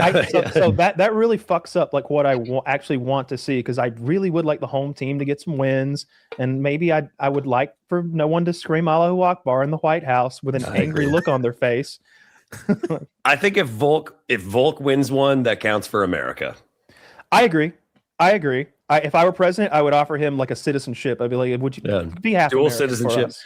Both our countries start. It should be if he wins, right? Like wrap the strap around his waist and hand him one of those gold cards that Trump is. But you have to bring us a kangaroo. I like Volk. I like Volk cards every single time. I love Volk. That whole his YouTube shit is funny. That thing where he's like paving a driveway or something with manual labor. He's like, I used to be a UFC champion. And they're like, sure you did. And he's like, no, I had Islam Makhachev, champion of the world, had him a second away from finishing him, and his head popped. Sure you did, old man. Fucking get that black top down. And they're just like giving him a hard time. That was hilarious. Anytime Volk fights, I'm down to watch him. He's getting old though, and I don't care about women's MMA, not really. So I don't really want any women on that card. So I don't know what I would want for this card. Oh, I want women on the card. I like them. I think they. Who? I just like it. It doesn't even matter. I don't know. I'm not even that big into highly skilled fight. I like all fights. All fights. I like violent Gina fights. Carano fight should be fun. You like what fights? I like violent fights. There has to be. I don't want to see you dance around and poke at each other lightly for 15 fucking minutes. I want to see. When women first hit the UFC, they were the most violent, stand and bang. They were end of Max Holloway. It's like they were contractually obligated to just let it rip, let it fly. Now they get a little more cautious. They all fight like champion GSP sometimes. Like it can be a little slow. Yeah, I don't know. But I always want John Jones on my TV. Like if you could dig John Jones up, get him to fight. If you can get Francis Ngannou to come in there and fight. John Jones has kind of become a point fighter merchant. I know he did well against Gagne, who I thought sucked until he looked good against Aspinall. But I mean, he has been pointing fighters to boring victories for a long time. He's been living off some. He's been fighting the best in the world. Choke. But here's what you do: like have him fight some like middling Russian. Like, don't give him the best guy in the world. Don't give him the second best guy in the world. Don't even give him the 10th best guy in the world. Let John Jones go out there and massacre a Russian in front of the American people. Right? That was like it. That was the thought I patriotic. just had. You guys were talking about women versus women fights right before I dipped out to take a piss, and I was like, "What if we put the Gina Carano versus Ronda Rousey fight on there?" And I go, "No. We don't want American versus American. We need the hardest line Americans who are going to kick the shit out of foreigners." That's what I want. That's what the card needs should to be on the White House card. Agreed. That's 100% what the card should be. Like I said, when we do the Mexican card, I think, is coming up this week. It's like, I bet Brandon Moreno is favored to win his fight. I bet all the Mexicans are favored to win their fights, mostly. And most of the Mexicans will win their fights because they're favored to. So the Mexican audience is happy when you visit Mexico with a card. Like that makes perfect sense. I'm fine with that. It's not we're fixing cards to make people happy. We're just setting up favorable outcomes for people potentially. I like that. So I would like to see John Jones beat up the 23rd best fighter at heavyweight. Like, let him go in there and start some fatso from Poland, and I fucking clap, and I might even be his fan again. He never raped anybody. Good news. I think Mr. White knows how to set up a little fights. domestic abuse, right? Little domestic abuse, but she lied for him, which tells me it's okay. Ride or die chick. Yeah. Ride or die. Gotta be if you're John Jones chick, right? You gotta be.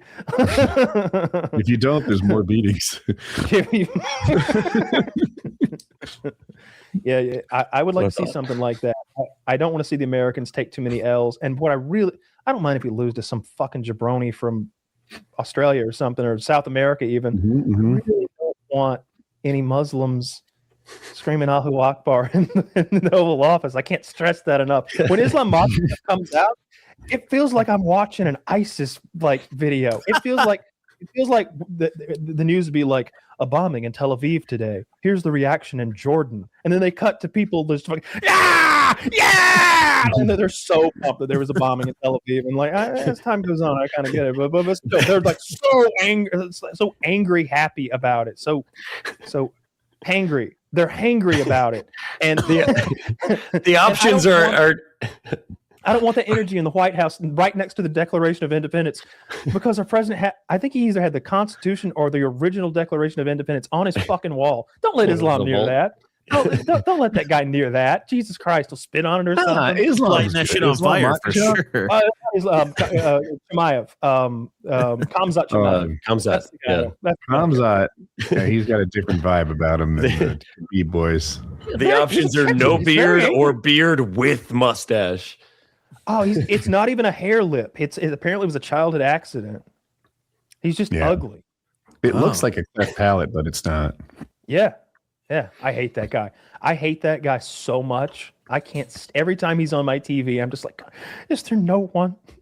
Is there no one who can beat this guy up in the world? Is it because he beat DDP like a child, like a dad who didn't want to hurt his kid, but just sort of that mauled fight him? was sad. Fights. He's beaten everyone like that. He's whooped. No, everyone. Am I wrong? I thought but I thought he was kind of a finisher. Maybe I'm crazy. Oh my God! Remember, was it Michael Johnson that they fed to him, or it was supposed to be Nate Diaz at one time, and it ended up being like maybe Michael Johnson or somebody like that. He would have. Nate Diaz still wouldn't be right if they had fed him to Chimaev. He takes everybody down in almost instantly, and he stays on top of them doing work the whole fucking fight. And I just hate him. I hate his fighting style. I hate his attitude. I hate a lot of things about him. I really it's horrible to watch. Horrible to watch. And no one can beat him. He has 8 UFC fights, 6 were finishes. So he's not normally boring like he was with DDP. No. He's normally pretty boring, I feel. DDP did very well to take as little damage as he did. He was, like you said, it became lay and pray because of DDP's size and strength and tenacity, I would say. But at the end of the fight, Kamzat didn't have a mark on him. Like he had been on top. No, I mean Kamzat. DDP was scuffed up. He wasn't beaten and bruised the way that after the Strickland fight. I'll give you that. But he was scuffed up and reddened and stuff. Kamzat looked like he'd just been out in a workout or something. I hate that guy so much. He fought like a white Muslim. Yep, really well. Really well. That's how they fight. Yeah. They can't be beaten, and it's upsetting. It's That's upsetting. annoying. I like watching him getting punched in the face though. When it happens, when it it's happens, rare. Very rare. Like I don't know. I mean, Khabib wasn't that great with his hands. Like he'd throw those big, crazy looping punches and look really awkward at times. And his hands would be even worse if one people and weren't one. so scared of the takedown. Right? His takedown threat was so scary. People are keeping their own hands by their waist. Yeah. I hope we don't get into that on the White House card, but I'm pumped for it. I think it's going to be the biggest UFC event of all time. I think there's going to be millions of eyes on it, with especially compared with the Paramount thing that you can just go on and watch this thing online. It's going to be a big deal. I just hope it looks good. I hope the octagon, the seating, the whole like fanfare of the thing looks. What are we doing about rain? Are they building a roof? I don't know. I think it's all outdoors. I've only seen like concept art, and it looks sick as fuck. I don't hope trust it's the concept the party of the fucking century. Yeah, well, the concept art for the wing that he's building onto the White House also looks like shit. Everybody hates it. That thing won't be done. You don't think he'll be done in the Trump presidency? Is that where you're headed? Nope. Oh, He will no. leave. He will leave a pile of rubble out there, and a lot of happy contractors that I'm sure. No, are this getting is paid a way too much. construction genius on time. No, ahead of schedule and under budget. I'm sure. No, I seriously doubt that. I knowing him and how corrupt he's been every step of the way, we should be looking at who's getting paid to build that wing. Like they should be under a microscope. Who's paying? Oh, it's Well, his like- fucking buddies, I'm sure. He just took $10 billion from the taxpayers the other day and put it in his fucking board of freedom or something. He Yes. just took it. He just took it. He took it from the military budget and just put it in the board of freedom. And like $10 billion.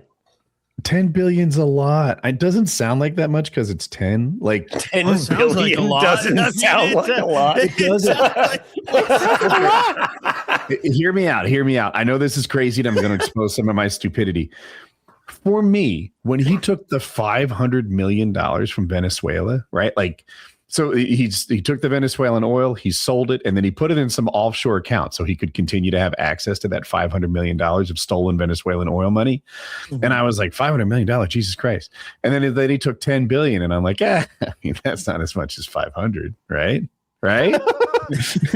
You did not bolster your position with this explanation. But the vibe. The Edit that out, Zach. Edit that explanation out. Something about That didn't happen.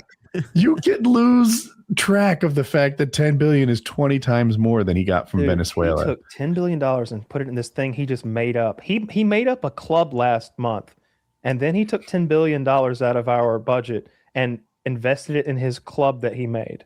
Thank God it wasn't 500 million. That'd be a lot. My God, he is Thanks, so Goblin. shameless.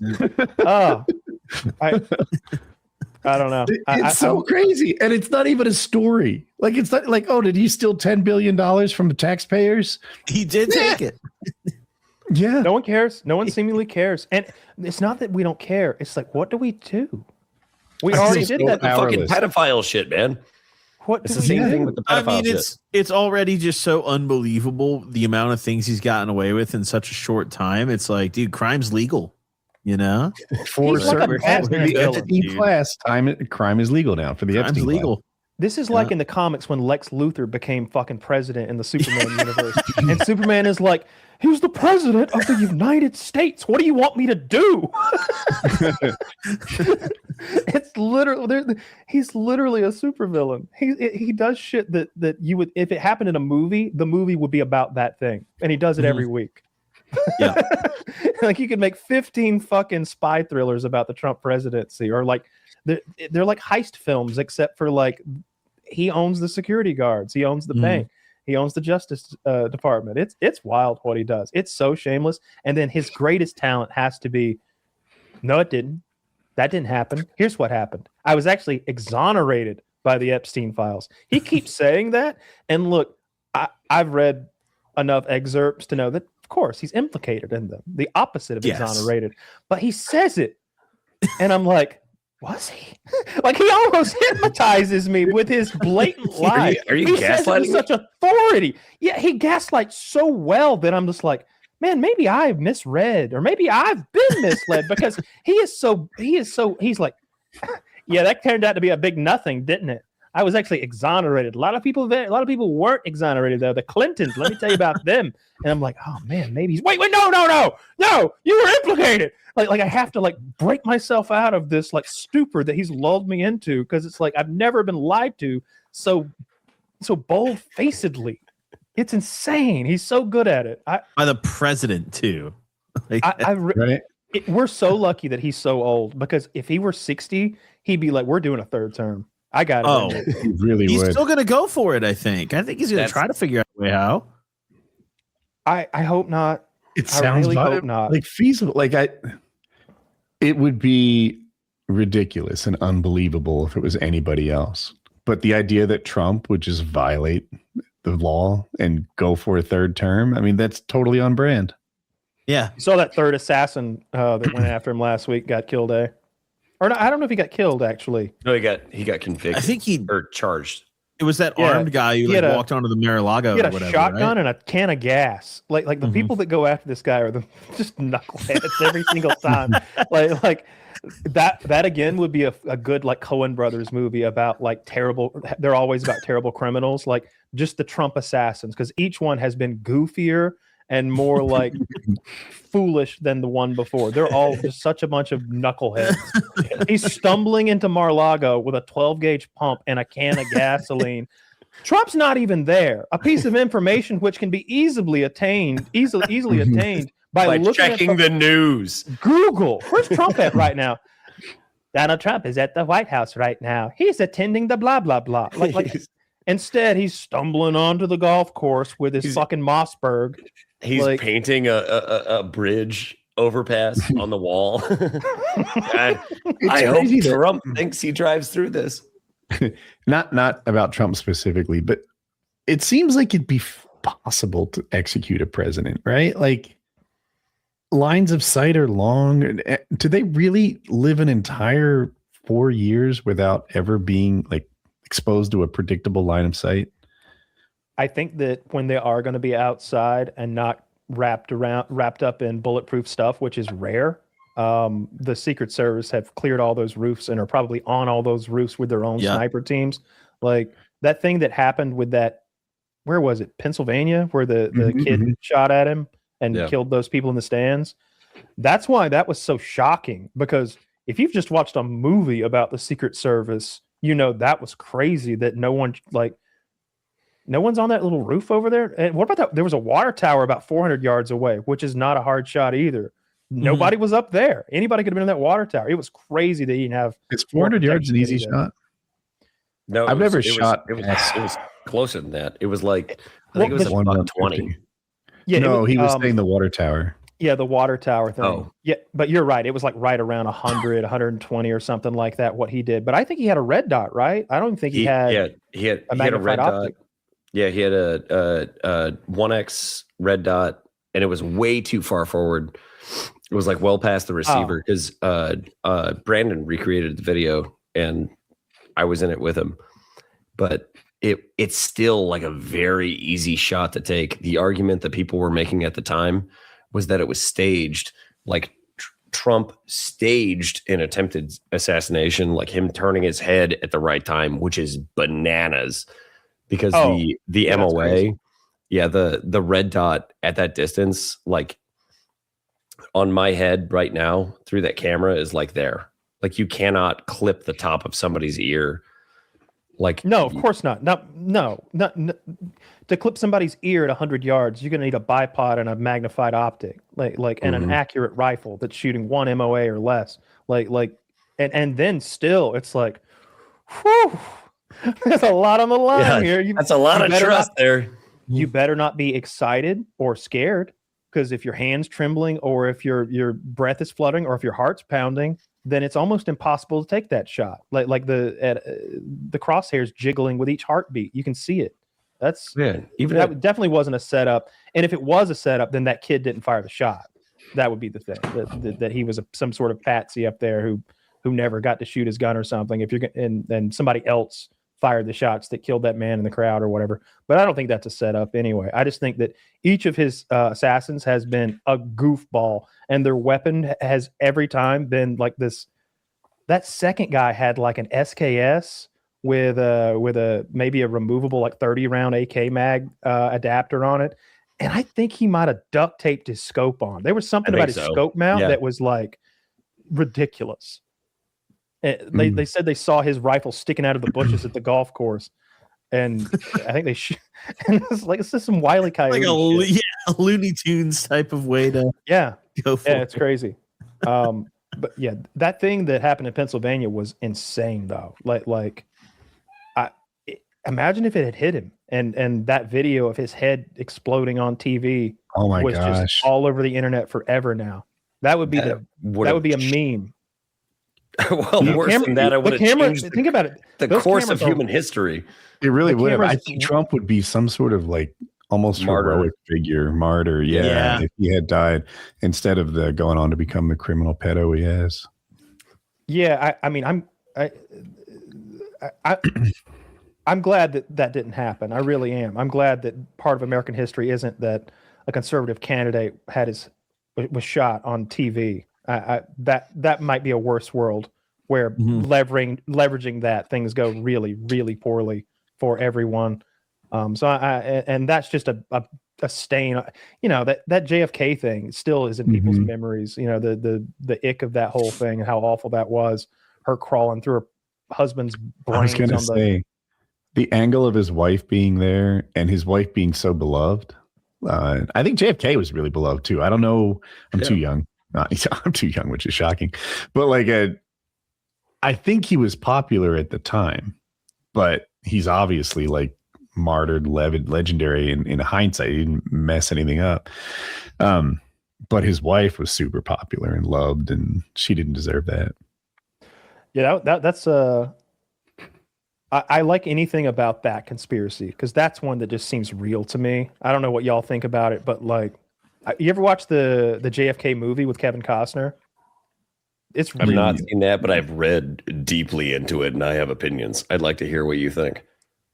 There's definitely a shooter because his head's a second shooter. I think where probably grassy knoll or maybe like in the storm drain under the street because his head's going back and to the left, you know, and his brains are on the trunk of the car and to the left. Yeah. Like how do his brains end up on the trunk of the car if Oswald is shooting him from a downward angle over his right shoulder, which is the Warren report? Is that what it was called? Whatever. Yes. Whatever the report claimed. Yeah. You know, so and then Connolly is hit by that same bullet, like in the elbow or something, and then again in the thigh. It's the magic bullet theory is what they call it. It doesn't add up. So the amount of shots isn't agreed upon wholly by anyone that were fired. But it seems like there were 3 or 4 shots at least. That's a lot to get out of that Carcano accurately enough to even hit a car at that range and elevation with that. I think there might have been a tree there. I don't think the tree was there, but now there's a tree in the way. I think there was a second shooter. There had to be. I don't know who it was. Maybe the CIA. They seem to have it in for him. What do you think, King? I would say aside from all of the shooting stuff, I've looked into that a little bit. I think the intentions of the shooting is really what I've looked into, or like why they would want JFK dead. And I am fully convinced that it was LBJ. Yep. Wanted him dead. Yep, so he had Bush Sr., who was the director of the CIA at the time, orchestrate the assassination of JFK so that he could take over the presidency. And his wife, Lady Bird Johnson, made millions of dollars off of the Bell Helicopter Company. Yep. Yeah, that's on my wall. A lot of those Bells. And why do we need all those Bell helicopters? Because Vietnam. Yeah. Bell Helicopter Company, Lady Bird Johnson, Vietnam. What does it tie to? The JFK assassination. It's as if I orchestrated this wall intentionally. We should have had you on for our conspiracy theory. Instead of fucking tinfoil retard who invited himself. Yeah, I was agree- the I only agree with one you. who thought that guy did a good job. I'll Yeah, stand you up were. for him. I was alone. They were on that manipulating cotton sales 85 years ago. They made Is that why you- $13,000. Is that why you cut it, Woody? Is that why you cut his entire segment? I didn't cut it. Who cut it? We cut. I learned, like, I wasn't involved in that decision at all. Like, wait, maybe I was. Maybe we all talked it out, but it was like everyone was so unhappy with that section that I was like, yeah, maybe I we think should. the question was posed like, hey, people don't like this. Should we just cut it out? And I was like, dude, if I could cut that out of my life, I would. Like, if I could the only erase one who those thought it was moments. I was sitting here thinking, like, come on. I started with Do like, it. what is this? Like agricultural corn allocations or something? Cotton, I don't know. And I'm like, this is whatever. And then it ties to this, and then it ties to that, and then it ties to this. And my interest in the story just kept going up and up and up and up. And then like eventually they hit LBJ and like it's big thing. And like I was, the way it kept building pulled me in and made me like it. And I am 1 in a million in actually liking that story. I do have a story, though, that I'm really interested in. Aren't you remodeling Brandon Herrera's bathroom? How's that going? Unfinished. I've not touched it. How many years? It's been I think we're hitting a 1-year anniversary. You are racing Woody's lab to the finish line. Jesus Christ. Is it still in a state of disrepair? Yeah. Yeah, let me go. Hold on. Let me go take pictures real quick. If you'll maintain conversation. I'm Oh down. boy. Let me take pictures real quick. I'll be right back. No. If people didn't see the other episode he was on, he was doing some, I think it's a bathroom remodel. Am I right on that? Yeah. For Brandon.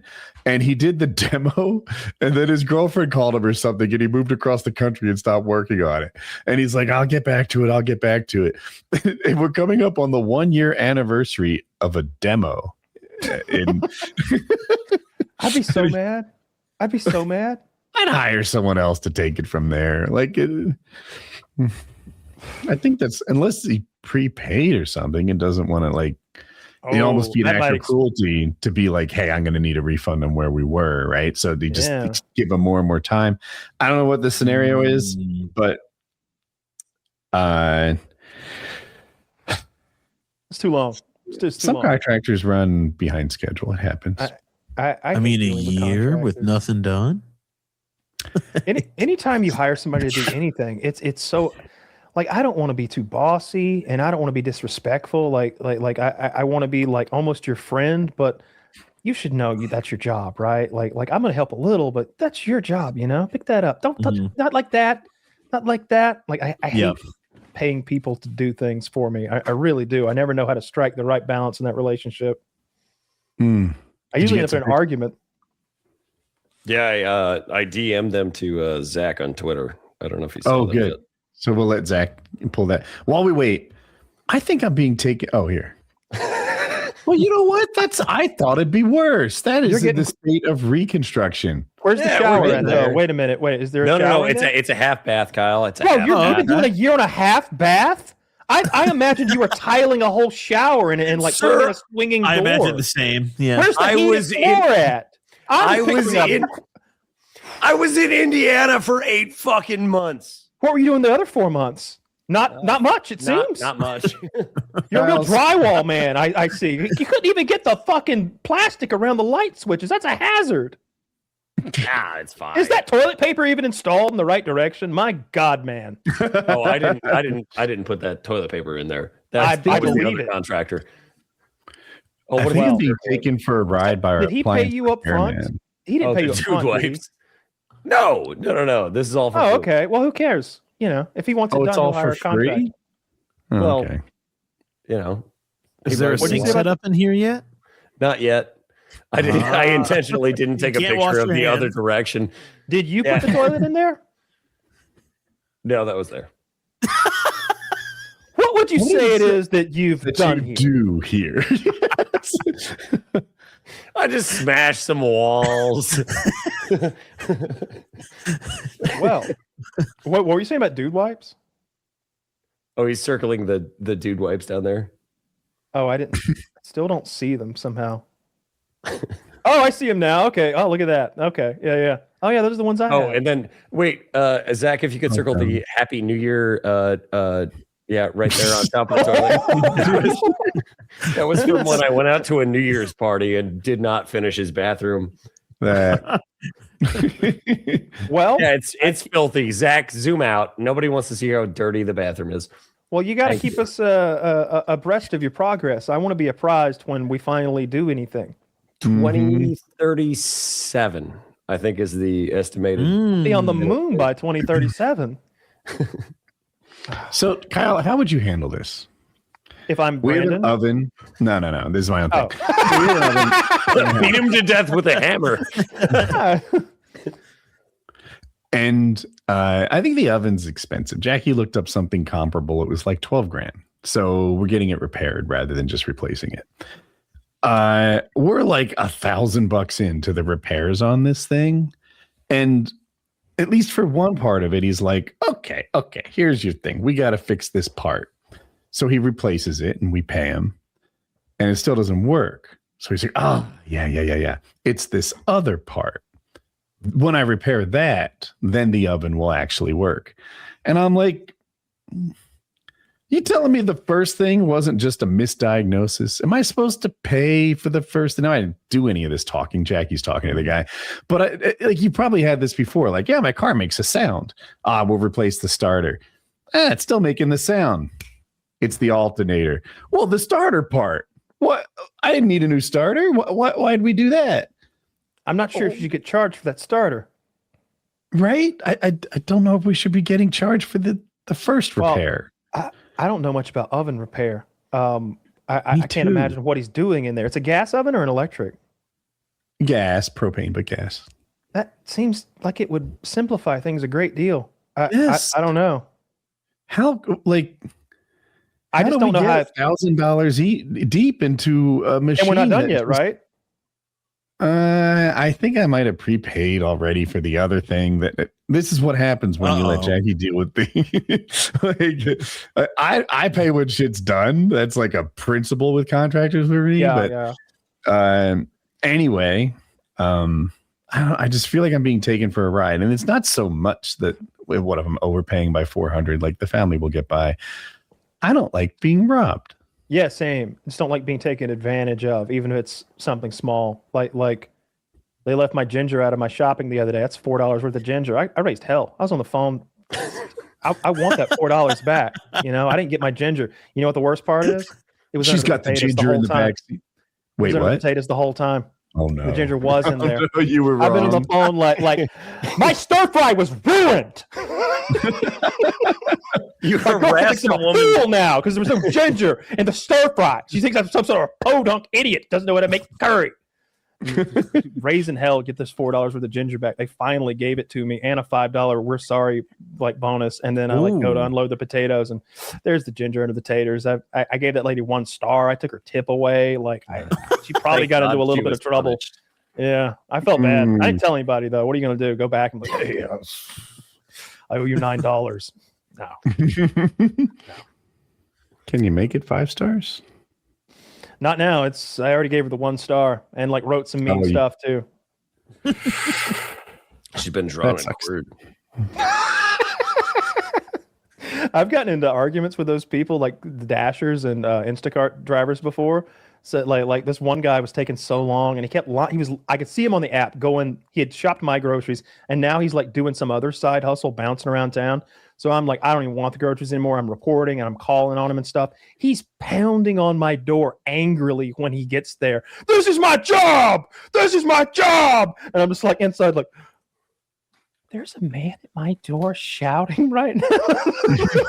What am I going to do? Hit him with the self-defense hammer? No, I'm staying indoors.